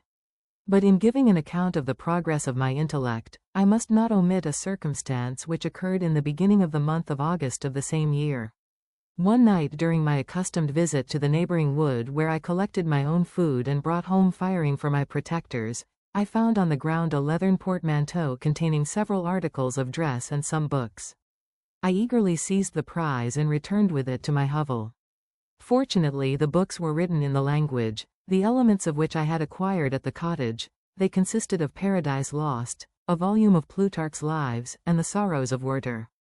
The possession of these treasures gave me extreme delight. I now continually studied and exercised my mind upon these histories, whilst my friends were employed in their ordinary occupations. I can hardly describe to you the effect of these books. They produced in me an infinity of new images and feelings, that sometimes raised me to ecstasy, but more frequently sunk me into the lowest dejection. In the Sorrows of Werther, besides the interest of its simple and affecting story, so many opinions are canvassed and so many lights thrown upon what had hitherto been to me obscure subjects that I found in it a never-ending source of speculation and astonishment. The gentle and domestic manners it described, combined with lofty sentiments and feelings, which had for their object something out of self, accorded well with my experience among my protectors and with the wants which were forever alive in my own bosom. But I thought Werther himself a more divine being than I had ever beheld or imagined. His character contained no pretension, but it sank deep. The disquisitions upon death and suicide were calculated to fill me with wonder. I did not pretend to enter into the merits of the case, yet I inclined towards the opinions of the hero, whose extinction I wept, without precisely understanding it. As I read, however, I applied much personally to my own feelings and condition. I found myself similar yet at the same time strangely unlike to the beings concerning whom I read and to whose conversation I was a listener. I sympathized with and partly understood them, but I was unformed in mind. I was dependent on none and related to none. The path of my departure was free, and there was none to lament my annihilation. My person was hideous and my stature gigantic. What did this mean? Who was I? What was I? Whence did I come? What was my destination? These questions continually recurred, but I was unable to solve them. The volume of Plutarch's Lives which I possessed contained the histories of the first founders of the ancient republics. This book had a far different effect upon me from the Sorrows of Werther. I learned from Werther's imagination's despondency and gloom, but Plutarch taught me high thoughts. He elevated me above the wretched sphere of my own reflections, to admire and love the heroes of past ages. Many things I read surpassed my understanding and experience. I had a very confused knowledge of kingdoms, wide extents of country, mighty rivers, and boundless seas. But I was perfectly unacquainted with towns and large assemblages of men. The cottage of my protectors had been the only school in which I had studied human nature, but this book developed new and mightier scenes of action. I read of men concerned in public affairs, governing or massacring their species. I felt the greatest ardor for virtue rise within me, and abhorrence for vice, as far as I understood the signification of those terms, relative as they were, as I applied them, to pleasure and pain alone. Induced by these feelings, I was of course led to admire peaceable lawgivers, Numa, Solon, and Lycurgus, in preference to Romulus and Theseus. The patriarchal lives of my protectors caused these impressions to take a firm hold on my mind. Perhaps, if my first introduction to humanity had been made by a young soldier, burning for glory and slaughter, I should have been imbued with different sensations. But Paradise Lost excited different and far deeper emotions. I read it, as I had read the other volumes which had fallen into my hands, as a true history. It moved every feeling of wonder and awe that the picture of an omnipotent God warring with his creatures was capable of exciting. I often referred the several situations, as their similarity struck me, to my own. Like Adam, I was apparently united by no link to any other being in existence, but his state was far different from mine in every other respect. He had come forth from the hands of God a perfect creature, happy and prosperous, guarded by the especial care of his Creator. He was allowed to converse with and acquire knowledge from beings of a superior nature, but I was wretched, helpless, and alone. Many times I considered Satan as the fitter emblem of my condition, for often, like him, when I viewed the bliss of my protectors, the bitter gall of envy rose within me. Another circumstance strengthened and confirmed these feelings. Soon after my arrival in the hovel I discovered some papers in the pocket of the dress which I had taken from your laboratory. At first I had neglected them, but now that I was able to decipher the characters in which they were written, I began to study them with diligence. It was your journal of the 4 months that preceded my creation. You minutely described in these papers every step you took in the progress of your work. This history was mingled with accounts of domestic occurrences. You doubtless recollect these papers. Here they are. Everything is related in them which bears reference to my accursed origin. The whole detail of that series of disgusting circumstances which produced it is set in view. The minutest description of my odious and loathsome person is given, in language which painted your own horrors and rendered mine indelible. I sickened as I read. Hateful day when I received life! I exclaimed in agony. Accursed Creator! Why did you form a monster so hideous that even you turned from me in disgust? God, in pity, made man beautiful and alluring, after his own image, but my form is a filthy type of yours, more horrid even from the very resemblance. Satan had his companions, fellow devils, to admire and encourage him, but I am solitary and abhorred.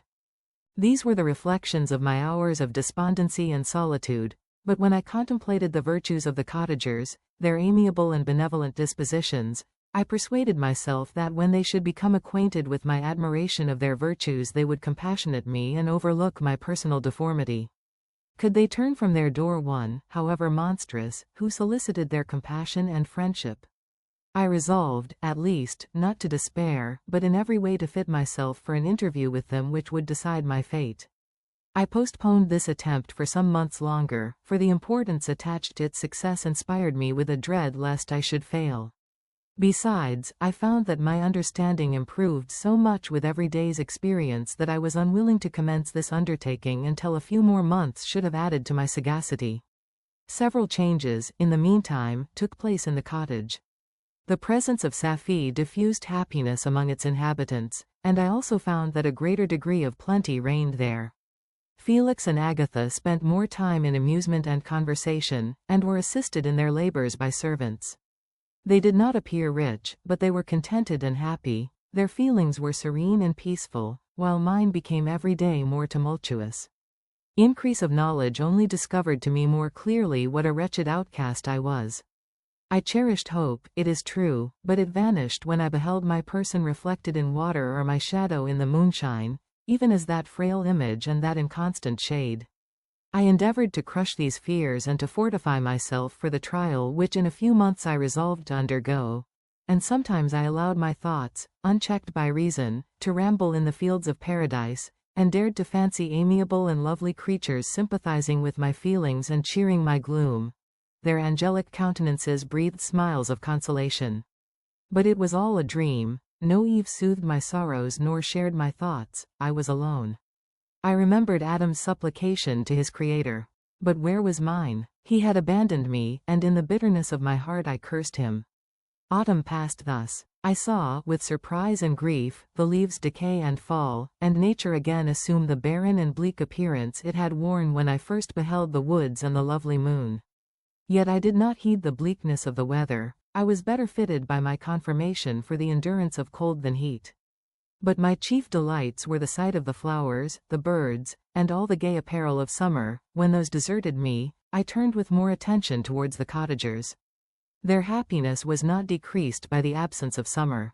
They loved and sympathized with one another, and their joys, depending on each other, were not interrupted by the casualties that took place around them.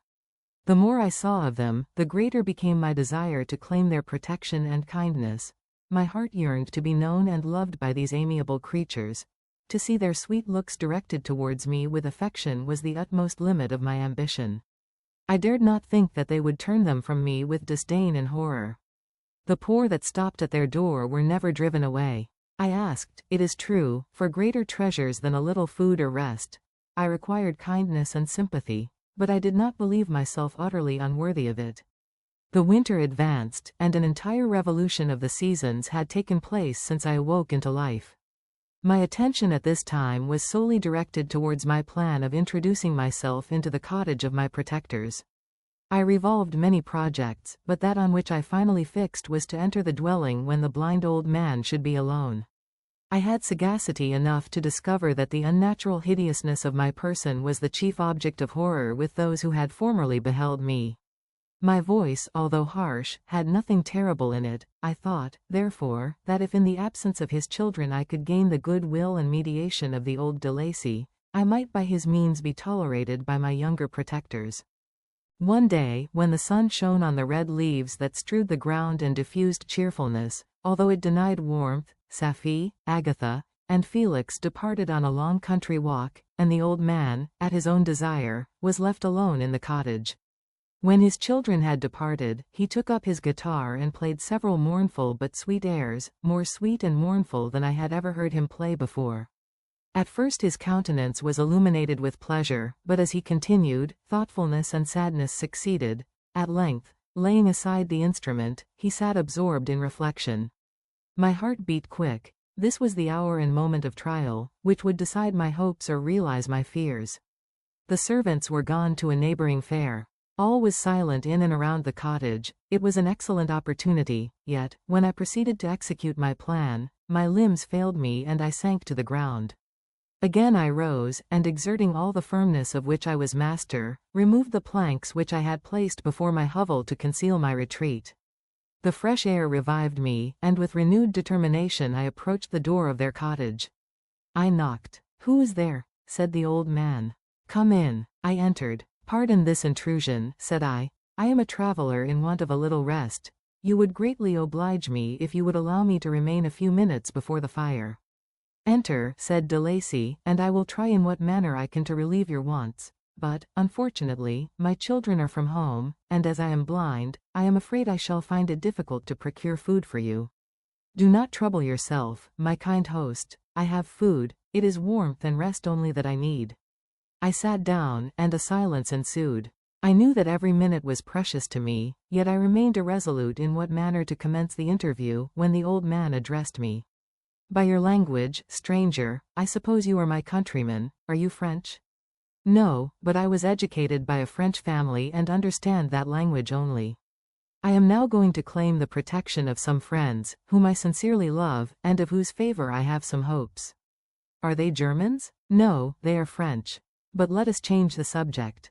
I am an unfortunate and deserted creature. I look around and I have no relation or friend upon earth.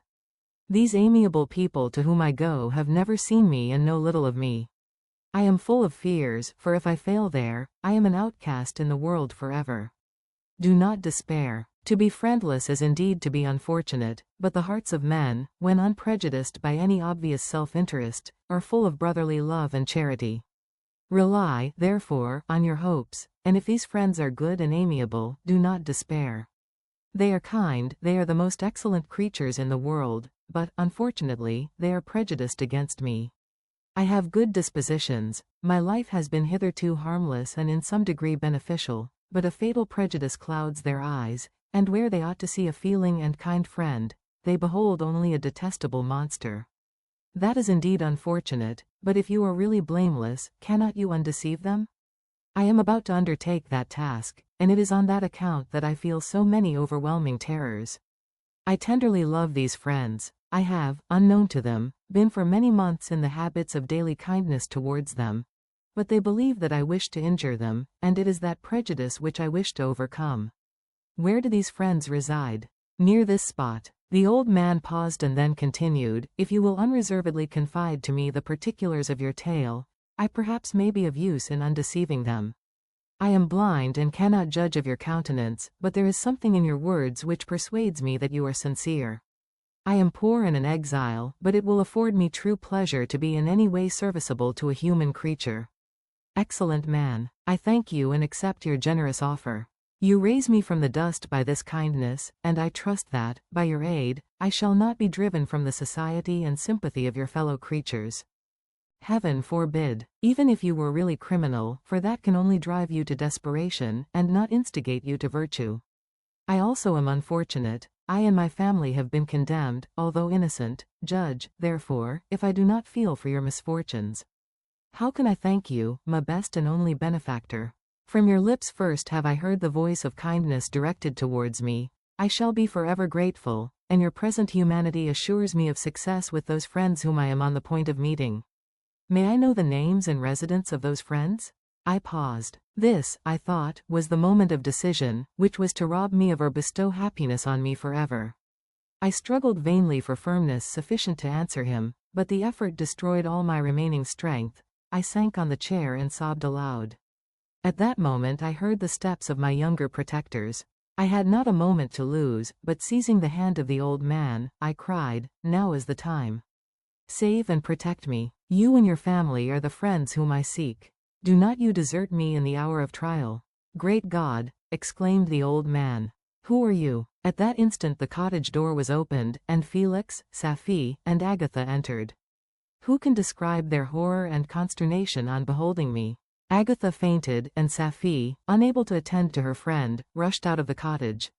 Felix darted forward, and with supernatural force tore me from his father, to whose knees I clung. In a transport of fury, he dashed me to the ground and struck me violently with a stick. I could have torn him limb from limb, as the lion rends the antelope. But my heart sank within me as with bitter sickness, and I refrained.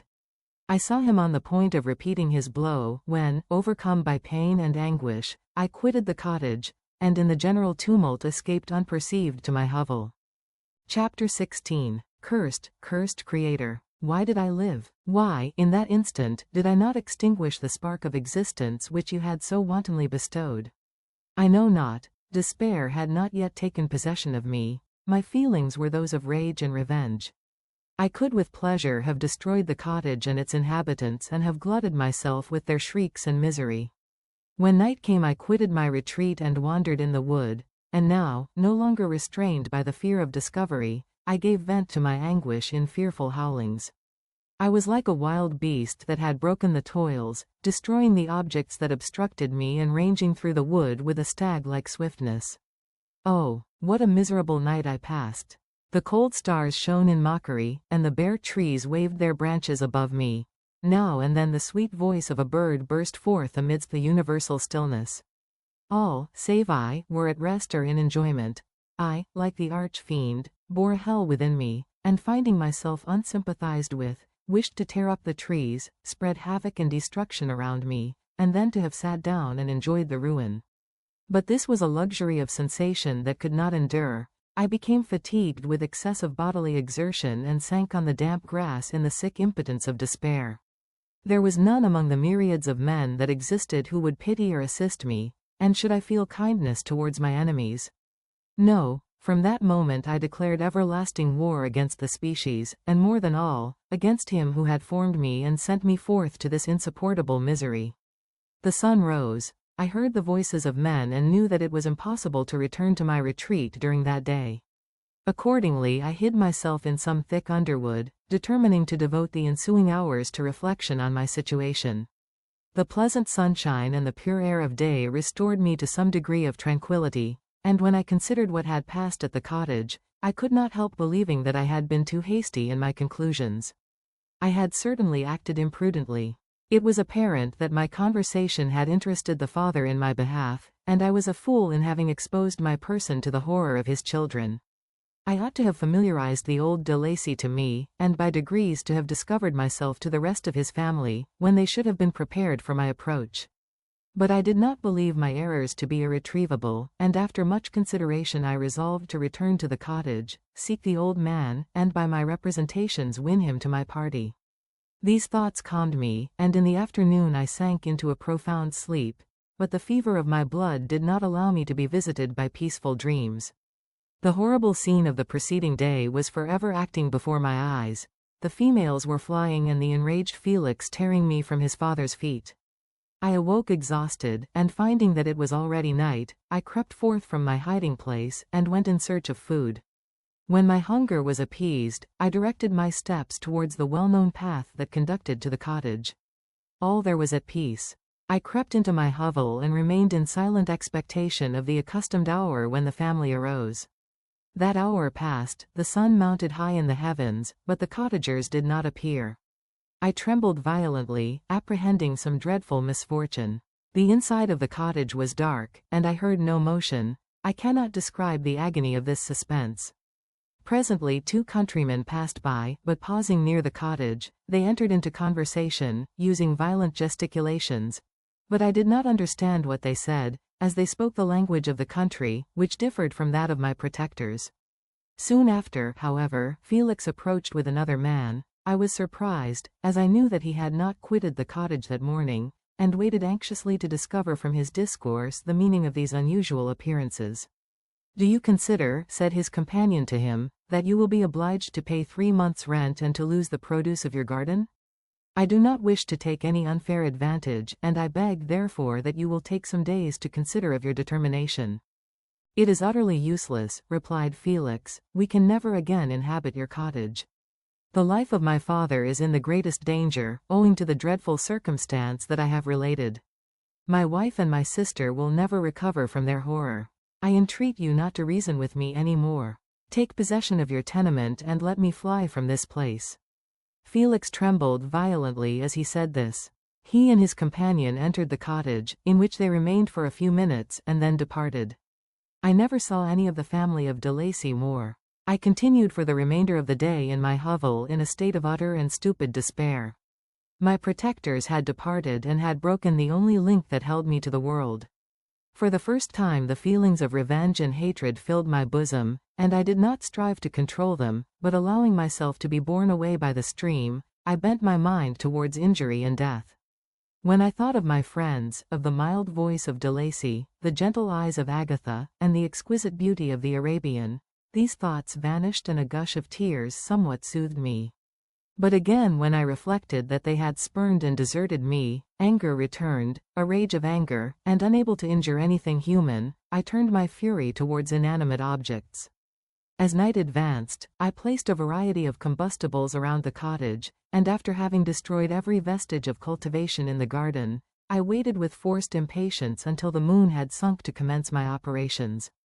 As the night advanced, a fierce wind arose from the woods and quickly dispersed the clouds that had loitered in the heavens.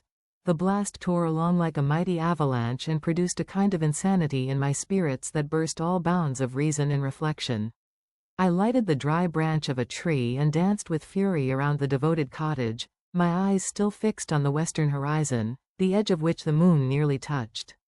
A part of its orb was at length hid, and I waved my brand. It sank, and with a loud scream I fired the straw, and heath, and bushes, which I had collected. The wind fanned the fire, and the cottage was quickly enveloped by the flames, which clung to it and licked it with their forked and destroying tongues. As soon as I was convinced that no assistance could save any part of the habitation, I quitted the scene and sought for refuge in the woods. And now, with the world before me, whither should I bend my steps? I resolved to fly far from the scene of my misfortunes, but to me, hated and despised, Every country must be equally horrible. At length the thought of you crossed my mind. I learned from your papers that you were my father, my creator, and to whom could I apply with more fitness than to him who had given me life?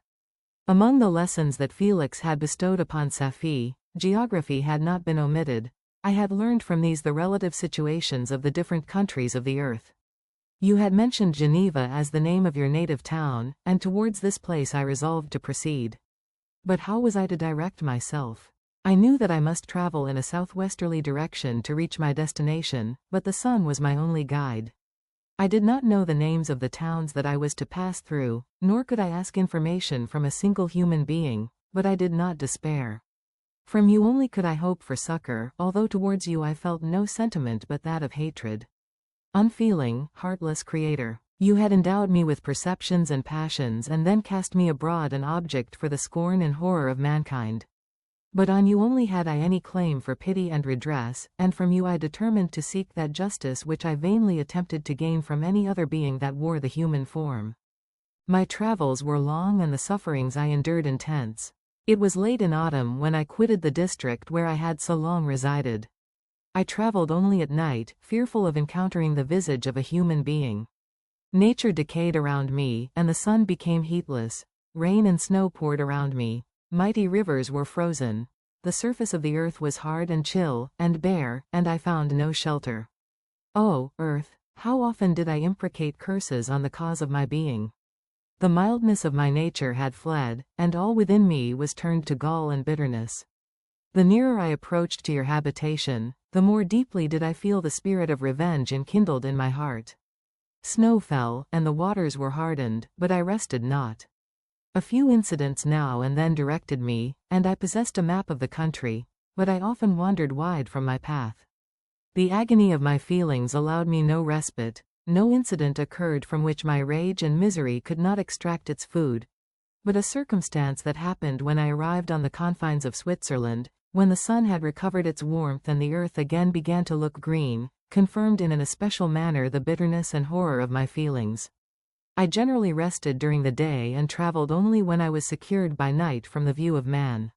One morning, however, finding that my path lay through a deep wood, I ventured to continue my journey after the sun had risen.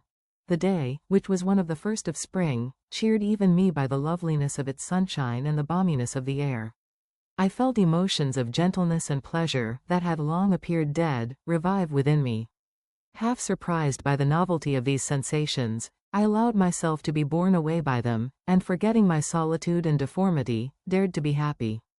Soft tears again bedewed my cheeks, and I even raised my humid eyes with thankfulness towards the blessed sun, which bestowed such joy upon me. I continued to wind among the paths of the wood, until I came to its boundary, which was skirted by a deep and rapid river, into which many of the trees bent their branches, now budding with the fresh spring. Here I paused, not exactly knowing what path to pursue, when I heard the sound of voices, that induced me to conceal myself under the shade of a cypress. I was scarcely hid when a young girl came running towards the spot where I was concealed, laughing, as if she ran from someone in sport. She continued her course along the precipitous sides of the river, when suddenly her foot slipped, and she fell into the rapid stream. I rushed from my hiding place and with extreme labor, from the force of the current, saved her and dragged her to shore. She was senseless, and I endeavored by every means in my power to restore animation, when I was suddenly interrupted by the approach of a rustic, who was probably the person from whom she had playfully fled. On seeing me, he darted towards me, and tearing the girl from my arms, hastened towards the deeper parts of the wood. I followed speedily, I hardly knew why, but when the man saw me draw near, he aimed a gun, which he carried, at my body and fired. I sank to the ground, and my injurer, with increased swiftness, escaped into the wood. This was then the reward of my benevolence. I had saved a human being from destruction, and as a recompense I now writhed under the miserable pain of a wound which shattered the flesh and bone. The feelings of kindness and gentleness which I had entertained but a few moments before gave place to hellish rage and gnashing of teeth. Inflamed by pain, I vowed eternal hatred and vengeance to all mankind. But the agony of my wound overcame me, my pulses paused, and I fainted. For some weeks I led a miserable life in the woods, endeavoring to cure the wound which I had received. The ball had entered my shoulder, and I knew not whether it had remained there or passed through. At any rate, I had no means of extracting it. My sufferings were augmented also by the oppressive sense of the injustice and ingratitude of their infliction. My daily vows rose for revenge, a deep and deadly revenge, such as would alone compensate for the outrages and anguish I had endured. After some weeks my wound healed, and I continued my journey. The labors I endured were no longer to be alleviated by the bright sun or gentle breezes of spring. All joy was but a mockery which insulted my desolate state and made me feel more painfully that I was not made for the enjoyment of pleasure. But my toils now drew near a close, and in 2 months from this time I reached the environs of Geneva. It was evening when I arrived, and I retired to a hiding place among the fields that surround it to meditate in what manner I should apply to you.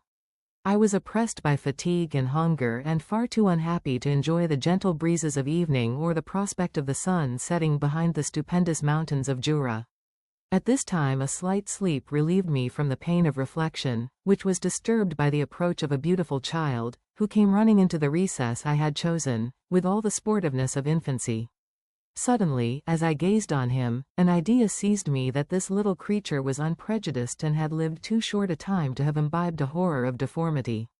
If, therefore, I could seize him and educate him as my companion and friend, I should not be so desolate in this peopled earth.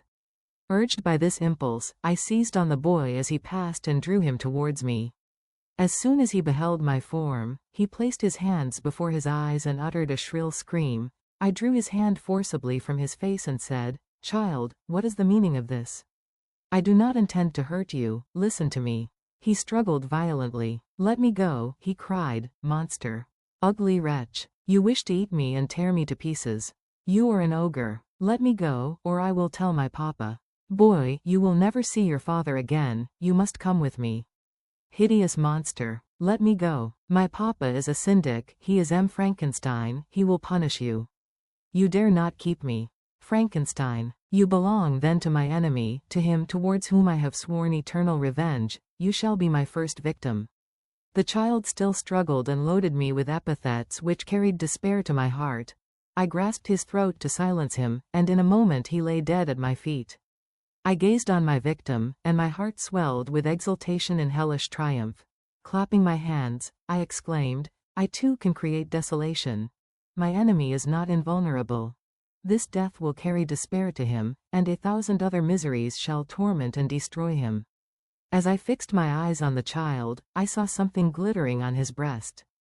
I took it. It was a portrait of a most lovely woman. In spite of my malignity, it softened and attracted me. For a few moments I gazed with delight on her dark eyes, fringed by deep lashes, and her lovely lips. But presently my rage returned. I remembered that I was forever deprived of the delights that such beautiful creatures could bestow, and that she whose resemblance I contemplated would, in regarding me, have changed that air of divine benignity to one expressive of disgust and affright. Can you wonder that such thoughts transported me with rage?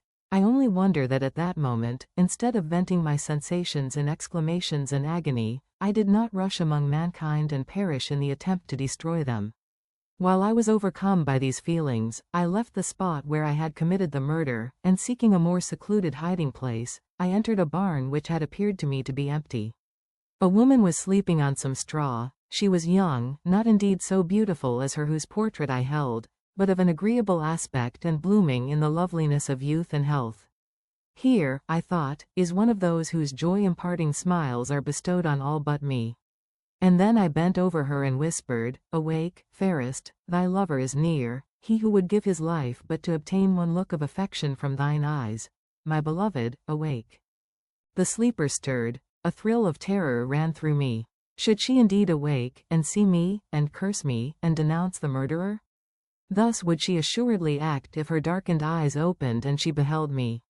The thought was madness. It stirred the fiend within me. Not I, but she, shall suffer. The murder I have committed because I am forever robbed of all that she could give me, she shall atone. The crime had its source in her, be hers the punishment. Thanks to the lessons of Felix and the sanguinary laws of man, I had learned now to work mischief. I bent over her and placed the portrait securely in one of the folds of her dress. She moved again, and I fled. For some days I haunted the spot where these scenes had taken place, sometimes wishing to see you, sometimes resolved to quit the world and its miseries forever. At length I wandered towards these mountains, and have ranged through their immense recesses, consumed by a burning passion which you alone can gratify. We may not part until you have promised to comply with my requisition. I am alone and miserable. Man will not associate with me, but one as deformed and horrible as myself would not deny herself to me. My companion must be of the same species and have the same defects. This being you must create. Chapter 17. The being finished speaking and fixed his looks upon me in the expectation of a reply. But I was bewildered, perplexed, and unable to arrange my ideas sufficiently to understand the full extent of his proposition. He continued, "You must create a female for me with whom I can live in the interchange of those sympathies necessary for my being. This you alone can do, and I demand it of you as a right which you must not refuse to concede." The latter part of his tale had kindled anew in me the anger that had died away while he narrated his peaceful life among the cottagers, and as he said this I could no longer suppress the rage that burned within me. "I do refuse it," I replied, "and no torture shall ever extort a consent from me. You may render me the most miserable of men, but you shall never make me base in my own eyes. Shall I create another like yourself, whose joint wickedness might desolate the world? Begone. I have answered you, you may torture me, but I will never consent." "You are in the wrong," replied the fiend, "and instead of threatening, I am content to reason with you. I am malicious because I am miserable. Am I not shunned and hated by all mankind? You, my creator, would tear me to pieces and triumph. Remember that, and tell me why I should pity man more than he pities me? You would not call it murder if you could precipitate me into one of those ice rifts and destroy my frame, the work of your own hands. Shall I respect man when he condemns me? Let him live with me in the interchange of kindness, and instead of injury I would bestow every benefit upon him with tears of gratitude at his acceptance. But that cannot be. The human senses are insurmountable barriers to our union. Yet mine shall not be the submission of abject slavery. I will revenge my injuries. If I cannot inspire love, I will cause fear, and chiefly towards you my arch-enemy, because my creator, do I swear inextinguishable hatred. Have a care, I will work at your destruction, nor finish until I desolate your heart, so that you shall curse the hour of your birth." A fiendish rage animated him as he said this. His face was wrinkled into contortions too horrible for human eyes to behold, but presently he calmed himself and proceeded. "I intended to reason. This passion is detrimental to me, for you do not reflect that you are the cause of its excess. If any being felt emotions of benevolence towards me, I should return them 100 and 100-fold. For that one creature's sake I would make peace with the whole kind. But I now indulge in dreams of bliss that cannot be realized. What I ask of you is reasonable and moderate. I demand a creature of another sex, but as hideous as myself. The gratification is small, but it is all that I can receive, and it shall content me. It is true, we shall be monsters, cut off from all the world, but on that account we shall be more attached to one another. Our lives will not be happy, but they will be harmless and free from the misery I now feel. Oh, my Creator, make me happy. Let me feel gratitude towards you for one benefit. Let me see that I excite the sympathy of some existing thing. Do not deny me my request." I was moved. I shuddered when I thought of the possible consequences of my consent, but I felt that there was some justice in his argument. His tale and the feelings he now expressed proved him to be a creature of fine sensations, and did I not as his maker owe him all the portion of happiness that it was in my power to bestow? He saw my change of feeling and continued, "If you consent, neither you nor any other human being shall ever see us again. I will go to the vast wilds of South America. My food is not that of man. I do not destroy the lamb and the kid to glut my appetite. Acorns and berries afford me sufficient nourishment. My companion will be of the same nature as myself and will be content with the same fare. We shall make our bed of dried leaves. The sun will shine on us as on man and will ripen our food. The picture I present to you is peaceful and human, and you must feel that you could deny it only in the wantonness of power and cruelty. Pitiless as you have been towards me, I now see compassion in your eyes. Let me seize the favorable moment and persuade you to promise what I so ardently desire." You propose, replied I, to fly from the habitations of man, to dwell in those wilds where the beasts of the field will be your only companions. How can you, who long for the love and sympathy of man, persevere in this exile? You will return and again seek their kindness, and you will meet with their detestation, your evil passions will be renewed, and you will then have a companion to aid you in the task of destruction. This may not be, cease to argue the point, for I cannot consent. How inconstant are your feelings! But a moment ago you were moved by my representations, and why do you again harden yourself to my complaints? I swear to you, by the earth which I inhabit, and by you that made me, that with the companion you bestow, I will quit the neighborhood of man and dwell, as it may chance, in the most savage of places. My evil passions will have fled, for I shall meet with sympathy. My life will flow quietly away, and in my dying moments I shall not curse my Maker. His words had a strange effect upon me. I compassionated him and sometimes felt a wish to console him, but when I looked upon him, when I saw the filthy mass that moved and talked, my heart sickened and my feelings were altered to those of horror and hatred. I tried to stifle these sensations. I thought that as I could not sympathize with him, I had no right to withhold from him the small portion of happiness which was yet in my power to bestow. You swear, I said, to be harmless. But have you not already shown a degree of malice that should reasonably make me distrust you? May not even this be a feint that will increase your triumph by affording a wider scope for your revenge? How is this? I must not be trifled with, and I demand an answer. If I have no ties and no affections, hatred and vice must be my portion. The love of another will destroy the cause of my crimes, and I shall become a thing of whose existence everyone will be ignorant. My vices are the children of a forced solitude that I abhor, and my virtues will necessarily arise when I live in communion with an equal. I shall feel the affections of a sensitive being and become linked to the chain of existence and events from which I am now excluded. I paused some time to reflect on all he had related and the various arguments which he had employed. I thought of the promise of virtues which he had displayed on the opening of his existence and the subsequent blight of all kindly feeling by the loathing and scorn which his protectors had manifested towards him. His power and threats were not omitted in my calculations. A creature who could exist in the ice caves of the glaciers and hide himself from pursuit among the ridges of inaccessible precipices was a being possessing faculties it would be vain to cope with. After a long pause of reflection I concluded that the justice due both to him and my fellow creatures demanded of me that I should comply with his request. Turning to him, therefore, I said, I consent to your demand, on your solemn oath to quit Europe forever, and every other place in the neighborhood of man, as soon as I shall deliver into your hands a female who will accompany you in your exile. I swear, he cried, by the sun, and by the blue sky of heaven, and by the fire of love that burns my heart, that if you grant my prayer, while they exist you shall never behold me again. Depart to your home and commence your labors. I shall watch their progress with unutterable anxiety, and fear not but that when you are ready I shall appear. Saying this, he suddenly quitted me, fearful, perhaps, of any change in my sentiments. I saw him descend the mountain with greater speed than the flight of an eagle, and quickly lost among the undulations of the sea of ice. His tale had occupied the whole day, and the sun was upon the verge of the horizon when he departed. I knew that I ought to hasten my descent towards the valley, as I should soon be encompassed in darkness, but my heart was heavy, and my steps slow. The labor of winding among the little paths of the mountain and fixing my feet firmly as I advanced perplexed me, occupied as I was by the emotions which the occurrences of the day had produced. Night was far advanced when I came to the halfway resting place and seated myself beside the fountain.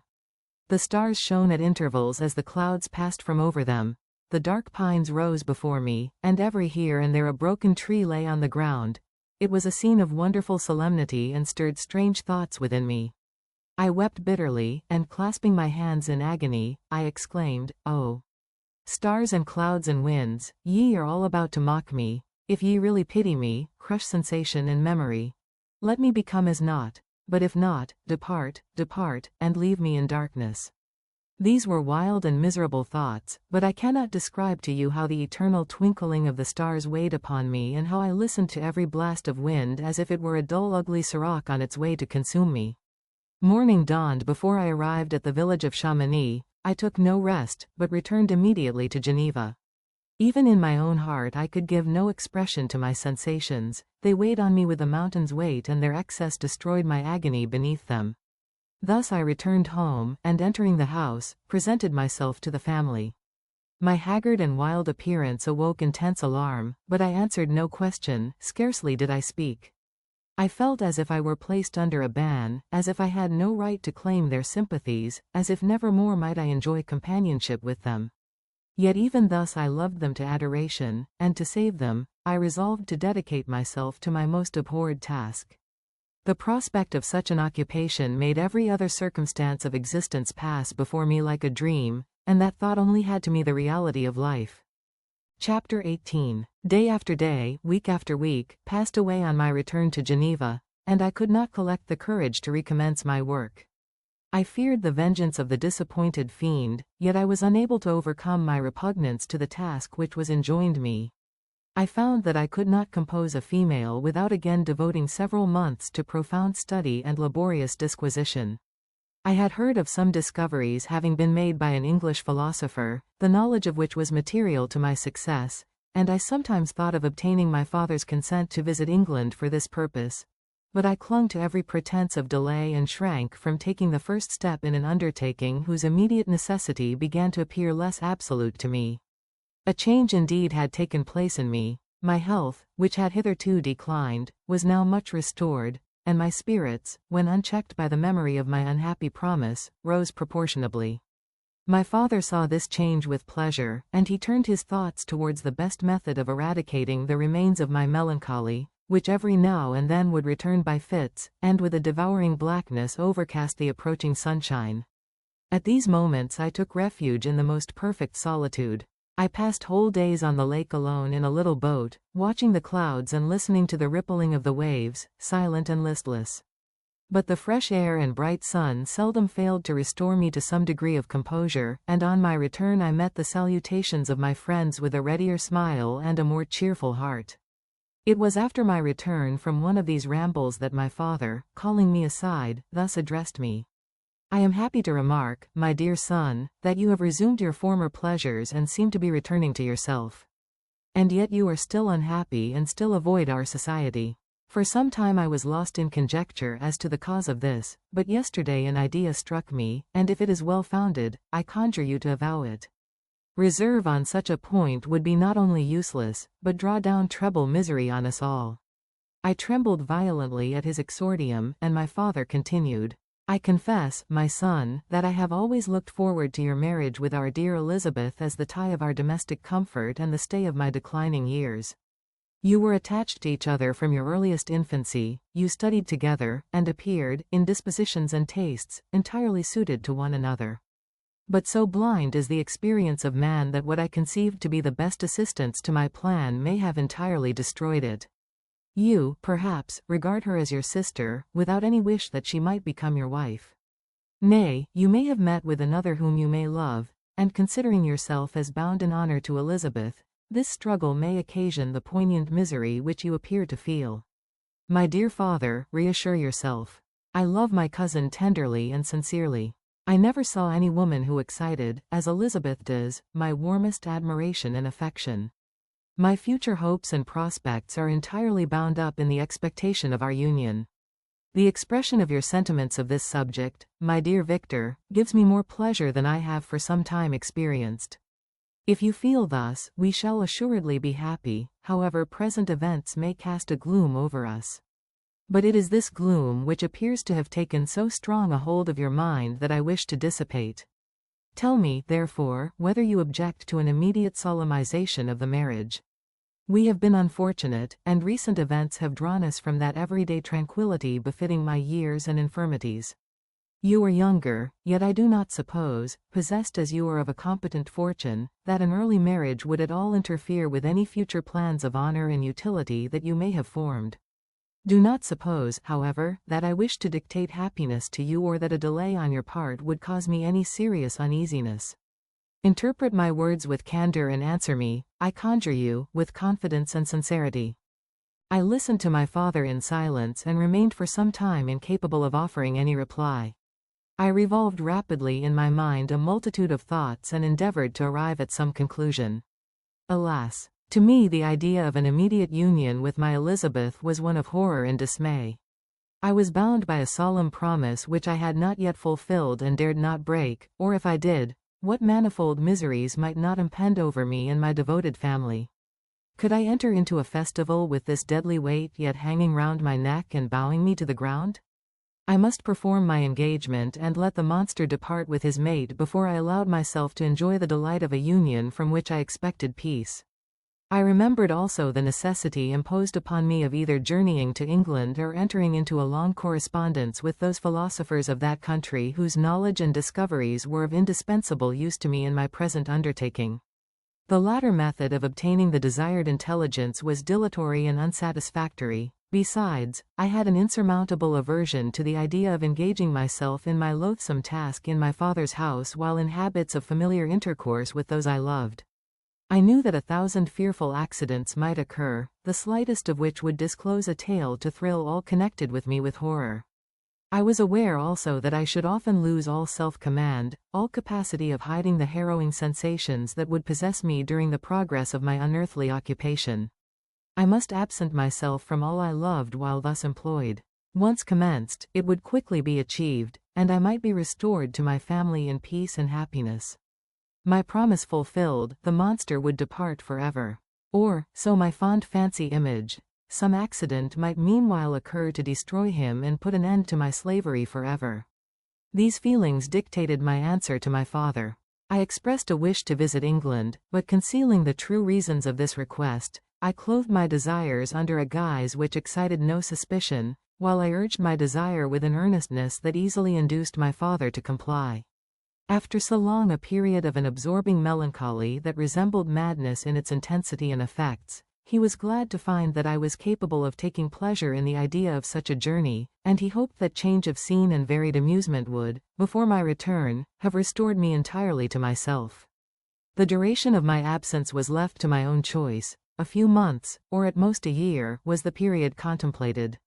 One paternal kind precaution he had taken to ensure my having a companion. Without previously communicating with me, he had, in concert with Elizabeth, arranged that Clerval should join me at Strasbourg. This interfered with the solitude I coveted for the prosecution of my task, yet at the commencement of my journey the presence of my friend could in no way be an impediment, and truly I rejoiced that thus I should be saved many hours of lonely, maddening reflection. Nay, Henry might stand between me and the intrusion of my foe. If I were alone, would he not at times force his abhorred presence on me to remind me of my task or to contemplate its progress? To England, therefore, I was bound, and it was understood that my union with Elizabeth should take place immediately on my return. My father's age rendered him extremely averse to delay. For myself, there was one reward I promised myself from my detested toils, one consolation for my unparalleled sufferings. It was the prospect of that day when, enfranchised from my miserable slavery, I might claim Elizabeth and forget the past in my union with her. I now made arrangements for my journey, but one feeling haunted me which filled me with fear and agitation. During my absence I should leave my friends unconscious of the existence of their enemy and unprotected from his attacks, exasperated as he might be by my departure. But he had promised to follow me wherever I might go, and would he not accompany me to England? This imagination was dreadful in itself, but soothing inasmuch as it supposed the safety of my friends. I was agonized with the idea of the possibility that the reverse of this might happen. But through the whole period during which I was the slave of my creature I allowed myself to be governed by the impulses of the moment, and my present sensations strongly intimated that the fiend would follow me and exempt my family from the danger of his machinations. It was in the latter end of September that I again quitted my native country. My journey had been my own suggestion, and Elizabeth therefore acquiesced, but she was filled with disquiet at the idea of my suffering, away from her, the inroads of misery and grief. It had been her care which provided me a companion in Clerval, and yet a man is blind to 1,000-minute circumstances which call forth a woman's sedulous attention. She longed to bid me hasten my return. 1,000 conflicting emotions rendered her mute as she bade me a tearful, silent farewell. I threw myself into the carriage that was to convey me away, hardly knowing whither I was going, and careless of what was passing around. I remembered only, and it was with a bitter anguish that I reflected on it, to order that my chemical instruments should be packed to go with me. Filled with dreary imaginations, I passed through many beautiful and majestic scenes, but my eyes were fixed and unobserving. I could only think of the bourne of my travels and the work which was to occupy me whilst they endured. After some days spent in listless indolence, during which I traversed many leagues, I arrived at Strasbourg, where I waited 2 days for Clerval. He came. Alas, how great was the contrast between us!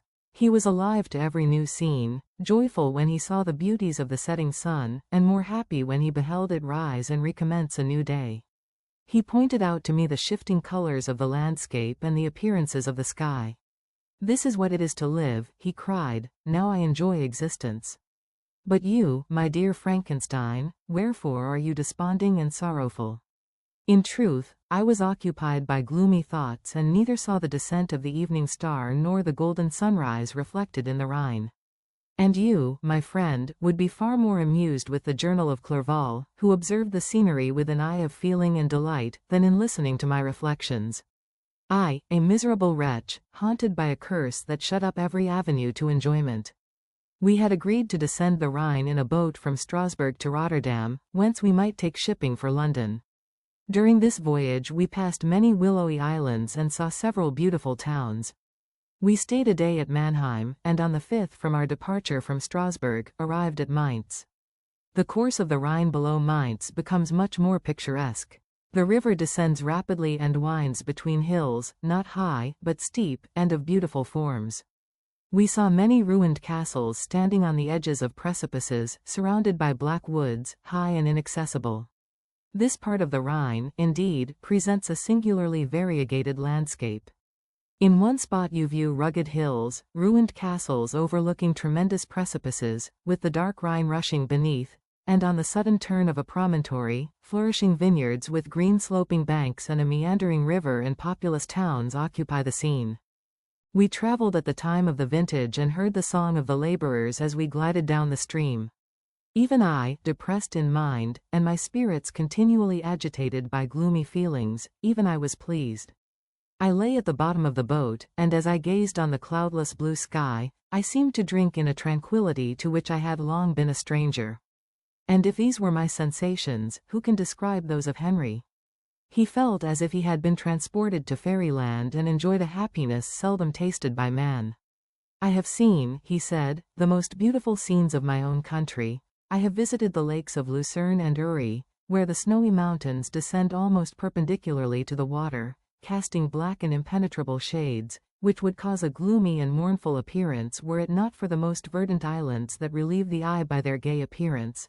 I have seen this lake agitated by a tempest, when the wind tore up whirlwinds of water and gave you an idea of what the water spout must be on the great ocean, and the waves dash with fury the base of the mountain, where the priest and his mistress were overwhelmed by an avalanche and where their dying voices are still said to be heard amid the pauses of the nightly wind. I have seen the mountains of La Valais, and the Pays de Vaud. But this country, Victor, pleases me more than all those wonders. The mountains of Switzerland are more majestic and strange, but there is a charm in the banks of this divine river that I never before saw equaled. Look at that castle which overhangs yon precipice, and that also on the island, almost concealed amongst the foliage of those lovely trees, and now that group of laborers coming from among their vines, and that village half hid in the recess of the mountain. Oh, surely the spirit that inhabits and guards this place has a soul more in harmony with man than those who pile the glacier or retire to the inaccessible peaks of the mountains of our own country. Clerval, beloved friend, even now it delights me to record your words and to dwell on the praise of which you are so eminently deserving.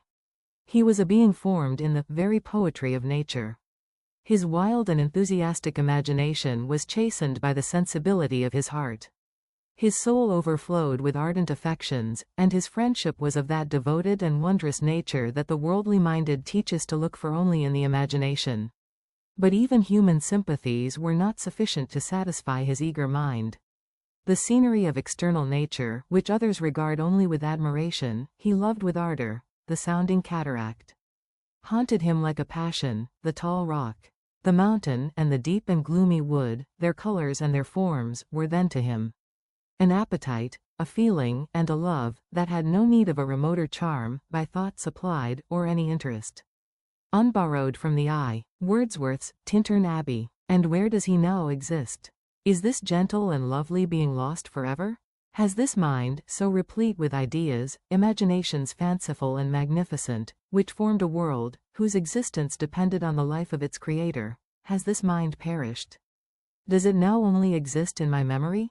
No, it is not thus. Your form so divinely wrought, and beaming with beauty, has decayed, but your spirit still visits and consoles your unhappy friend.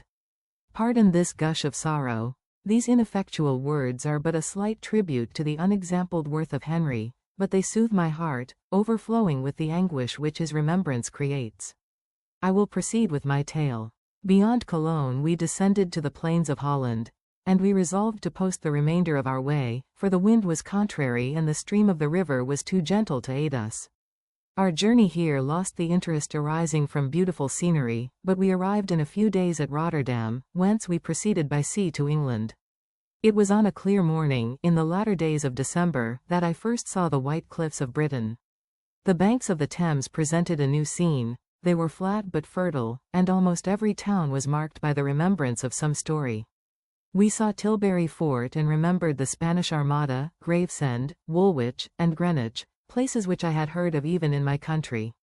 At length we saw the numerous steeples of London, St. Paul's towering above all, and the tower famed in English history. Chapter 19. London was our present point of rest. We determined to remain several months in this wonderful and celebrated city. Clerval desired the intercourse of the men of genius and talent who flourished at this time, but this was with me a secondary object. I was principally occupied with the means of obtaining the information necessary for the completion of my promise, and quickly availed myself of the letters of introduction that I had brought with me, addressed to the most distinguished natural philosophers. If this journey had taken place during my days of study and happiness, it would have afforded me inexpressible pleasure. But a blight had come over my existence, and I only visited these people for the sake of the information they might give me on the subject in which my interest was so terribly profound. Company was irksome to me. When alone, I could fill my mind with the sights of heaven and earth. The voice of Henry soothed me, and I could thus cheat myself into a transitory peace. But busy, uninteresting, joyous faces brought back despair to my heart. I saw an insurmountable barrier placed between me and my fellow men. This barrier was sealed with the blood of William and Justine, and to reflect on the events connected with those names filled my soul with anguish. But in Clerval I saw the image of my former self. He was inquisitive and anxious to gain experience and instruction. The difference of manners which he observed was to him an inexhaustible source of instruction and amusement. He was also pursuing an object he had long had in view. His design was to visit India, in the belief that he had in his knowledge of its various languages, and in the views he had taken of its society, the means of materially assisting the progress of European colonization and trade. In Britain only could he further the execution of his plan. He was forever busy, and the only check to his enjoyments was my sorrowful and dejected mind. I tried to conceal this as much as possible, that I might not debar him from the pleasures natural to one who was entering on a new scene of life, undisturbed by any care or bitter recollection. I often refused to accompany him, alleging another engagement, that I might remain alone. I now also began to collect the materials necessary for my new creation, and this was to me like the torture of single drops of water continually falling on the head. Every thought that was devoted to it was an extreme anguish, and every word that I spoke in allusion to it caused my lips to quiver, and my heart to palpitate. After passing some months in London, we received a letter from a person in Scotland who had formerly been our visitor at Geneva. He mentioned the beauties of his native country and asked us if those were not sufficient allurements to induce us to prolong our journey as far north as Perth, where he resided. Clerval eagerly desired to accept this invitation, and I, although I abhorred society, wished to view again mountains and streams and all the wondrous works with which nature adorns her chosen dwelling places. We had arrived in England at the beginning of October, and it was now February. We accordingly determined to commence our journey towards the north at the expiration of another month. In this expedition we did not intend to follow the great road to Edinburgh, but to visit Windsor, Oxford, Matlock, and the Cumberland Lakes, resolving to arrive at the completion of this tour about the end of July. I packed up my chemical instruments and the materials I had collected, resolving to finish my labors in some obscure nook in the northern Highlands of Scotland. We quitted London on the 27th of March and remained a few days at Windsor, rambling in its beautiful forest. This was a new scene to us mountaineers. The majestic oaks, the quantity of game, and the herds of stately deer were all novelties to us. From thence we proceeded to Oxford. As we entered this city, our minds were filled with the remembrance of the events that had been transacted there more than a century and a half before. It was here that Charles I had collected his forces. This city had remained faithful to him, after the whole nation had forsaken his cause to join the standard of Parliament and liberty. The memory of that unfortunate king and his companions, the amiable Falkland, the insolent Goring, his queen, and son, gave a peculiar interest to every part of the city which they might be supposed to have inhabited. The spirit of elder days found a dwelling here, and we delighted to trace its footsteps. If these feelings had not found an imaginary gratification, the appearance of the city had yet in itself sufficient beauty to obtain our admiration. The colleges are ancient and picturesque, the streets are almost magnificent, and the lovely Isis, which flows beside it through meadows of exquisite verdure, is spread forth into a placid expanse of waters, which reflects its majestic assemblage of towers, and spires, and domes, embosomed among aged trees. I enjoyed this scene, and yet my enjoyment was embittered both by the memory of the past and the anticipation of the future. I was formed for peaceful happiness. During my youthful days discontent never visited my mind, and if I was ever overcome by ennui, the sight of what is beautiful in nature or the study of what is excellent and sublime in the productions of man could always interest my heart and communicate elasticity to my spirits. But I am a blasted tree, the bolt has entered my soul, and I felt then that I should survive to exhibit what I shall soon cease to be, a miserable spectacle of wrecked humanity, pitiable to others and intolerable to myself. We passed a considerable period at Oxford, rambling among its environs and endeavoring to identify every spot which might relate to the most animating epoch of English history. Our little voyages of discovery were often prolonged by the successive objects that presented themselves. We visited the tomb of the illustrious Hampden and the field on which that patriot fell. For a moment my soul was elevated from its debasing and miserable fears to contemplate the divine ideas of liberty and self-sacrifice of which these sites were the monuments and the remembrancers. For an instant I dared to shake off my chains and look around me with a free and lofty spirit, but the iron had eaten into my flesh, and I sank again, trembling and hopeless, into my miserable self. We left Oxford with regret and proceeded to Matlock, which was our next place of rest. The country in the neighborhood of this village resembled, to a greater degree, the scenery of Switzerland, but everything is on a lower scale, and the green hills want the crown of distant white Alps which always attend on the pinny mountains of my native country. We visited the wondrous cave and the little cabinets of natural history, where the curiosities are disposed in the same manner as in the collections at Servox and Chamonix. The latter name made me tremble when pronounced by Henry, and I hastened to quit Matlock, with which that terrible scene was thus associated. From Derby, still journeying northwards, we passed 2 months in Cumberland and Westmoreland. I could now almost fancy myself among the Swiss mountains. The little patches of snow which yet lingered on the northern sides of the mountains, the lakes, and the dashing of the rocky streams were all familiar and dear sights to me. Here also we made some acquaintances, who almost contrived to cheat me into happiness. The delight of Clerval was proportionably greater than mine. His mind expanded in the company of men of talent, and he found in his own nature greater capacities and resources than he could have imagined himself to have possessed while he associated with his inferiors. I could pass my life here, said he to me, and among these mountains I should scarcely regret Switzerland and the Rhine. But he found that a traveler's life is one that includes much pain amidst its enjoyments. His feelings are forever on the stretch, and when he begins to sink into repose, he finds himself obliged to quit that on which he rests in pleasure for something new, which again engages his attention, and which also he forsakes for other novelties. We had scarcely visited the various lakes of Cumberland and Westmoreland and conceived an affection for some of the inhabitants when the period of our appointment with our Scotch friend approached, and we left them to travel on. For my own part one was not sorry. I had now neglected my promise for some time, and I feared the effects of the demon's disappointment. He might remain in Switzerland and wreak his vengeance on my relatives. This idea pursued me and tormented me at every moment from which I might otherwise have snatched repose and peace. I waited for my letters with feverish impatience. If they were delayed, I was miserable and overcome by 1,000 fears. And when they arrived and I saw the superscription of Elizabeth or my father, I hardly dared to read and ascertain my fate. Sometimes I thought that the fiend followed me and might expedite my remissness by murdering my companion.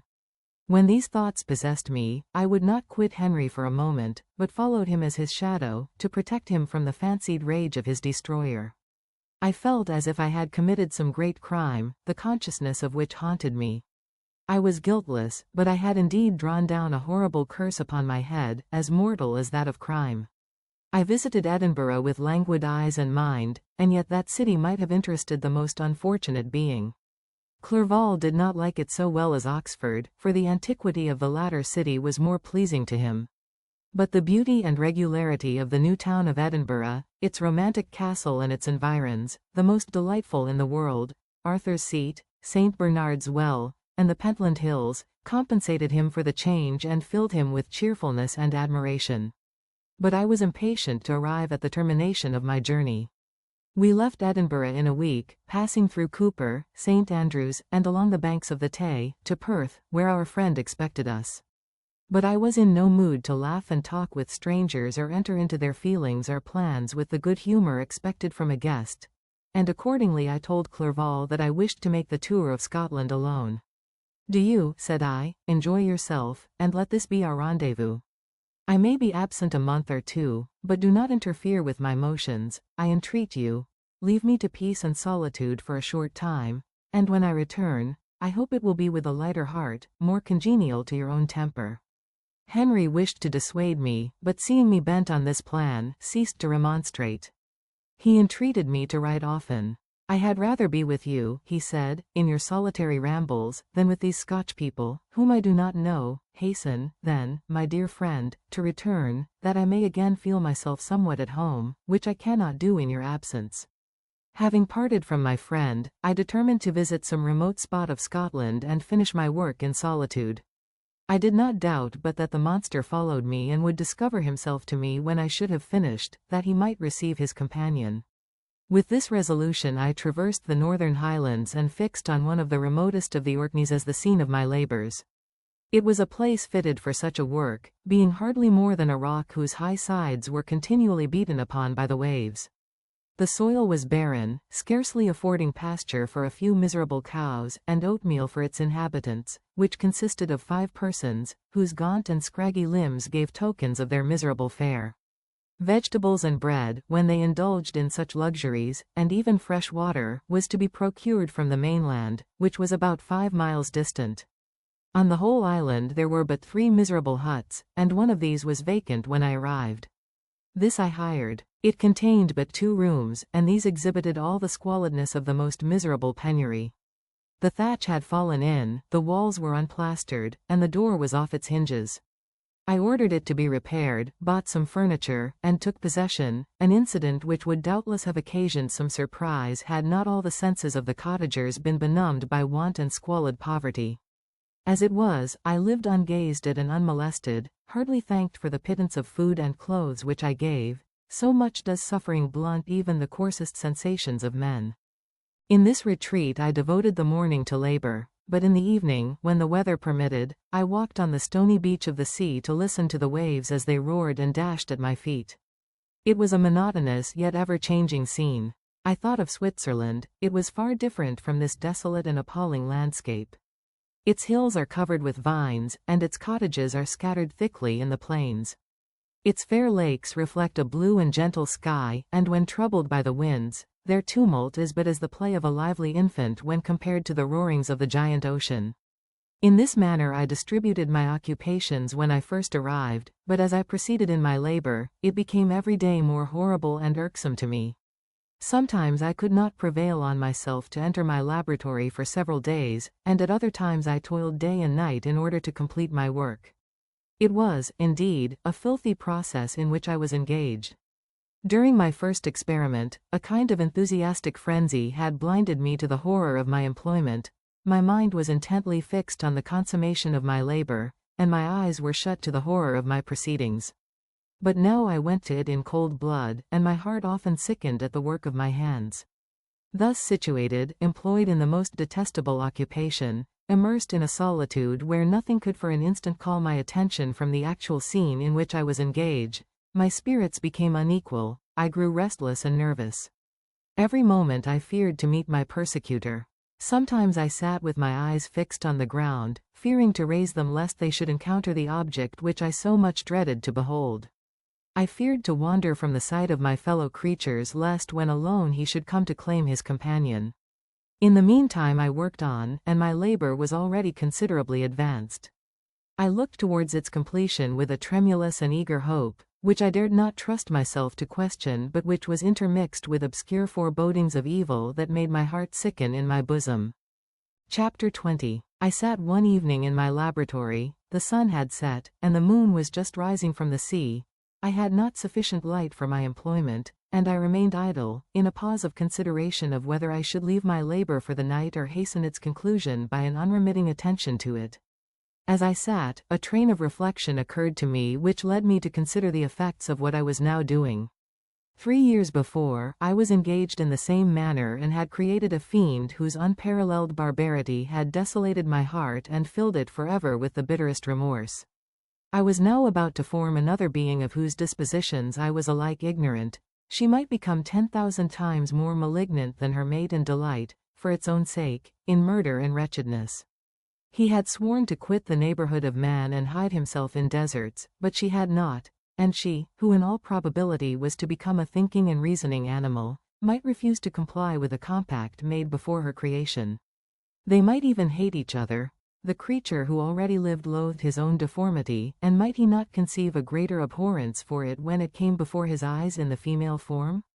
She also might turn with disgust from him to the superior beauty of man. She might quit him, and he be again alone, exasperated by the fresh provocation of being deserted by one of his own species.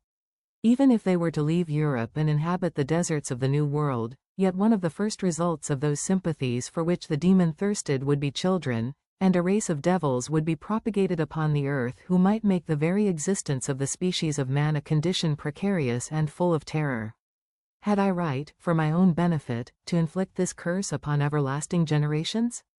I had before been moved by the sophisms of the being I had created. I had been struck senseless by his fiendish threats, but now, for the first time, the wickedness of my promise burst upon me. I shuddered to think that future ages might curse me as their pest, whose selfishness had not hesitated to buy its own peace at the price, perhaps, of the existence of the whole human race. I trembled and my heart failed within me, when, on looking up, I saw by the light of the moon the demon at the casement. A ghastly grin wrinkled his lips as he gazed on me, where I sat fulfilling the task which he had allotted to me. Yes, he had followed me in my travels, he had loitered in forests, hid himself in caves, or taken refuge in wide and desert heaths. And he now came to mark my progress and claim the fulfillment of my promise. As I looked on him, his countenance expressed the utmost extent of malice and treachery. I thought with a sensation of madness on my promise of creating another like to him, and trembling with passion, tore to pieces the thing on which I was engaged. The wretch saw me destroy the creature on whose future existence he depended for happiness, and with a howl of devilish despair and revenge, withdrew. I left the room, and locking the door, made a solemn vow in my own heart never to resume my labors, and then, with trembling steps, I sought my own apartment. I was alone. None were near me to dissipate the gloom and relieve me from the sickening oppression of the most terrible reveries. Several hours passed, and I remained near my window gazing on the sea. It was almost motionless, for the winds were hushed, and all nature reposed under the eye of the quiet moon. A few fishing vessels alone specked the water, and now and then the gentle breeze wafted the sound of voices as the fishermen called to one another. I felt the silence, although I was hardly conscious of its extreme profundity, until my ear was suddenly arrested by the paddling of oars near the shore, and a person landed close to my house. In a few minutes after, I heard the creaking of my door, as if someone endeavored to open it softly. I trembled from head to foot. I felt a presentiment of who it was and wished to rouse one of the peasants who dwelt in a cottage not far from mine, but I was overcome by the sensation of helplessness, so often felt in frightful dreams, when you in vain endeavor to fly from an impending danger, and was rooted to the spot. Presently I heard the sound of footsteps along the passage, the door opened, and the wretch whom I dreaded appeared. Shutting the door, he approached me and said in a smothered voice, "You have destroyed the work which you began. What is it that you intend? Do you dare to break your promise? I have endured toil and misery. I left Switzerland with you. I crept along the shores of the Rhine, among its willow islands and over the summits of its hills. I have dwelt many months in the heaths of England and among the deserts of Scotland. I have endured incalculable fatigue, and cold, and hunger. Do you dare destroy my hopes? Be gone. I do break my promise. Never will I create another like yourself, equal in deformity and wickedness. Slave, I before reasoned with you, but you have proved yourself unworthy of my condescension.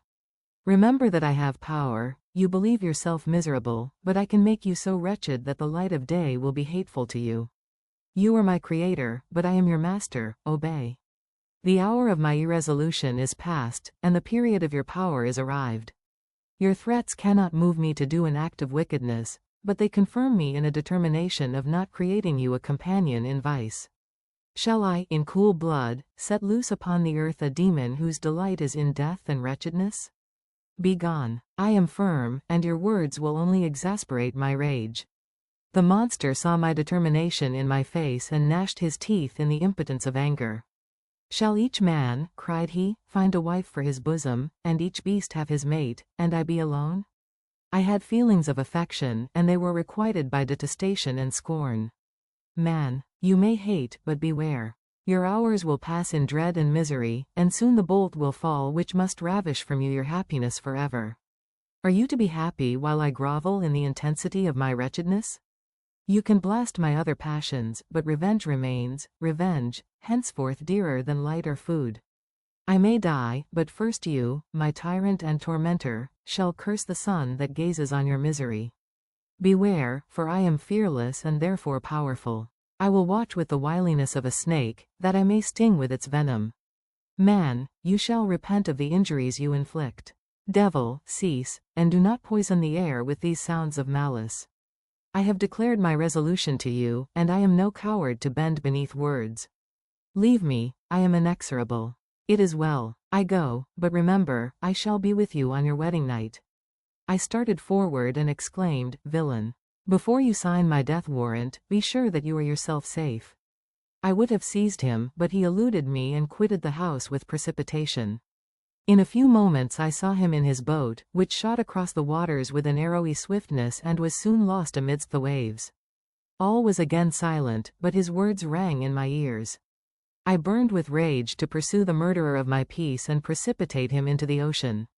I walked up and down my room hastily and perturbed, while my imagination conjured up 1,000 images to torment and sting me. Why had I not followed him and closed with him in mortal strife? But I had suffered him to depart, and he had directed his course towards the mainland. I shuddered to think who might be the next victim sacrificed to his insatiate revenge.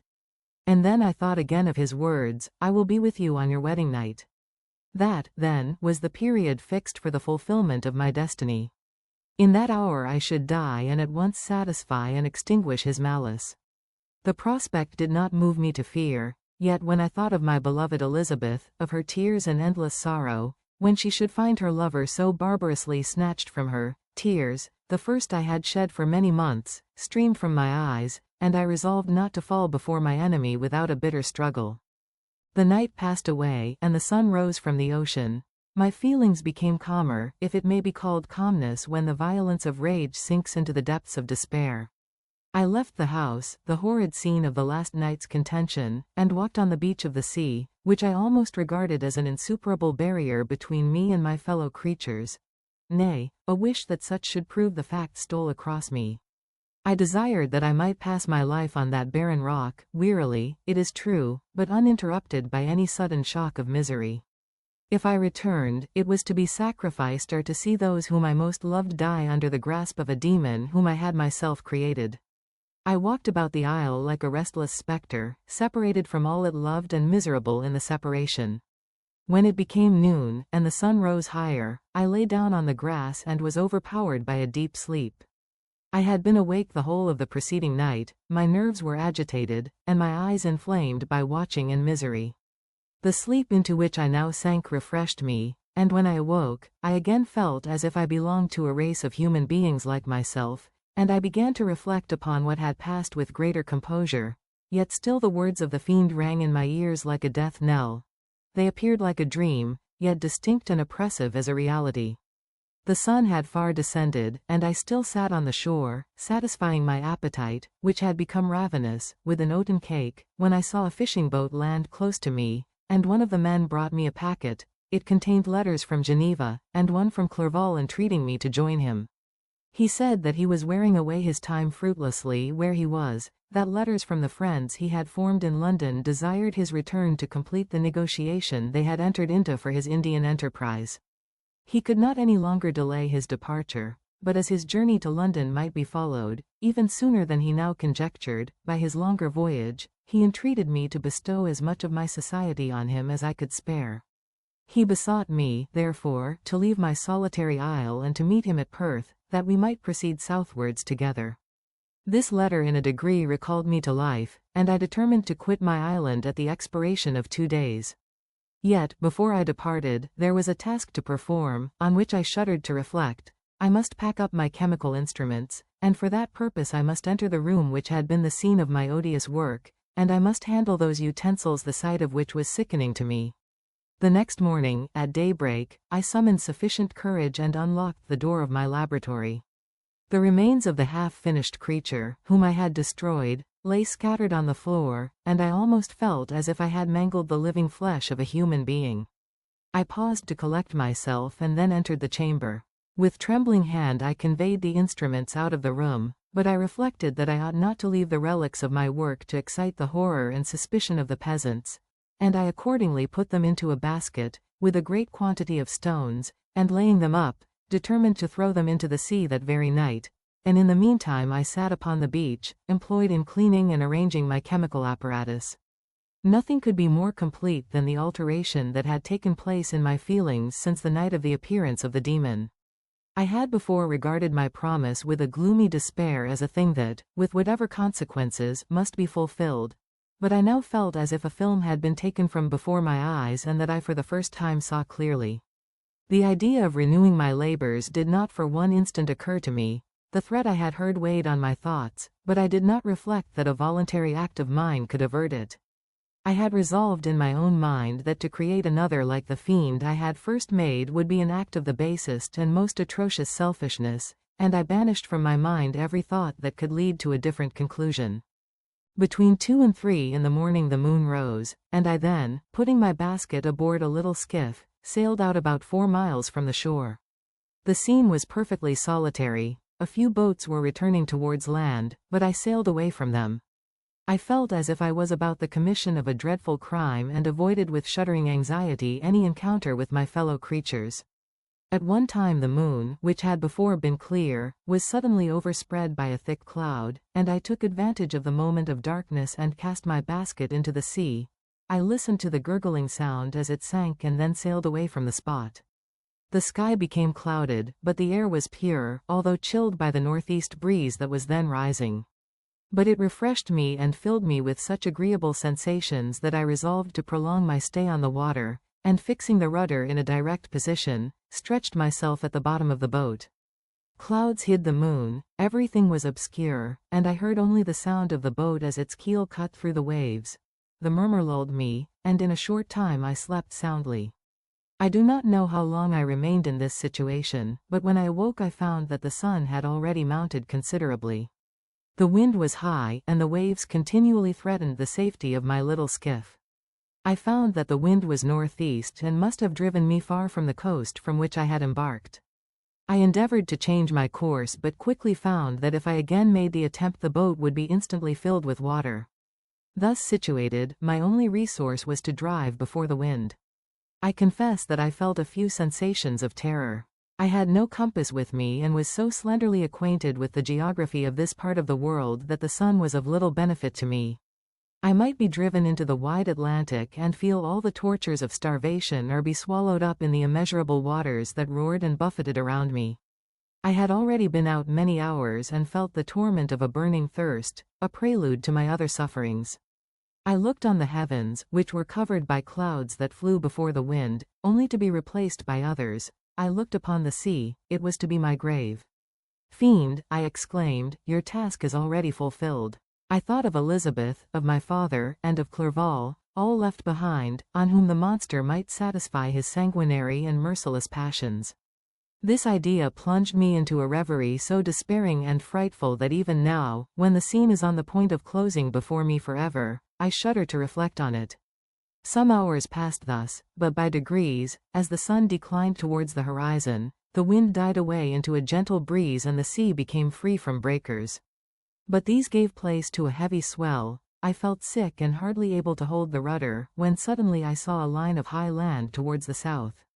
Almost spent, as I was, by fatigue and the dreadful suspense I endured for several hours, this sudden certainty of life rushed like a flood of warm joy to my heart, and tears gushed from my eyes.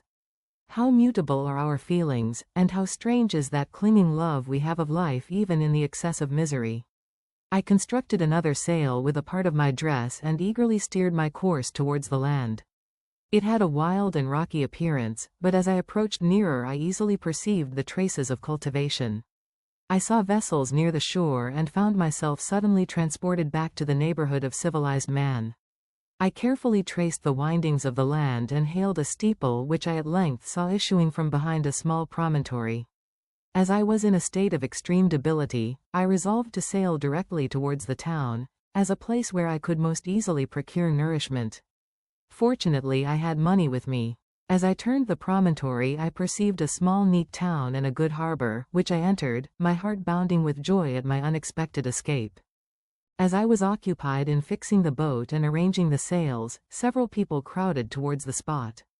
They seemed much surprised at my appearance, but instead of offering me any assistance, whispered together with gestures that at any other time might have produced in me a slight sensation of alarm. As it was, I merely remarked that they spoke English, and I therefore addressed them in that language. "My good friends," said I, "will you be so kind as to tell me the name of this town and inform me where I am?" "You will know that soon enough," replied a man with a hoarse voice. "Maybe you are come to a place that will not prove much to your taste, but you will not be consulted as to your quarters, I promise you." I was exceedingly surprised on receiving so rude an answer from a stranger, and I was also disconcerted on perceiving the frowning and angry countenances of his companions. "Why do you answer me so roughly?" I replied. "Surely it is not the custom of Englishmen to receive strangers so inhospitably." "I do not know," said the man, "what the custom of the English may be, but it is the custom of the Irish to hate villains." While this strange dialogue continued, I perceived the crowd rapidly increase. Their faces expressed a mixture of curiosity and anger, which annoyed and in some degree alarmed me. I inquired the way to the inn, but no one replied. I then moved forward, and a murmuring sound arose from the crowd as they followed and surrounded me, when an ill-looking man approaching tapped me on the shoulder and said, "Come, sir, you must follow me to Mr. Kerwin's to give an account of yourself." "Who is Mr. Kerwin? Why am I to give an account of myself? Is not this a free country?" "Aye, sir, free enough for honest folks. Mr. Kerwin is a magistrate, and you are to give an account of the death of a gentleman who was found murdered here last night." This answer startled me, but I presently recovered myself. I was innocent, that could easily be proved. Accordingly I followed my conductor in silence and was led to one of the best houses in the town. I was ready to sink from fatigue and hunger, but being surrounded by a crowd, I thought it politic to rouse all my strength, that no physical debility might be construed into apprehension or conscious guilt. Little did I then expect the calamity that was in a few moments to overwhelm me and extinguish in horror and despair all fear of ignominy or death. I must pause here, for it requires all my fortitude to recall the memory of the frightful events which I am about to relate, in proper detail, to my recollection. Chapter 21. I was soon introduced into the presence of the magistrate, an old benevolent man with calm and mild manners. He looked upon me, however, with some degree of severity, and then, turning towards my conductors, he asked who appeared as witnesses on this occasion.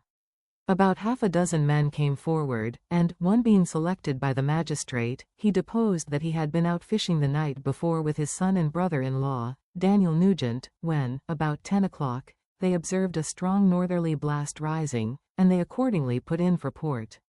It was a very dark night, as the moon had not yet risen. They did not land at the harbor, but, as they had been accustomed, at a creek about 2 miles below. He walked on first, carrying a part of the fishing tackle, and his companions followed him at some distance. As he was proceeding along the sands, he struck his foot against something and fell at his length on the ground. His companions came up to assist him, and by the light of their lantern they found that he had fallen on the body of a man, who was to all appearance dead. Their first supposition was that it was the corpse of some person who had been drowned and was thrown on shore by the waves, but on examination they found that the clothes were not wet and even that the body was not then cold. They instantly carried it to the cottage of an old woman near the spot and endeavored, but in vain, to restore it to life.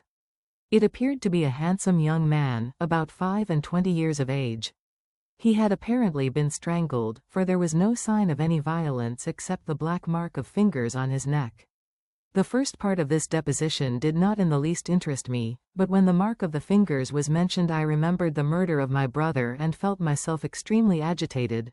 My limbs trembled, and a mist came over my eyes, which obliged me to lean on a chair for support. The magistrate observed me with a keen eye and of course drew an unfavorable augury from my manner. The son confirmed his father's account, but when Daniel Nugent was called he swore positively that just before the fall of his companion, he saw a boat, with a single man in it, at a short distance from the shore, and as far as he could judge by the light of a few stars, it was the same boat in which I had just landed. A woman deposed that she lived near the beach and was standing at the door of her cottage, waiting for the return of the fishermen, about an hour before she heard of the discovery of the body, when she saw a boat with only one man in it push off from that part of the shore where the corpse was afterwards found. Another woman confirmed the account of the fishermen having brought the body into her house. It was not cold. They put it into a bed and rubbed it, and Daniel went to the town for an apothecary, but life was quite gone. Several other men were examined concerning my landing, and they agreed that, with the strong north wind that had arisen during the night, it was very probable that I had beaten about for many hours and had been obliged to return nearly to the same spot from which I had departed. Besides, they observed that it appeared that I had brought the body from another place, and it was likely that as I did not appear to know the shore, I might have put into the harbor ignorant of the distance of the town from the place where I had deposited the corpse. Mr. Kirwin, on hearing this evidence, desired that I should be taken into the room where the body lay for interment, that it might be observed what effect the sight of it would produce upon me. This idea was probably suggested by the extreme agitation I had exhibited when the mode of the murder had been described. I was accordingly conducted, by the magistrate and several other persons, to the inn. I could not help being struck by the strange coincidences that had taken place during this eventful night, but, knowing that I had been conversing with several persons in the island I had inhabited about the time that the body had been found, I was perfectly tranquil as to the consequences of the affair. I entered the room where the corpse lay and was led up to the coffin. How can I describe my sensations on beholding it? I feel yet parched with horror, nor can I reflect on that terrible moment without shuddering in agony. The examination, the presence of the magistrate and witnesses, passed like a dream from my memory when I saw the lifeless form of Henry Clerval stretched before me. I gasped for breath, and throwing myself on the body, I exclaimed, "Have my murderous machinations deprived you also, my dearest Henry, of life? 2 I have already destroyed, other victims await their destiny, but you, Clerval, my friend, my benefactor." The human frame could no longer support the agonies that I endured, and I was carried out of the room in strong convulsions. A fever succeeded to this. I lay for 2 months on the point of death. My ravings, as I afterwards heard, were frightful. I called myself the murderer of William, of Justine, and of Clerval. Sometimes I entreated my attendants to assist me in the destruction of the fiend by whom I was tormented, and at others I felt the fingers of the monster already grasping my neck, and screamed aloud with agony and terror. Fortunately, as I spoke my native language, Mr. Kirwin alone understood me. but my gestures and bitter cries were sufficient to affright the other witnesses. Why did I not die? More miserable than man ever was before, why did I not sink into forgetfulness and rest? Death snatches away many blooming children, the only hopes of their doting parents. How many brides and youthful lovers have been one day in the bloom of health and hope, and the next a prey for worms and the decay of the tomb? Of what materials was I made that I could thus resist so many shocks, which, like the turning of the wheel, continually renewed the torture? But I was doomed to live, and in 2 months found myself as awaking from a dream, in a prison, stretched on a wretched bed, surrounded by jailers, turnkeys, bolts, and all the miserable apparatus of a dungeon. It was morning, I remember, when I thus awoke to understanding. I had forgotten the particulars of what had happened and only felt as if some great misfortune had suddenly overwhelmed me. But when I looked around and saw the barred windows and the squalidness of the room in which I was, all flashed across my memory and I groaned bitterly. This sound disturbed an old woman who was sleeping in a chair beside me. She was a hired nurse, the wife of one of the turnkeys, and her countenance expressed all those bad qualities which often characterize that class. The lines of her face were hard and rude, like that of persons accustomed to see without sympathizing in sights of misery. Her tone expressed her entire indifference. She addressed me in English, and the voice struck me as one that I had heard during my sufferings. "Are you better now, sir?" said she. I replied in the same language, with a feeble voice, "I believe I am. But if it be all true, if indeed I did not dream, I am sorry that I am still alive to feel this misery and horror."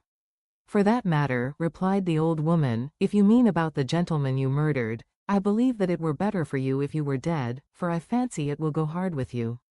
However, that's none of my business. I am sent to nurse you and get you well. I do my duty with a safe conscience. It were well if everybody did the same."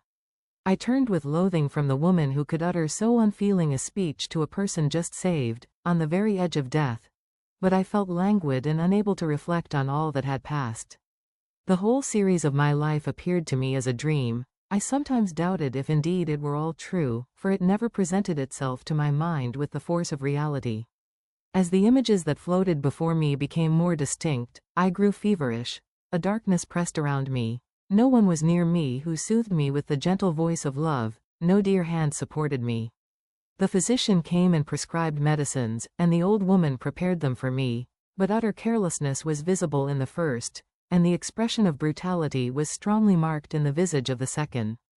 Who could be interested in the fate of a murderer but the hangman who would gain his fee? These were my first reflections, but I soon learned that Mr. Kerwin had shown me extreme kindness.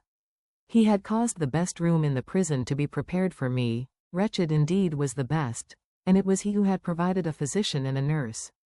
It is true, he seldom came to see me, for although he ardently desired to relieve the sufferings of every human creature, he did not wish to be present at the agonies and miserable ravings of a murderer. He came, therefore, sometimes to see that I was not neglected, but his visits were short and with long intervals. One day, while I was gradually recovering, I was seated in a chair, my eyes half open and my cheeks livid like those in death. I was overcome by gloom and misery and often reflected I had better seek death than desire to remain in a world which to me was replete with wretchedness. At one time I considered whether I should not declare myself guilty and suffer the penalty of the law, less innocent than poor Justine had been. Such were my thoughts when the door of my apartment was opened and Mr. Kerwin entered. His countenance expressed sympathy and compassion. He drew a chair close to mine and addressed me in French.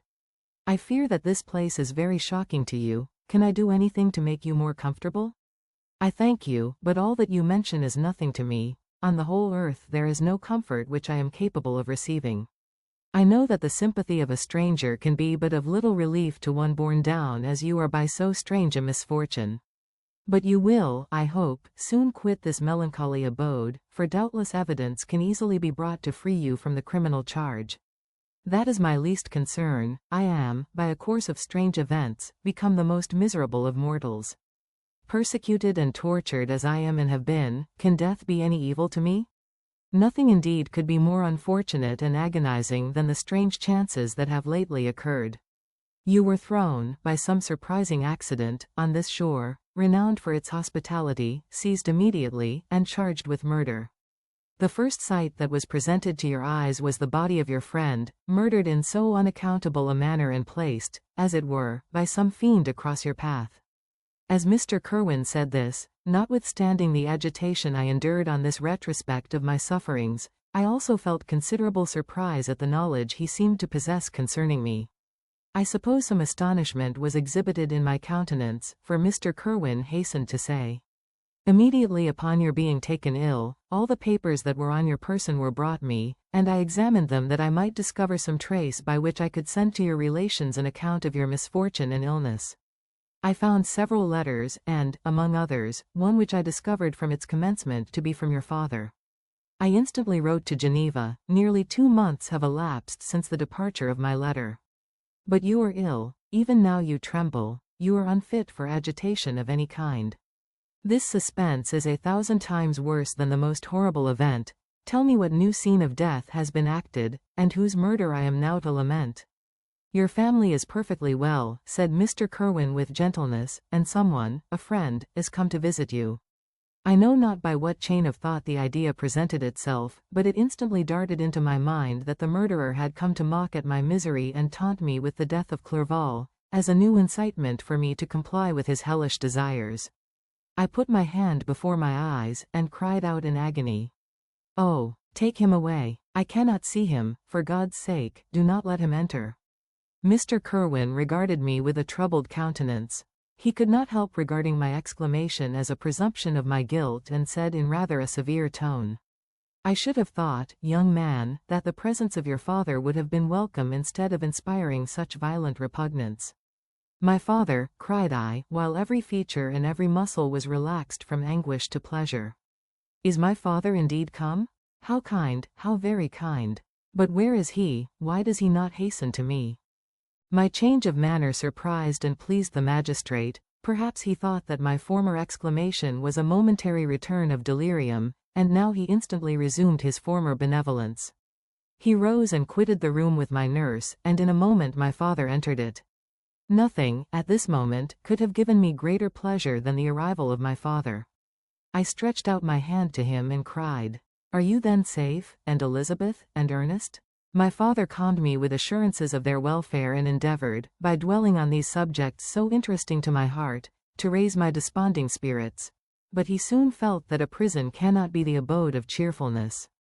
"What a place is this that you inhabit, my son?" said he, looking mournfully at the barred windows and wretched appearance of the room. "You traveled to seek happiness, but a fatality seems to pursue you. And poor Clerval." The name of my unfortunate and murdered friend was an agitation too great to be endured in my weak state. I shed tears. "Alas! Yes, my father," replied I, "some destiny of the most horrible kind hangs over me, and I must live to fulfill it, or surely I should have died on the coffin of Henry." We were not allowed to converse for any length of time, for the precarious state of my health rendered every precaution necessary that could ensure tranquillity.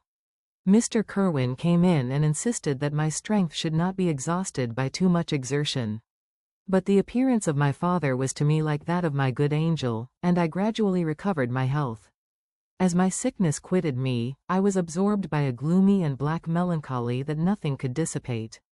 The image of Clerval was forever before me, ghastly and murdered. More than once the agitation into which these reflections threw me made my friends dread a dangerous relapse. Alas! Why did they preserve so miserable and detested a life? It was surely that I might fulfill my destiny, which is now drawing to a close. Soon, oh, very soon, will death extinguish these throbbings and relieve me from the mighty weight of anguish that bears me to the dust. And, in executing the award of justice, I shall also sink to rest.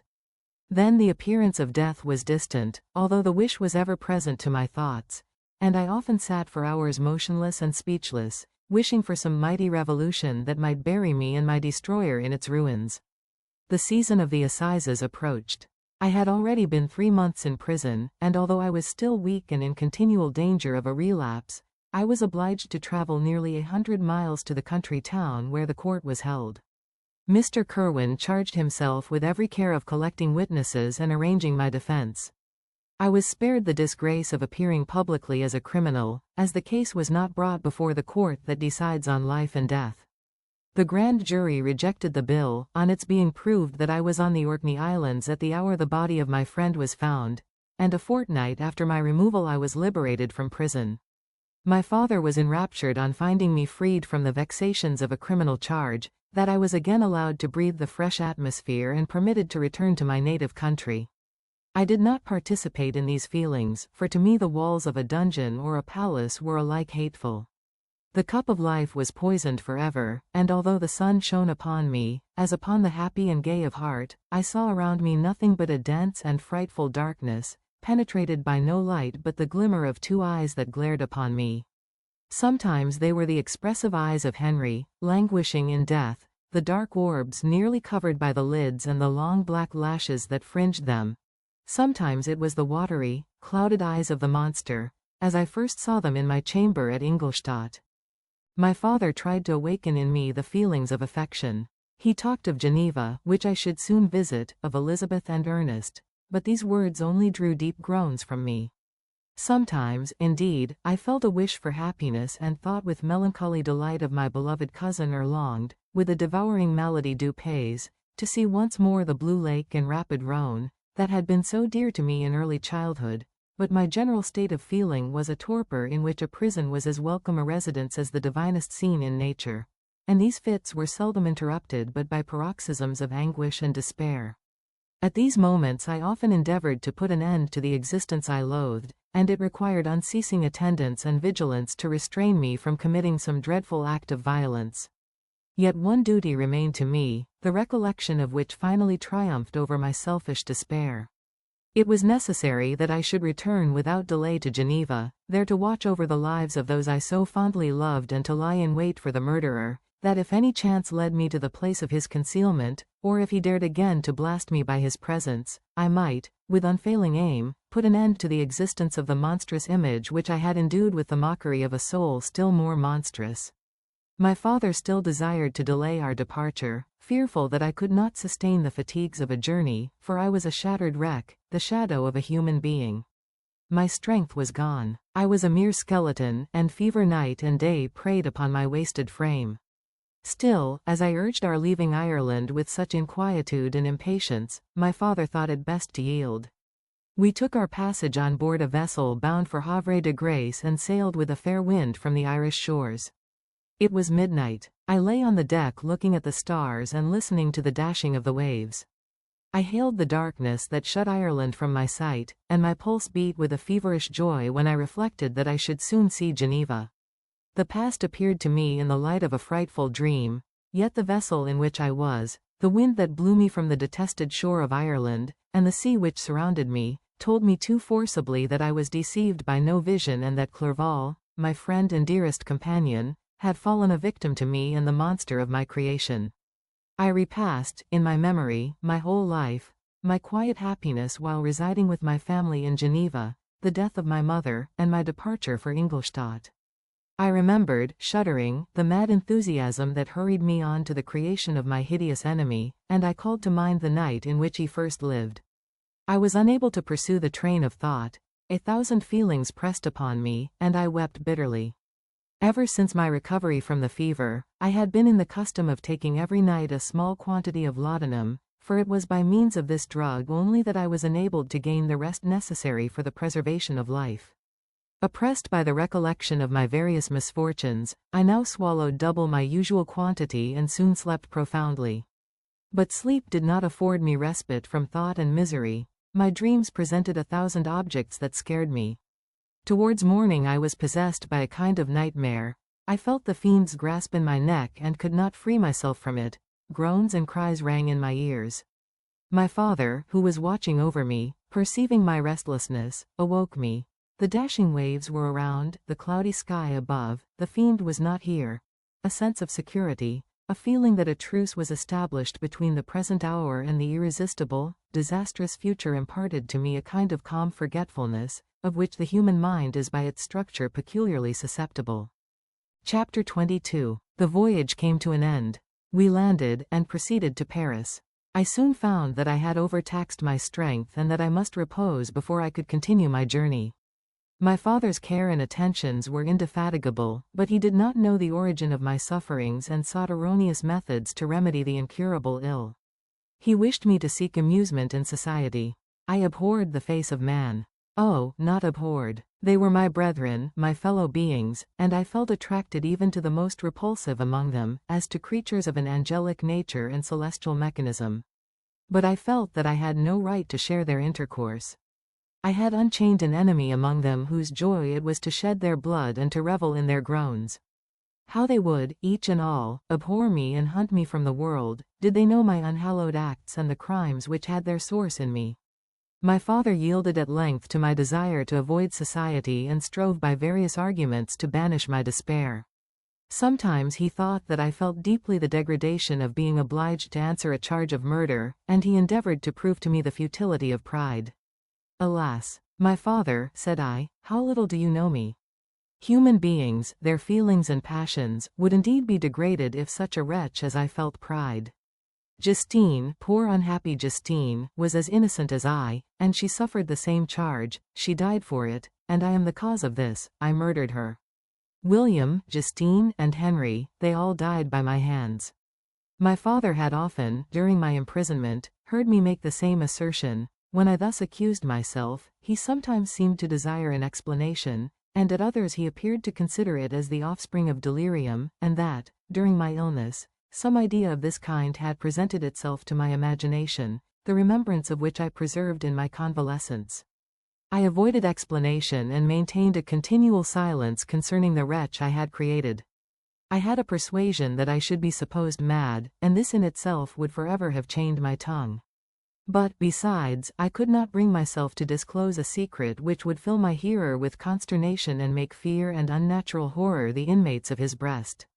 I checked, therefore, my impatient thirst for sympathy and was silent when I would have given the world to have confided the fatal secret. Yet, still, words like those I have recorded would burst uncontrollably from me. I could offer no explanation of them, but their truth in part relieved the burden of my mysterious woe. Upon this occasion my father said, with an expression of unbounded wonder, "My dearest Victor, what infatuation is this? My dear son, I entreat you never to make such an assertion again." "I am not mad," I cried energetically. "The sun and the heavens, who have viewed my operations, can bear witness of my truth. I am the assassin of those most innocent victims, they died by my machinations. 1,000 times would I have shed my own blood, drop by drop, to have saved their lives, but I could not, my father, indeed I could not sacrifice the whole human race." The conclusion of this speech convinced my father that my ideas were deranged, and he instantly changed the subject of our conversation and endeavored to alter the course of my thoughts. He wished as much as possible to obliterate the memory of the scenes that had taken place in Ireland and never alluded to them or suffered me to speak of my misfortunes. As time passed away I became more calm. Misery had her dwelling in my heart, but I no longer talked in the same incoherent manner of my own crimes. Sufficient for me was the consciousness of them. By the utmost self-violence I curbed the imperious voice of wretchedness, which sometimes desired to declare itself to the whole world, and my manners were calmer and more composed than they had ever been since my journey to the Sea of Ice. A few days before we left Paris on our way to Switzerland, I received the following letter from Elizabeth. My dear friend, it gave me the greatest pleasure to receive a letter from my uncle dated at Paris. You are no longer at a formidable distance, and I may hope to see you in less than a fortnight. My poor cousin, how much you must have suffered. I expect to see you looking even more ill than when you quitted Geneva.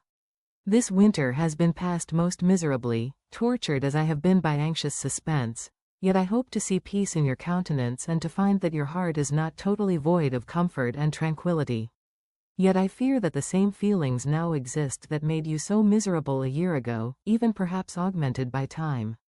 I would not disturb you at this period, when so many misfortunes weigh upon you, but a conversation that I had with my uncle previous to his departure renders some explanation necessary before we meet.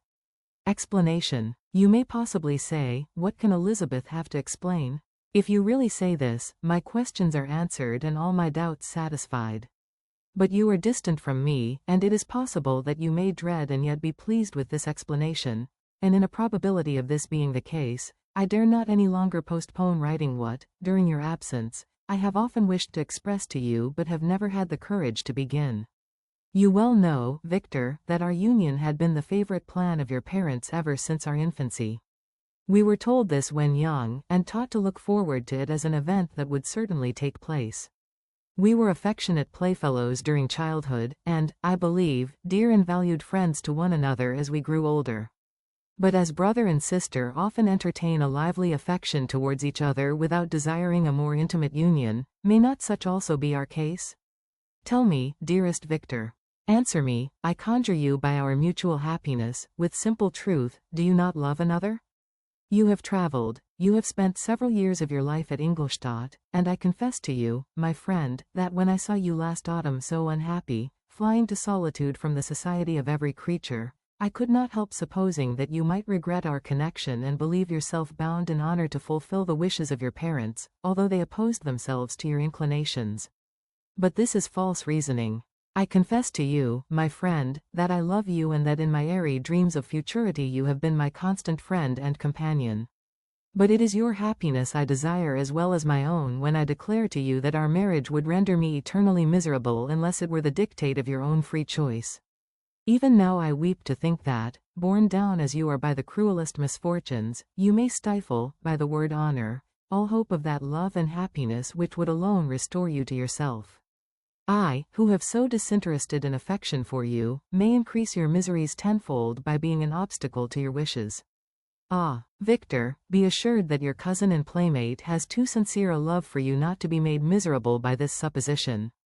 Be happy, my friend, and if you obey me in this one request, remain satisfied that nothing on earth will have the power to interrupt my tranquility.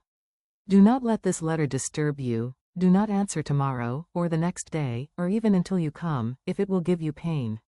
My uncle will send me news of your health, and if I see but one smile on your lips when we meet, occasioned by this or any other exertion of mine, I shall need no other happiness. Elizabeth Lavenza, Geneva, May 18, 17. This letter revived in my memory what I had before forgotten, the threat of the fiend, I will be with you on your wedding night. Such was my sentence, and on that night would the demon employ every art to destroy me and tear me from the glimpse of happiness which promised partly to console my sufferings. On that night he had determined to consummate his crimes by my death. Well, be it so, a deadly struggle would then assuredly take place, in which if he were victorious I should be at peace and his power over me be at an end. If he were vanquished, I should be a free man. Alas! What freedom, such as the peasant enjoys when his family have been massacred before his eyes, his cottage burnt, his lands laid waste, and he is turned adrift, homeless, penniless, and alone, but free. Such would be my liberty except that in my Elizabeth the first possessed a treasure, alas, balanced by those horrors of remorse and guilt which would pursue me until death. Sweet and beloved Elizabeth, I read and reread her letter, and some softened feelings stole into my heart and dared to whisper paradisiacal dreams of love and joy. But the apple was already eaten, and the angel's arm bared to drive me from all hope. Yet I would die to make her happy. If the monster executed his threat, death was inevitable, yet, again, I considered whether my marriage would hasten my fate. My destruction might indeed arrive a few months sooner, but if my torturer should suspect that I postponed it, influenced by his menaces, he would surely find other and perhaps more dreadful means of revenge. He had vowed to be with me on my wedding night, yet he did not consider that threat as binding him to peace in the meantime, for as if to show me that he was not yet satiated with blood, he had murdered Clerval immediately after the enunciation of his threats. I resolved, therefore, that if my immediate union with my cousin would conduce either to hers or my father's happiness, my adversary's designs against my life should not retard it a single hour. In this state of mind I wrote to Elizabeth. My letter was calm and affectionate. I fear, my beloved girl, I said, little happiness remains for us on earth, yet all that I may one day enjoy is centered in you. Chase away your idle fears. To you alone do I consecrate my life and my endeavors for contentment. I have one secret, Elizabeth, a dreadful one. When revealed to you, it will chill your frame with horror, and then, far from being surprised at my misery, you will only wonder that I survive what I have endured. I will confide this tale of misery and terror to you the day after our marriage shall take place, for, my sweet cousin, there must be perfect confidence between us. But until then, I conjure you, do not mention or allude to it. This I most earnestly entreat, and I know you will comply." In about a week after the arrival of Elizabeth's letter we returned to Geneva. The sweet girl welcomed me with warm affection, yet tears were in her eyes as she beheld my emaciated frame and feverish cheeks. I saw a change in her also. She was thinner and had lost much of that heavenly vivacity that had before charmed me, but her gentleness and soft looks of compassion made her a more fit companion for one blasted and miserable as I was. The tranquility which I now enjoyed did not endure. Memory brought madness with it, and when I thought of what had passed, a real insanity possessed me. Sometimes I was furious and burnt with rage, sometimes low and despondent. I neither spoke nor looked at anyone, but sat motionless, bewildered by the multitude of miseries that overcame me. Elizabeth alone had the power to draw me from these fits. Her gentle voice would soothe me when transported by passion and inspire me with human feelings when sunk in torpor. She wept with me and for me. When reason returned, she would remonstrate and endeavor to inspire me with resignation. Ah, it is well for the unfortunate to be resigned, but for the guilty there is no peace. The agonies of remorse poison the luxury there is otherwise sometimes found in indulging the excess of grief. Soon after my arrival my father spoke of my immediate marriage with Elizabeth. I remained silent. "Have you, then, some other attachment?" "None on earth. I love Elizabeth and look forward to our union with delight. Let the day therefore be fixed, and on it I will consecrate myself, in life or death, to the happiness of my cousin." My dear Victor, do not speak thus. Heavy misfortunes have befallen us, but let us only cling closer to what remains and transfer our love for those whom we have lost to those who yet live. Our circle will be small but bound close by the ties of affection and mutual misfortune.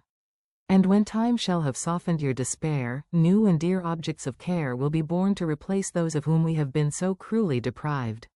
Such were the lessons of my father. But to me the remembrance of the threat returned, nor can you wonder that, omnipotent as the fiend had yet been in his deeds of blood, I should almost regard him as invincible, and that when he had pronounced the words, "I shall be with you on your wedding night," I should regard the threatened fate as unavoidable. But death was no evil to me if the loss of Elizabeth were balanced with it, and I therefore, with a contented and even cheerful countenance, agreed with my father that if my cousin would consent, the ceremony should take place in 10 days, and thus put, as I imagined, the seal to my fate. Great God! If for one instant I had thought what might be the hellish intention of my fiendish adversary, I would rather have banished myself forever from my native country and wandered a friendless outcast over the earth than have consented to this miserable marriage. But, as if possessed of magic powers, the monster had blinded me to his real intentions, and when I thought that I had prepared only my own death, I hastened that of a far dearer victim. As the period fixed for our marriage drew nearer, whether from cowardice or a prophetic feeling, I felt my heart sink within me. But I concealed my feelings by an appearance of hilarity that brought smiles and joy to the countenance of my father, but hardly deceived the ever-watchful and nicer eye of Elizabeth.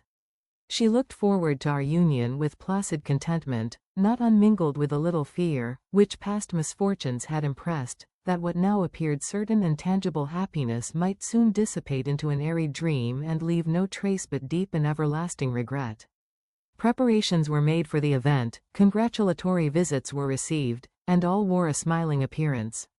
I shut up, as well as I could, in my own heart the anxiety that preyed there and entered with seeming earnestness into the plans of my father, although they might only serve as the decorations of my tragedy.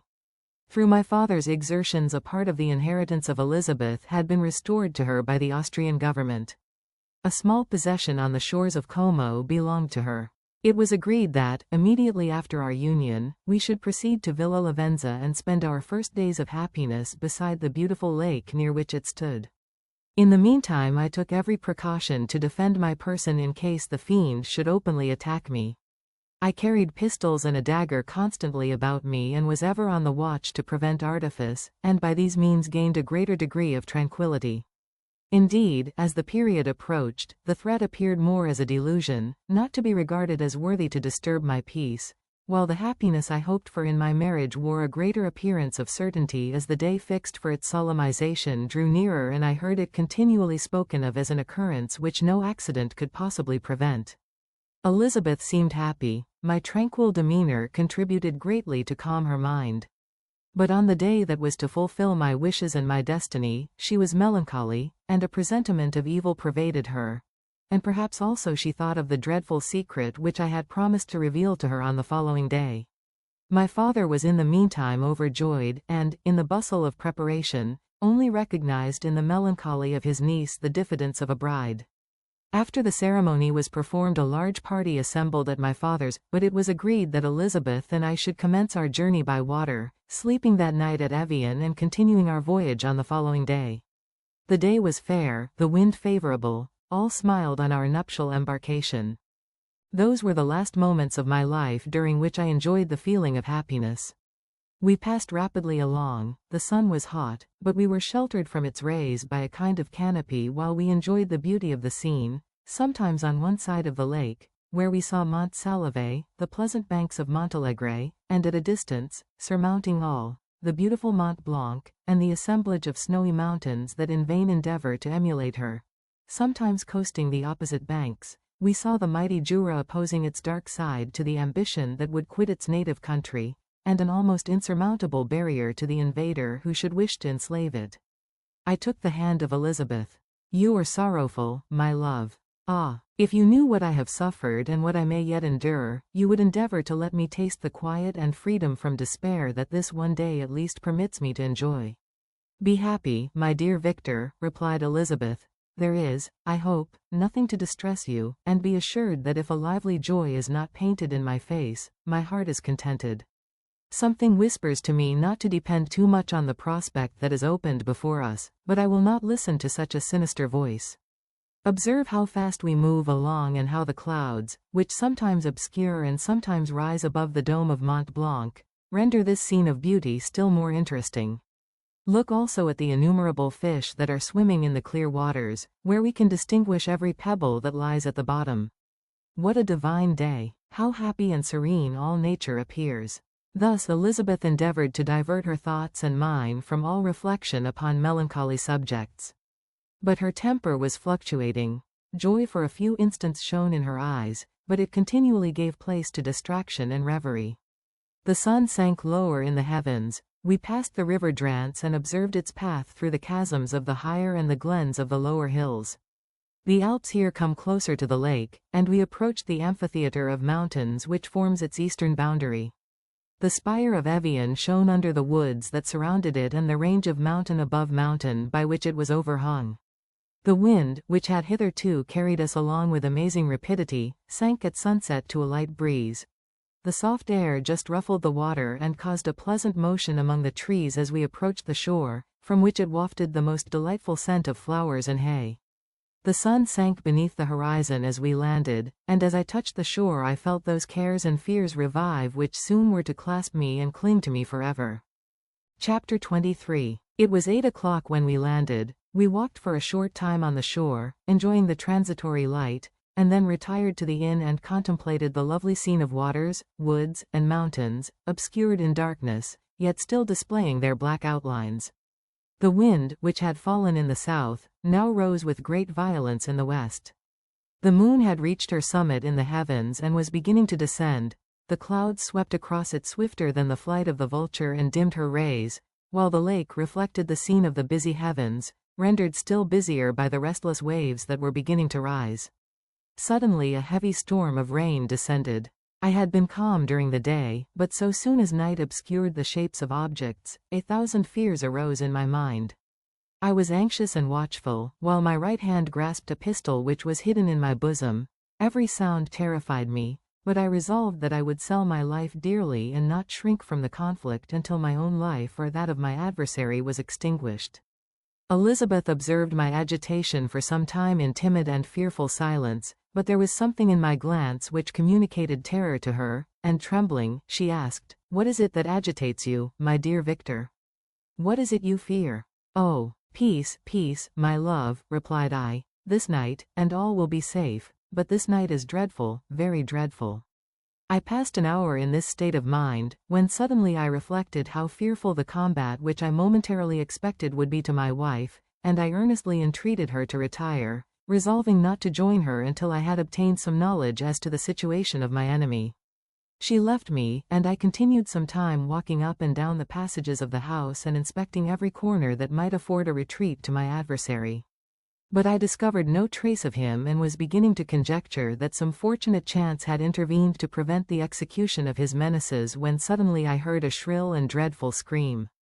It came from the room into which Elizabeth had retired. As I heard it, the whole truth rushed into my mind, my arms dropped, the motion of every muscle and fiber was suspended. I could feel the blood trickling in my veins and tingling in the extremities of my limbs. This state lasted but for an instant, the scream was repeated, and I rushed into the room. Great God! Why did I not then expire? Why am I here to relate the destruction of the best hope and the purest creature on earth? She was there, lifeless and inanimate, thrown across the bed, her head hanging down and her pale and distorted features half covered by her hair. Everywhere I turn I see the same figure, her bloodless arms and relaxed form flung by the murderer on its bridal bier. Could I behold this and live? Alas! Life is obstinate and clings closest where it is most hated. For a moment only did I lose recollection, I fell senseless on the ground. When I recovered I found myself surrounded by the people of the inn. Their countenances expressed a breathless terror, but the horror of others appeared only as a mockery, a shadow of the feelings that oppressed me. I escaped from them to the room where lay the body of Elizabeth, my love, my wife, so lately living, so dear, so worthy. She had been moved from the posture in which I had first beheld her, and now, as she lay, her head upon her arm and a handkerchief thrown across her face and neck, I might have supposed her asleep. I rushed towards her and embraced her with ardor, but the deadly languor and coldness of the limbs told me that what I now held in my arms had ceased to be the Elizabeth whom I had loved and cherished. The murderous mark of the fiend's grasp was on her neck, and the breath had ceased to issue from her lips. While I still hung over her in the agony of despair, I happened to look up. The windows of the room had before been darkened, and I felt a kind of panic on seeing the pale yellow light of the moon illuminate the chamber. The shutters had been thrown back, and with a sensation of horror not to be described, I saw at the open window a figure the most hideous and abhorred. A grin was on the face of the monster. He seemed to jeer, as with his fiendish finger he pointed towards the corpse of my wife. I rushed towards the window, and drawing a pistol from my bosom, fired, but he eluded me, leapt from his station, and running with the swiftness of lightning, plunged into the lake. The report of the pistol brought a crowd into the room. I pointed to the spot where he had disappeared, and we followed the track with boats. Nets were cast, but in vain. After passing several hours, we returned hopeless, most of my companions believing it to have been a form conjured up by my fancy. After having landed, they proceeded to search the country, parties going in different directions among the woods and vines. I attempted to accompany them and proceeded a short distance from the house, but my head whirled round, my steps were like those of a drunken man, I fell at last in a state of utter exhaustion. A film covered my eyes, and my skin was parched with the heat of fever. In this state I was carried back and placed on a bed, hardly conscious of what had happened. My eyes wandered round the room as if to seek something that I had lost. After an interval I arose, and as if by instinct, crawled into the room where the corpse of my beloved lay. There were women weeping around. I hung over it and joined my sad tears to theirs. All this time no distinct idea presented itself to my mind, but my thoughts rambled to various subjects, reflecting confusedly on my misfortunes and their cause. I was bewildered, in a cloud of wonder and horror. The death of William, the execution of Justine, the murder of Clerval, and lastly of my wife. Even at that moment I knew not that my only remaining friends were safe from the malignity of the fiend. My father even now might be writhing under his grasp, and Ernest might be dead at his feet. This idea made me shudder and recalled me to action. I started up and resolved to return to Geneva with all possible speed. There were no horses to be procured, and I must return by the lake, but the wind was unfavorable and the rain fell in torrents. However, it was hardly morning, and I might reasonably hope to arrive by night. I hired men to row and took an oar myself, for I had always experienced relief from mental torment in bodily exercise. But the overflowing misery I now felt, and the excessive agitation that I endured rendered me incapable of any exertion. I threw down the oar, and leaning my head upon my hands, gave way to every gloomy idea that arose. If I looked up, I saw scenes which were familiar to me in my happier time and which I had contemplated but the day before in the company of her who was now but a shadow and a recollection. Tears streamed from my eyes. The rain had ceased for a moment, and I saw the fish play in the waters as they had done a few hours before. They had then been observed by Elizabeth. Nothing is so painful to the human mind as a great and sudden change. The sun might shine or the clouds might lower, but nothing could appear to me as it had done the day before.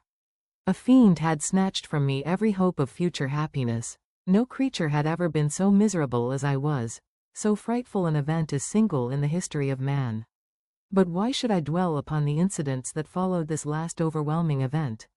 Mine has been a tale of horrors. I have reached their acme, and what I must now relate can but be tedious to you. Know that, one by one, my friends were snatched away. I was left desolate. My own strength is exhausted, and I must tell, in a few words, what remains of my hideous narration. I arrived at Geneva. My father and Ernest yet lived, but the former sunk under the tidings that I bore. I see him now, excellent and venerable old man. His eyes wandered in vacancy, for they had lost their charm and their delight. His Elizabeth, his more than daughter, whom he doted on with all that affection which a man feels, who in the decline of life, having few affections, clings more earnestly to those that remain. Cursed be the fiend that brought misery on his grey hairs and doomed him to waste in wretchedness. He could not live under the horrors that were accumulated around him. The springs of existence suddenly gave way. He was unable to rise from his bed, and in a few days he died in my arms. What then became of me? I know not. I lost sensation, and chains and darkness were the only objects that pressed upon me. Sometimes, indeed, I dreamt that I wandered in flowery meadows and pleasant vales with the friends of my youth, but I awoke and found myself in a dungeon. Melancholy followed, but by degrees I gained a clear conception of my miseries and situation and was then released from my prison. For they had called me mad, and during many months, as I understood, a solitary cell had been my habitation. Liberty, however, had been a useless gift to me, had I not, as I awakened to reason, at the same time awakened to revenge. As the memory of past misfortunes pressed upon me, I began to reflect on their cause, the monster whom I had created, the miserable demon whom I had sent abroad into the world for my destruction. I was possessed by a maddening rage when I thought of him, and desired and ardently prayed that I might have him within my grasp to wreak a great and signal revenge on his cursed head. Nor did my hate long confine itself to useless wishes. I began to reflect on the best means of securing him, and for this purpose, about a month after my release, I repaired to a criminal judge in the town and told him that I had an accusation to make, that I knew the destroyer of my family, and that I required him to exert his whole authority for the apprehension of the murderer. The magistrate listened to me with attention and kindness. "Be assured, sir," said he, "no pains or exertions on my part shall be spared to discover the villain." "I thank you," replied I. "Listen, therefore, to the deposition that I have to make. It is indeed a tale so strange that I should fear you would not credit it were there not something in truth which, however wonderful, forces conviction.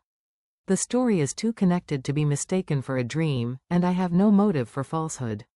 My manner as I thus addressed him was impressive but calm. I had formed in my own heart a resolution to pursue my destroyer to death, and this purpose quieted my agony and for an interval reconciled me to life. I now related my history briefly but with firmness and precision, marking the dates with accuracy and never deviating into invective or exclamation. The magistrate appeared at first perfectly incredulous, but as I continued he became more attentive and interested. I saw him sometimes shudder with horror. At others a lively surprise, unmingled with disbelief, was painted on his countenance. When I had concluded my narration, I said, "This is the being whom I accuse and for whose seizure and punishment I call upon you to exert your whole power. It is your duty as a magistrate, and I believe and hope that your feelings as a man will not revolt from the execution of those functions on this occasion." This address caused a considerable change in the physiognomy of my own auditor. He had heard my story with that half kind of belief that is given to a tale of spirits and supernatural events, but when he was called upon to act officially in consequence, the whole tide of his incredulity returned. He, however, answered mildly, "I would willingly afford you every aid in your pursuit, but the creature of whom you speak appears to have powers which would put all my exertions to defiance. Who can follow an animal which can traverse the sea of ice and inhabit caves and dens where no man would venture to intrude? Besides, some months have elapsed since the commission of his crimes, and no one can conjecture to what place he has wandered or what region he may now inhabit. I do not doubt that he hovers near the spot which I inhabit, and if he has indeed taken refuge in the Alps, he may be hunted like the chamois and destroyed as a beast of prey.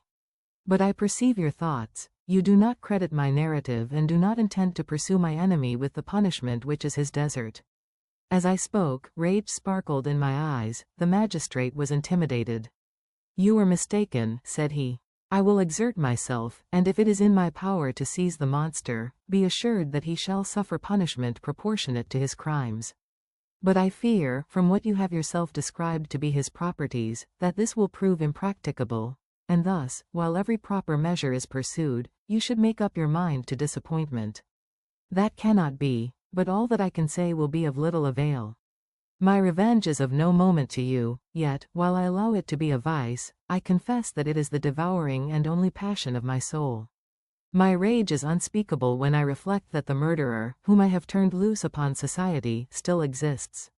You refuse my just demand. I have but one resource, and I devote myself, either in my life or death, to his destruction. I trembled with excessive agitation as I said this. There was a frenzy in my manner, and something, I doubt not, of that haughty fierceness which the martyrs of old are said to have possessed. But to a Genevan magistrate, whose mind was occupied by far other ideas than those of devotion and heroism, this elevation of mind had much the appearance of madness. He endeavored to soothe me as a nurse does a child and reverted to my tale as the effects of delirium. Man, I cried, how ignorant art thou in thy pride of wisdom! Cease, you know not what it is you say. I broke from the house angry and disturbed and retired to meditate on some other mode of action.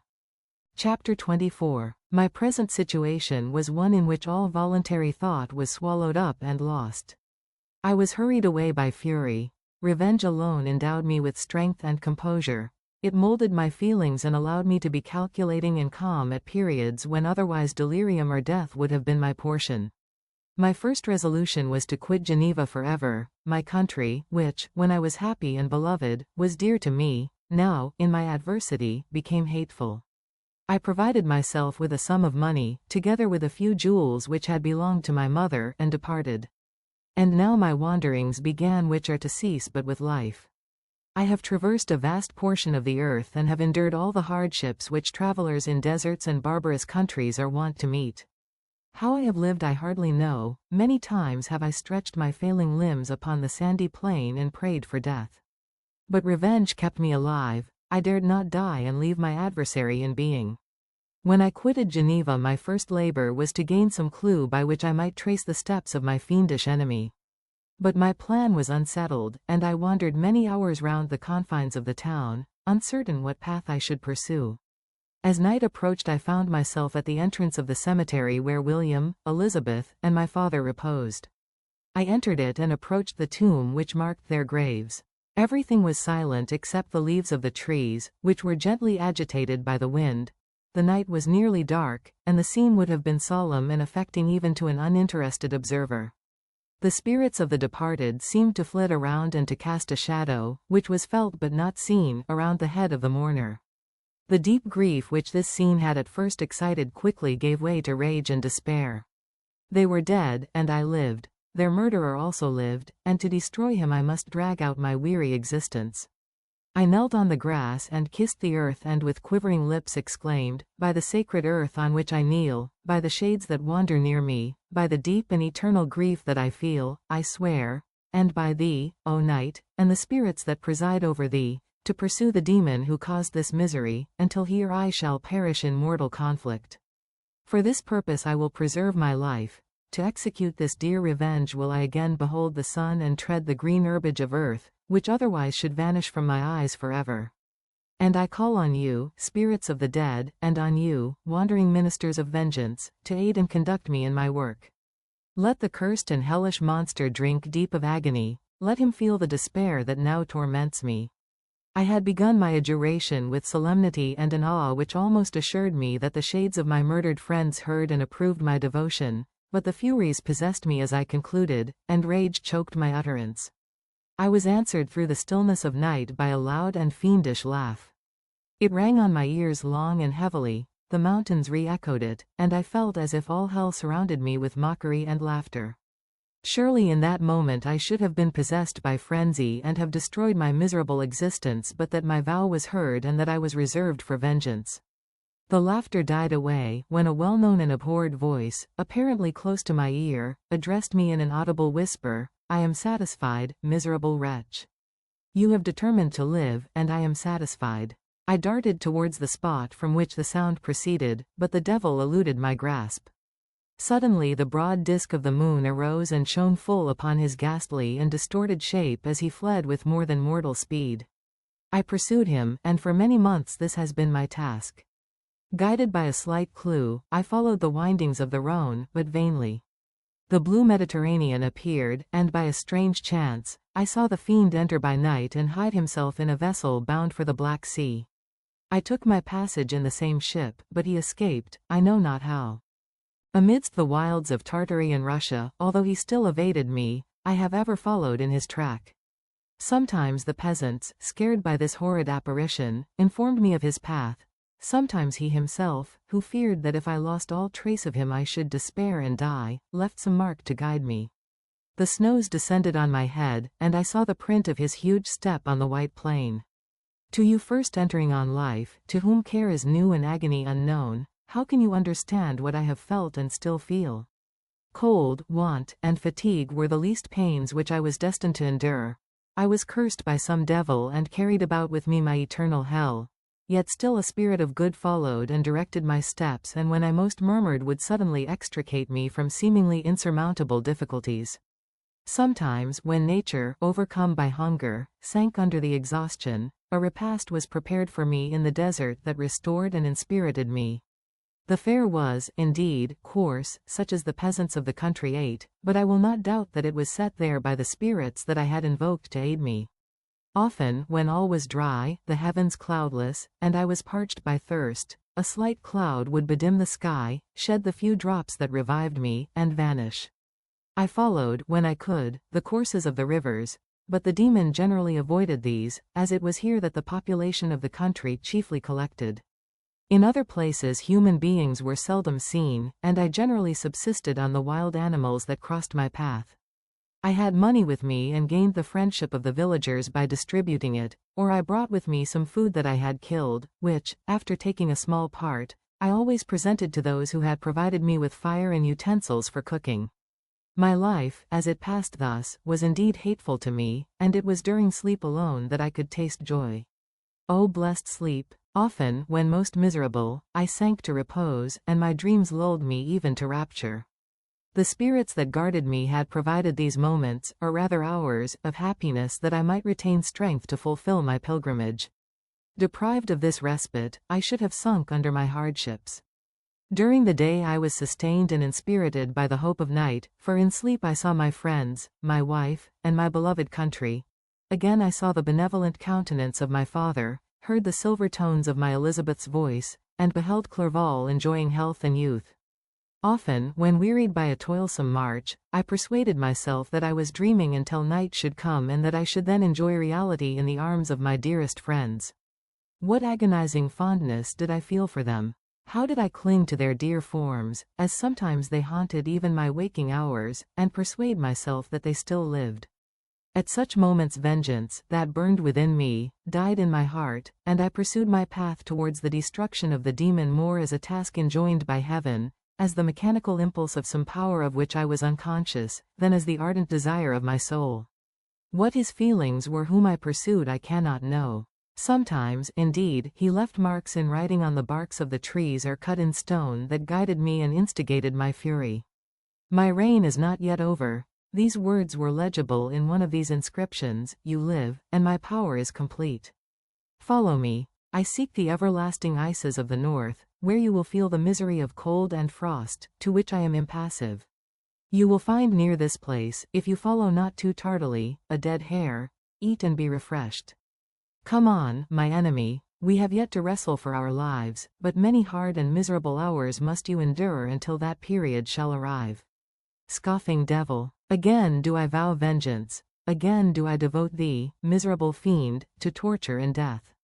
Never will I give up my search until here I perish, and then with what ecstasy shall I join my Elizabeth and my departed friends, who even now prepare for me the reward of my tedious toil and horrible pilgrimage. As I still pursued my journey to the northward, the snows thickened and the cold increased in a degree almost too severe to support. The peasants were shut up in their hovels, and only a few of the most hardy ventured forth to seize the animals whom starvation had forced from their hiding places to seek for prey.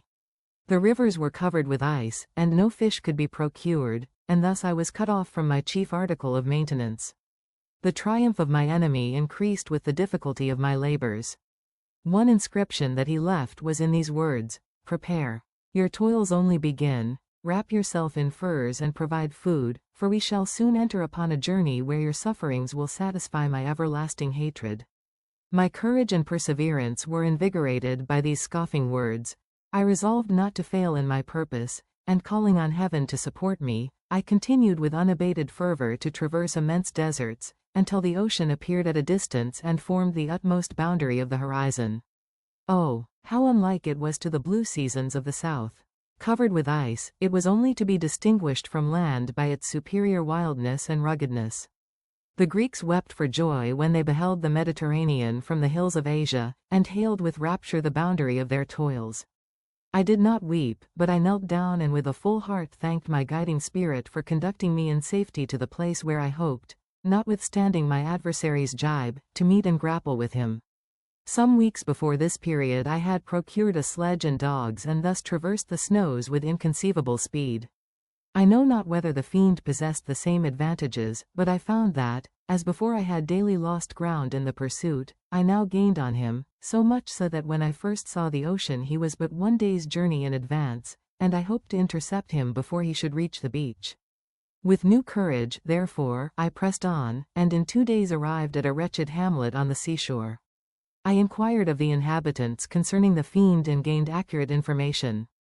A gigantic monster, they said, had arrived the night before, armed with a gun and many pistols, putting to flight the inhabitants of a solitary cottage through fear of his terrific appearance. He had carried off their store of winter food, and placing it in a sledge, to draw which he had seized on a numerous drove of trained dogs, he had harnessed them, and the same night, to the joy of the horror-struck villagers, had pursued his journey across the sea in a direction that led to no land, and they conjectured that he must speedily be destroyed by the breaking of the ice or frozen by the eternal frosts. On hearing this information I suffered a temporary access of despair. He had escaped me, and I must commence a destructive and almost endless journey across the mountainous ices of the ocean, amidst cold that few of the inhabitants could long endure and which I, the native of a genial and sunny climate, could not hope to survive. Yet at the idea that the fiend should live and be triumphant, my rage and vengeance returned, and like a mighty tide, overwhelmed every other feeling. After a slight repose, during which the spirits of the dead hovered round and instigated me to toil and revenge, I prepared for my journey. I exchanged my land sledge for one fashioned for the inequalities of the frozen ocean, and purchasing a plentiful stock of provisions, I departed from land. I cannot guess how many days have passed since then, but I have endured misery which nothing but the eternal sentiment of a just retribution burning within my heart could have enabled me to support. Immense and rugged mountains of ice often barred up my passage, and I often heard the thunder of the ground sea, which threatened my destruction. But again the frost came and made the paths of the sea secure. By the quantity of provision which I had consumed, I should guess that I had passed 3 weeks in this journey, and the continual protraction of hope, returning back upon the heart, often wrung bitter drops of despondency and grief from my eyes. Despair had indeed almost secured her prey, and I should soon have sunk beneath this misery. Once, after the poor animals that conveyed me had with incredible toil gained the summit of a sloping ice mountain, and one, sinking under his fatigue, died, I viewed the expanse before me with anguish, when suddenly my eye caught a dark speck upon the dusky plain. I strained my sight to discover what it could be and uttered a wild cry of ecstasy when I distinguished a sledge and the distorted proportions of a well-known form within. Oh, with what a burning gush did hope revisit my heart. Warm tears filled my eyes, which I hastily wiped away, that they might not intercept the view I had of the demon. But still my sight was dimmed by the burning drops, until, giving way to the emotions that oppressed me, I wept aloud. But this was not the time for delay. I disencumbered the dogs of their dead companion, gave them a plentiful portion of food, and after an hour's rest, which was absolutely necessary, and yet which was bitterly irksome to me, I continued my route. The sledge was still visible, nor did I again lose sight of it except at the moments when for a short time some ice rock concealed it with its intervening crags. I indeed perceptibly gained on it, and when, after nearly 2 days' journey, I beheld my enemy at no more than a mile distant, my heart bounded within me. But now, when I appeared almost within grasp of my foe, my hopes were suddenly extinguished, and I lost all trace of him more utterly than I had ever done before. A ground sea was heard. The thunder of its progress, as the waters rolled and swelled beneath me, became every moment more ominous and terrific. I pressed on, but in vain. The wind arose, the sea roared, and, as with the mighty shock of an earthquake, it split and cracked with a tremendous and overwhelming sound. The work was soon finished. In a few minutes a tumultuous sea rolled between me and my enemy, and I was left drifting on a scattered piece of ice that was continually lessening and thus preparing for me a hideous death. In this manner many appalling hours passed. Several of my dogs died, and I myself was about to sink under the accumulation of distress when I saw your vessel riding at anchor and holding forth to me hopes of succor and life. I had no conception that vessels ever came so far north and was astounded at the sight. I quickly destroyed part of my sledge to construct oars, and by these means was enabled, with infinite fatigue, to move my ice raft in the direction of your ship. I had determined, if you were going southwards, still to trust myself to the mercy of the seas rather than abandon my purpose. I hoped to induce you to grant me a boat with which I could pursue my enemy. But your direction was northwards. You took me on board when my vigor was exhausted, and I should soon have sunk under my multiplied hardships into a death which I still dread, for my task is unfulfilled. Oh, when will my guiding spirit, in conducting me to the demon, allow me the rest I so much desire, or must I die, and he yet live? If I do, swear to me, Walton, that he shall not escape, that you will seek him and satisfy my vengeance in his death. And do I dare to ask of you to undertake my pilgrimage, to endure the hardships that I have undergone? No, I am not so selfish. Yet, when I am dead, if he should appear, if the ministers of vengeance should conduct him to you, swear that he shall not live, swear that he shall not triumph over my accumulated woes and survive to add to the list of his dark crimes. He is eloquent and persuasive, and once his words had even power over my heart, but trust him not. His soul is as hellish as his form, full of treachery and fiend-like malice. Hear him not. Call on the names of William, Justine, Clerval, Elizabeth, my father, and of the wretched Victor, and thrust your sword into his heart. I will hover near and direct the steel aright. Walton, in continuation. August 26, 17. You have read this strange and terrific story, Margaret, and do you not feel your blood congeal with horror, like that which even now curdles mine? Sometimes, seized with sudden agony, he could not continue his tale. At others, his voice broken, yet piercing, uttered with difficulty the words so replete with anguish. His fine and lovely eyes were now lighted up with indignation, now subdued to downcast sorrow and quenched in infinite wretchedness. Sometimes he commanded his countenance and tones and related the most horrible incidents with a tranquil voice, suppressing every mark of agitation. Then, like a volcano bursting forth, his face would suddenly change to an expression of the wildest rage as he shrieked out imprecations on his persecutor. His tale is connected and told with an appearance of the simplest truth, yet I own to you that the letters of Felix and Safie, which he showed me, and the apparition of the monster seen from our ship, brought to me a greater conviction of the truth of his narrative than his asseverations, however earnest and connected. Such a monster has, then, really existence. I cannot doubt it, yet I am lost in surprise and admiration. Sometimes I endeavored to gain from Frankenstein the particulars of his creature's formation, but on this point he was impenetrable. "Are you mad, my friend?" said he. "Or whither does your senseless curiosity lead you? Would you also create for yourself and the world a demoniacal enemy? Peace, peace. Learn my miseries and do not seek to increase your own. Frankenstein discovered that I made notes concerning his history. He asked to see them and then himself corrected and augmented them in many places, but principally in giving the life and spirit to the conversations he held with his enemy. Since you have preserved my narration, said he, I would not that a mutilated one should go down to posterity. Thus has a week passed away, while I have listened to the strangest tale that ever imagination formed. My thoughts and every feeling of my soul have been drunk up by the interest for my guest which this tale and his own elevated and gentle manners have created. I wish to soothe him, yet can I counsel one so infinitely miserable, so destitute of every hope of consolation, to live? Oh, no. The only joy that he can now know will be when he composes his shattered spirit to peace and death. Yet he enjoys one comfort, the offspring of solitude and delirium. He believes that when in dreams he holds converse with his friends and derives from that communion consolation for his miseries or excitements to his vengeance, that they are not the creations of his fancy, but the beings themselves who visit him from the regions of a remote world. This faith gives a solemnity to his reveries that render them to me almost as imposing and interesting as truth. Our conversations are not always confined to his own history and misfortunes. On every point of general literature he displays unbounded knowledge and a quick and piercing apprehension. His eloquence is forcible and touching, nor can I hear him, when he relates a pathetic incident or endeavors to move the passions of pity or love, without tears. What a glorious creature must he have been in the days of his prosperity, when he is thus noble and godlike in ruin. He seems to feel his own worth and the greatness of his fall. When younger, said he, I believed myself destined for some great enterprise. My feelings are profound, but I possessed a coolness of judgment that fitted me for illustrious achievements. This sentiment of the worth of my nature supported me when others would have been oppressed, for I deemed it criminal to throw away in useless grief those talents that might be useful to my fellow creatures. When I reflected on the work I had completed, no less a one than the creation of a sensitive and rational animal, I could not rank myself with the herd of common projectors.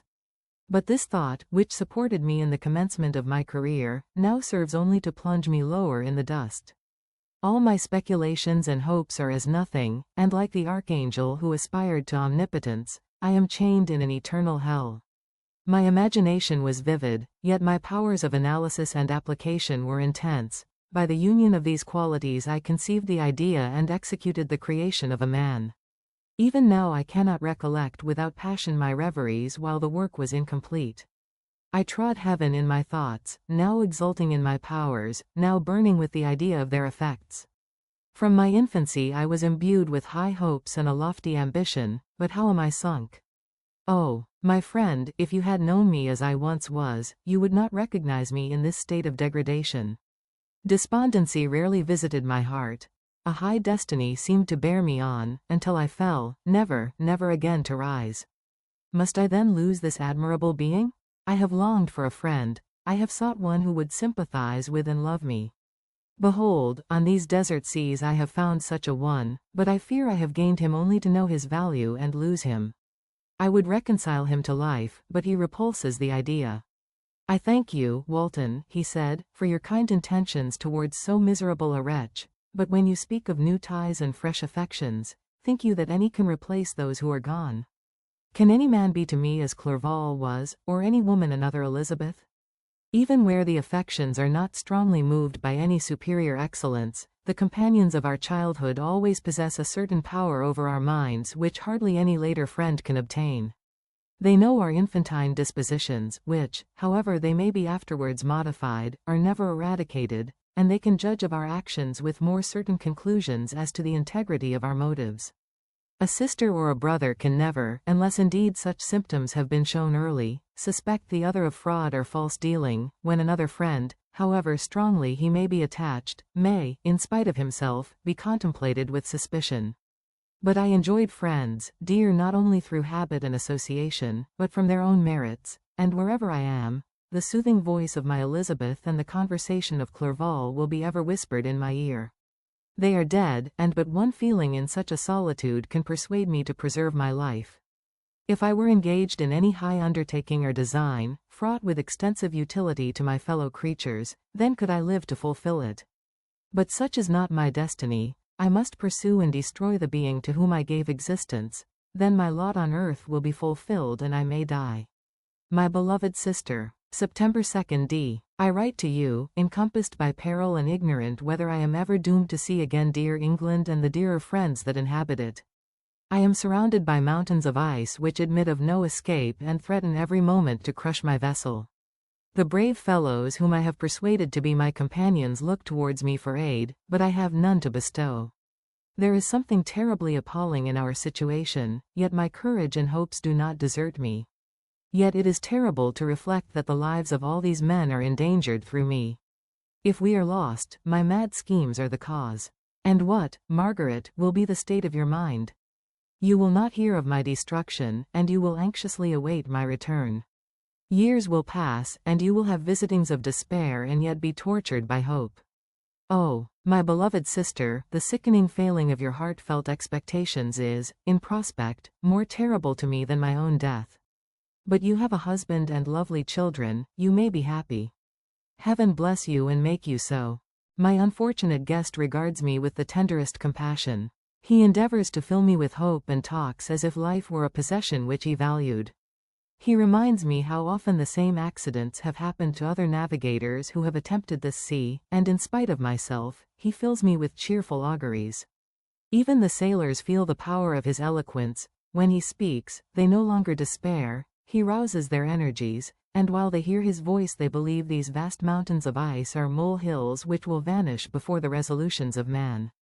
These feelings are transitory. Each day of expectation delayed fills them with fear, and I almost dread a mutiny caused by this despair. September 5th. A scene has just passed of such uncommon interest that, although it is highly probable that these papers may never reach you, yet I cannot forbear recording it. We are still surrounded by mountains of ice, still in imminent danger of being crushed in their conflict. The cold is excessive, and many of my unfortunate comrades have already found a grave amidst this scene of desolation. Frankenstein has daily declined in health. A feverish fire still glimmers in his eyes, but he is exhausted, and when suddenly roused to any exertion, he speedily sinks again into apparent lifelessness. I mentioned in my last letter the fears I entertained of a mutiny. This morning, as I sat watching the wan countenance of my friend, his eyes half closed and his limbs hanging listlessly, I was roused by half a dozen of the sailors, who demanded admission into the cabin. They entered, and their leader addressed me. He told me that he and his companions had been chosen by the other sailors to come in deputation to me to make me a requisition which, in justice, I could not refuse. We were immured in ice and should probably never escape, but they feared that if, as was possible, the ice should dissipate and a free passage be opened, I should be rash enough to continue my voyage and lead them into fresh dangers, after they might happily have surmounted this. They insisted, therefore, that I should engage with a solemn promise that if the vessel should be freed I would instantly direct my course southwards. This speech troubled me. I had not despaired, nor had I yet conceived the idea of returning if set free. Yet could I, in justice, or even in possibility, refuse this demand? I hesitated before I answered, when Frankenstein, who had at first been silent, and indeed appeared hardly to have force enough to attend, now roused himself. His eyes sparkled, and his cheeks flushed with momentary vigor. Turning towards the men, he said, "What do you mean? What do you demand of your captain? Are you, then, so easily turned from your design? Did you not call this a glorious expedition? And wherefore was it glorious? Not because the way was smooth and placid as a southern sea, but because it was full of dangers and terror, because at every new incident your fortitude was to be called forth and your courage exhibited, because danger and death surrounded it, and these you were to brave and overcome. For this was it an honorable undertaking. You were hereafter to be hailed as the benefactors of your species, your names adored as belonging to brave men who encountered death for honor and the benefit of mankind. And now, behold, with the first imagination of danger, or, if you will, the first mighty and terrific trial of your courage, you shrink away and are content to be handed down as men who had not strength enough to endure cold and peril. And so, poor souls, they were chilly and returned to their warm firesides. Why, that requires not this preparation. Ye need not have come thus far and dragged your captain to the shame of a defeat merely to prove yourselves cowards. Oh, be men, or be more than men. Be steady to your purposes and firm as a rock. This ice is not made of such stuff as your hearts may be. It is mutable and cannot withstand you if you say that it shall not. Do not return to your families with the stigma of disgrace marked on your brows. Return as heroes who have fought and conquered and who know not what it is to turn their backs on the foe. He spoke this with a voice so modulated to the different feelings expressed in his speech, with an eye so full of lofty design and heroism, that can you wonder that these men were moved? They looked at one another and were unable to reply. I spoke. I told them to retire and consider of what had been said, that I would not lead them farther north if they strenuously desired the contrary, but that I hoped that, with reflection, their courage would return. They retired and I turned towards my friend, but he was sunk in languor and almost deprived of life. How all this will terminate, I know not, but I had rather die than return shamefully, my purpose unfulfilled. Yet I fear such will be my fate. The men, unsupported by ideas of glory and honor, can never willingly continue to endure their present hardships. September 7th. The die is cast. I have consented to return if we are not destroyed. Thus are my hopes blasted by cowardice and indecision. I come back ignorant and disappointed. It requires more philosophy than I possess to bear this injustice with patience. September 12th. It is past. I am returning to England. I have lost my hopes of utility and glory, I have lost my friend. But I will endeavor to detail these bitter circumstances to you, my dear sister, and while I am wafted towards England and towards you, I will not despond.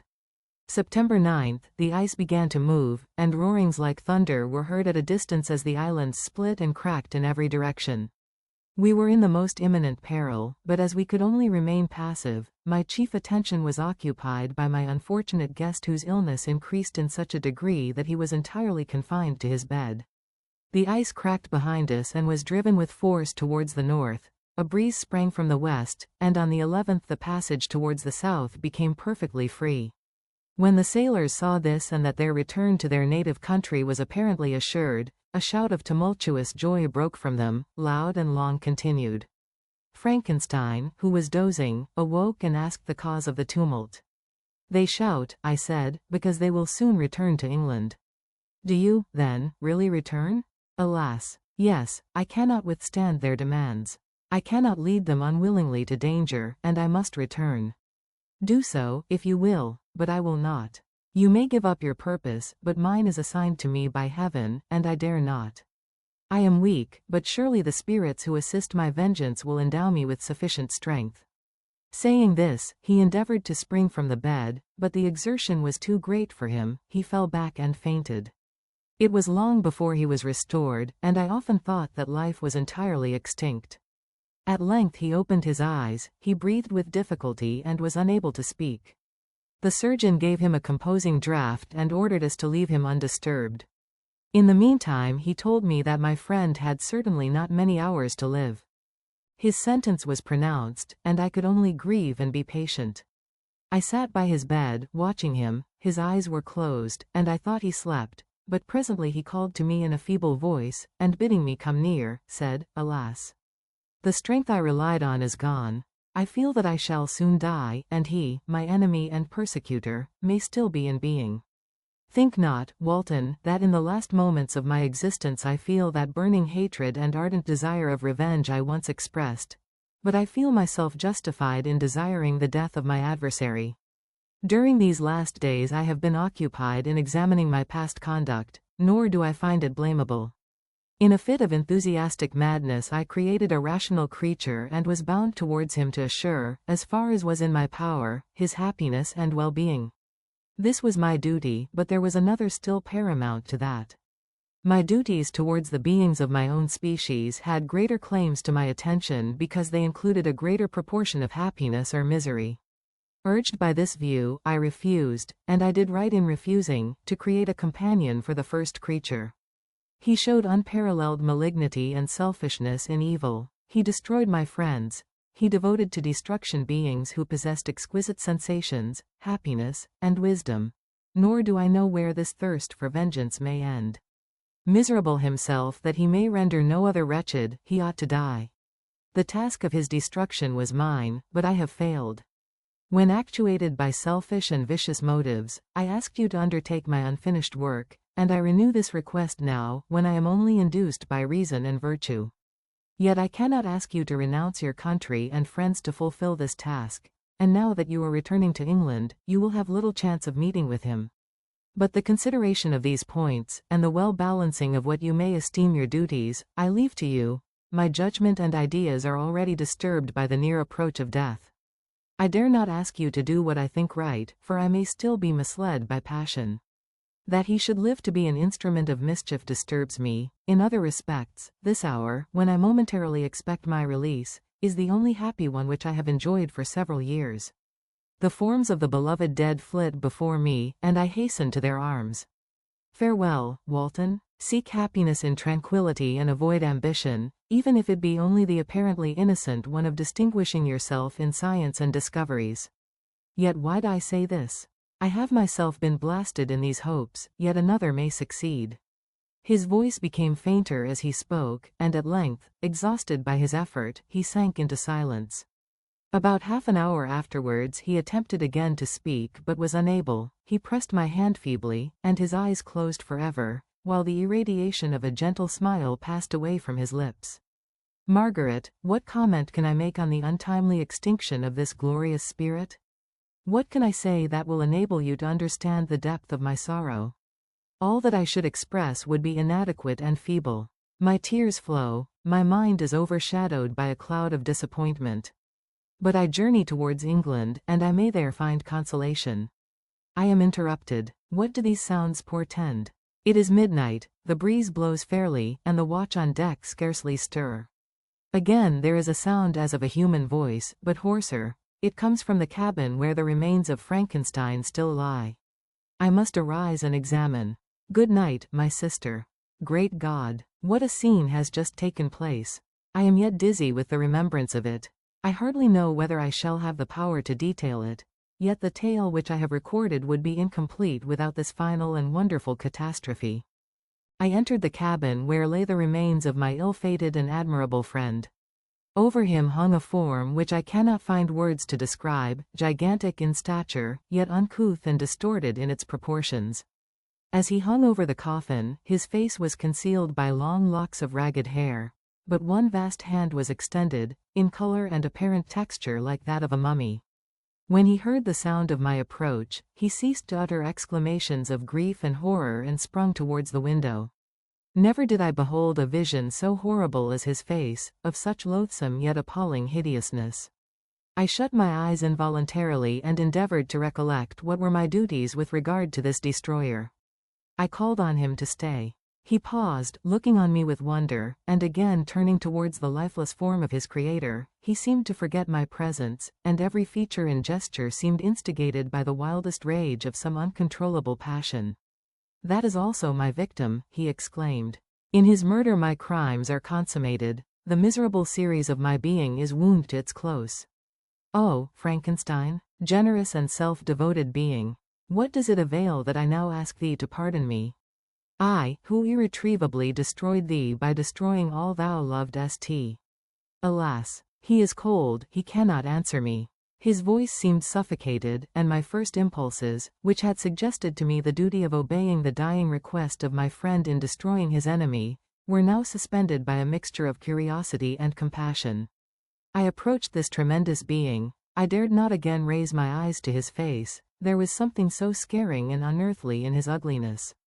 I attempted to speak, but the words died away on my lips. The monster continued to utter wild and incoherent self-reproaches. At length I gathered resolution to address him in a pause of the tempest of his passion. Your repentance, I said, is now superfluous. If you had listened to the voice of conscience and heeded the stings of remorse before you had urged your diabolical vengeance to this extremity, Frankenstein would yet have lived. And do you dream? Said the demon. Do you think that I was then dead to agony and remorse? He continued, pointing to the corpse, he suffered not in the consummation of the deed. Oh, not the 10,000th portion of the anguish that was mine during the lingering detail of its execution. A frightful selfishness hurried me on, while my heart was poisoned with remorse. Think you that the groans of Clerval were music to my ears? My heart was fashioned to be susceptible of love and sympathy, and when wrenched by misery to vice and hatred, it did not endure the violence of the change without torture such as you cannot even imagine. After the murder of Clerval, I returned to Switzerland, heartbroken and overcome. I pitied Frankenstein. My pity amounted to horror. I abhorred myself. But when I discovered that he, the author at once of my existence and of its unspeakable torments, dared to hope for happiness, that while he accumulated wretchedness and despair upon me he sought his own enjoyment in feelings and passions from the indulgence of which I was forever barred, then impotent envy and bitter indignation filled me with an insatiable thirst for vengeance. I recollected my threat and resolved that it should be accomplished. I knew that I was preparing for myself a deadly torture, but I was the slave, not the master, of an impulse which I detested yet could not disobey. Yet when she died, nay, then I was not miserable. I had cast off all feeling, subdued all anguish, to riot in the excess of my despair. Evil thenceforth became my good. Urged thus far, I had no choice but to adapt my nature to an element which I had willingly chosen.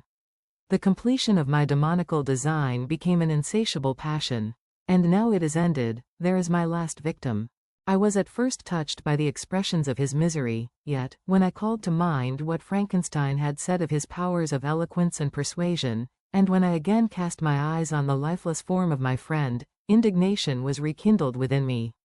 "Wretch," I said, "it is well that you come here to whine over the desolation that you have made. You throw a torch into a pile of buildings, and when they are consumed, you sit among the ruins and lament the fall. Hypocritical fiend! If he whom you mourn still lived, still would he be the object, again would he become the prey, of your accursed vengeance. It is not pity that you feel, you lament only because the victim of your malignity is withdrawn from your power." "Oh, it is not thus, not thus," interrupted the being. "Yet such must be the impression conveyed to you by what appears to be the purport of my actions.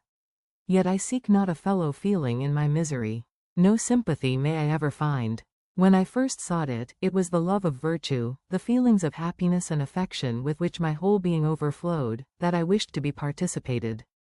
But now that virtue has become to me a shadow, and that happiness and affection are turned into bitter and loathing despair, in what should I seek for sympathy?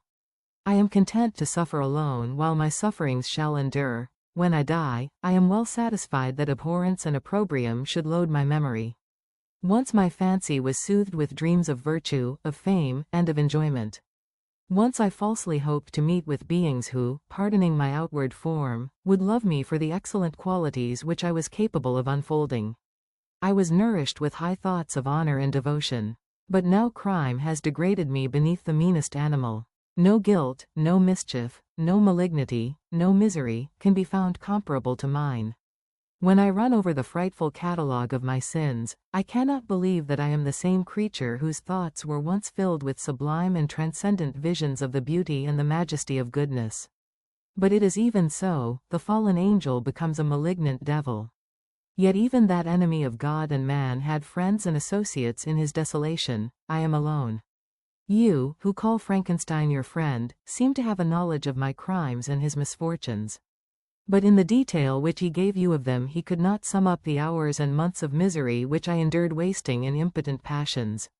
For while I destroyed his hopes, I did not satisfy my own desires. They were forever ardent and craving, still I desired love and fellowship, and I was still spurned. Was there no injustice in this? Am I to be thought the only criminal, when all humankind sinned against me? Why do you not hate Felix, who drove his friend from his door with contumely? Why do you not execrate the rustic who sought to destroy the Saviour of his child? Nay, these are virtuous and immaculate beings. I, the miserable and the abandoned, am an abortion, to be spurned at, and kicked, and trampled on. Even now my blood boils at the recollection of this injustice. But it is true that I am a wretch. I have murdered the lovely and the helpless. I have strangled the innocent as they slept and grasped to death his throat who never injured me or any other living thing. I have devoted my Creator, the select specimen of all that is worthy of love and admiration among men, to misery. I have pursued him even to that irremediable ruin. There he lies, white and cold in death. You hate me, but your abhorrence cannot equal that with which I regard myself. I look on the hands which executed the deed.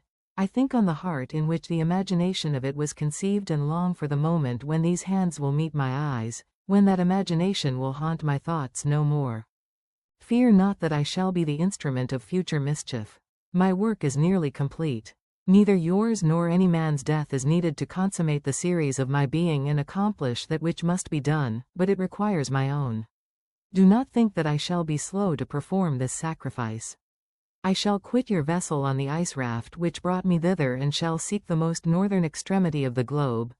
I shall collect my funeral pile and consume to ashes this miserable frame, that its remains may afford no light to any curious and unhallowed wretch who would create such another as I have been. I shall die. I shall no longer feel the agonies which now consume me or be the prey of feelings unsatisfied, yet unquenched. He is dead who called me into being, and when I shall be no more, the very remembrance of us both will speedily vanish. I shall no longer see the sun or stars or feel the winds play on my cheeks. Light, feeling, and sense will pass away, and in this condition must I find my happiness. Some years ago, when the images which this world affords first opened upon me, when I felt the cheering warmth of summer and heard the rustling of the leaves and the warbling of the birds, and these were all to me, I should have wept to die. Now it is my only consolation.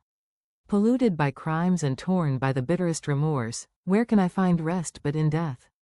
Farewell. I leave you, and in you the last of humankind whom these eyes will ever behold. Farewell, Frankenstein. If thou wert yet alive and yet cherished a desire of revenge against me, it would be better satiated in my life than in my destruction. But it was not so. Thou didst seek my extinction, that I might not cause greater wretchedness, and if yet, in some mode unknown to me, thou hadst not ceased to think and feel, thou wouldst not desire against me a vengeance greater than that which I feel. Blasted as thou wert, my agony was still superior to thine, for the bitter sting of remorse will not cease to rankle in my wounds until death shall close them forever. But soon, he cried with sad and solemn enthusiasm, I shall die, and what I now feel be no longer felt. Soon these burning miseries will be extinct. I shall ascend my funeral pile triumphantly and exult in the agony of the torturing flames. The light of that conflagration will fade away, my ashes will be swept into the sea by the winds. My spirit will sleep in peace, or if it thinks, it will not surely think thus. Farewell. He sprang from the cabin window as he said this, upon the ice raft which lay close to the vessel. He was soon borne away by the waves and lost in darkness and distance.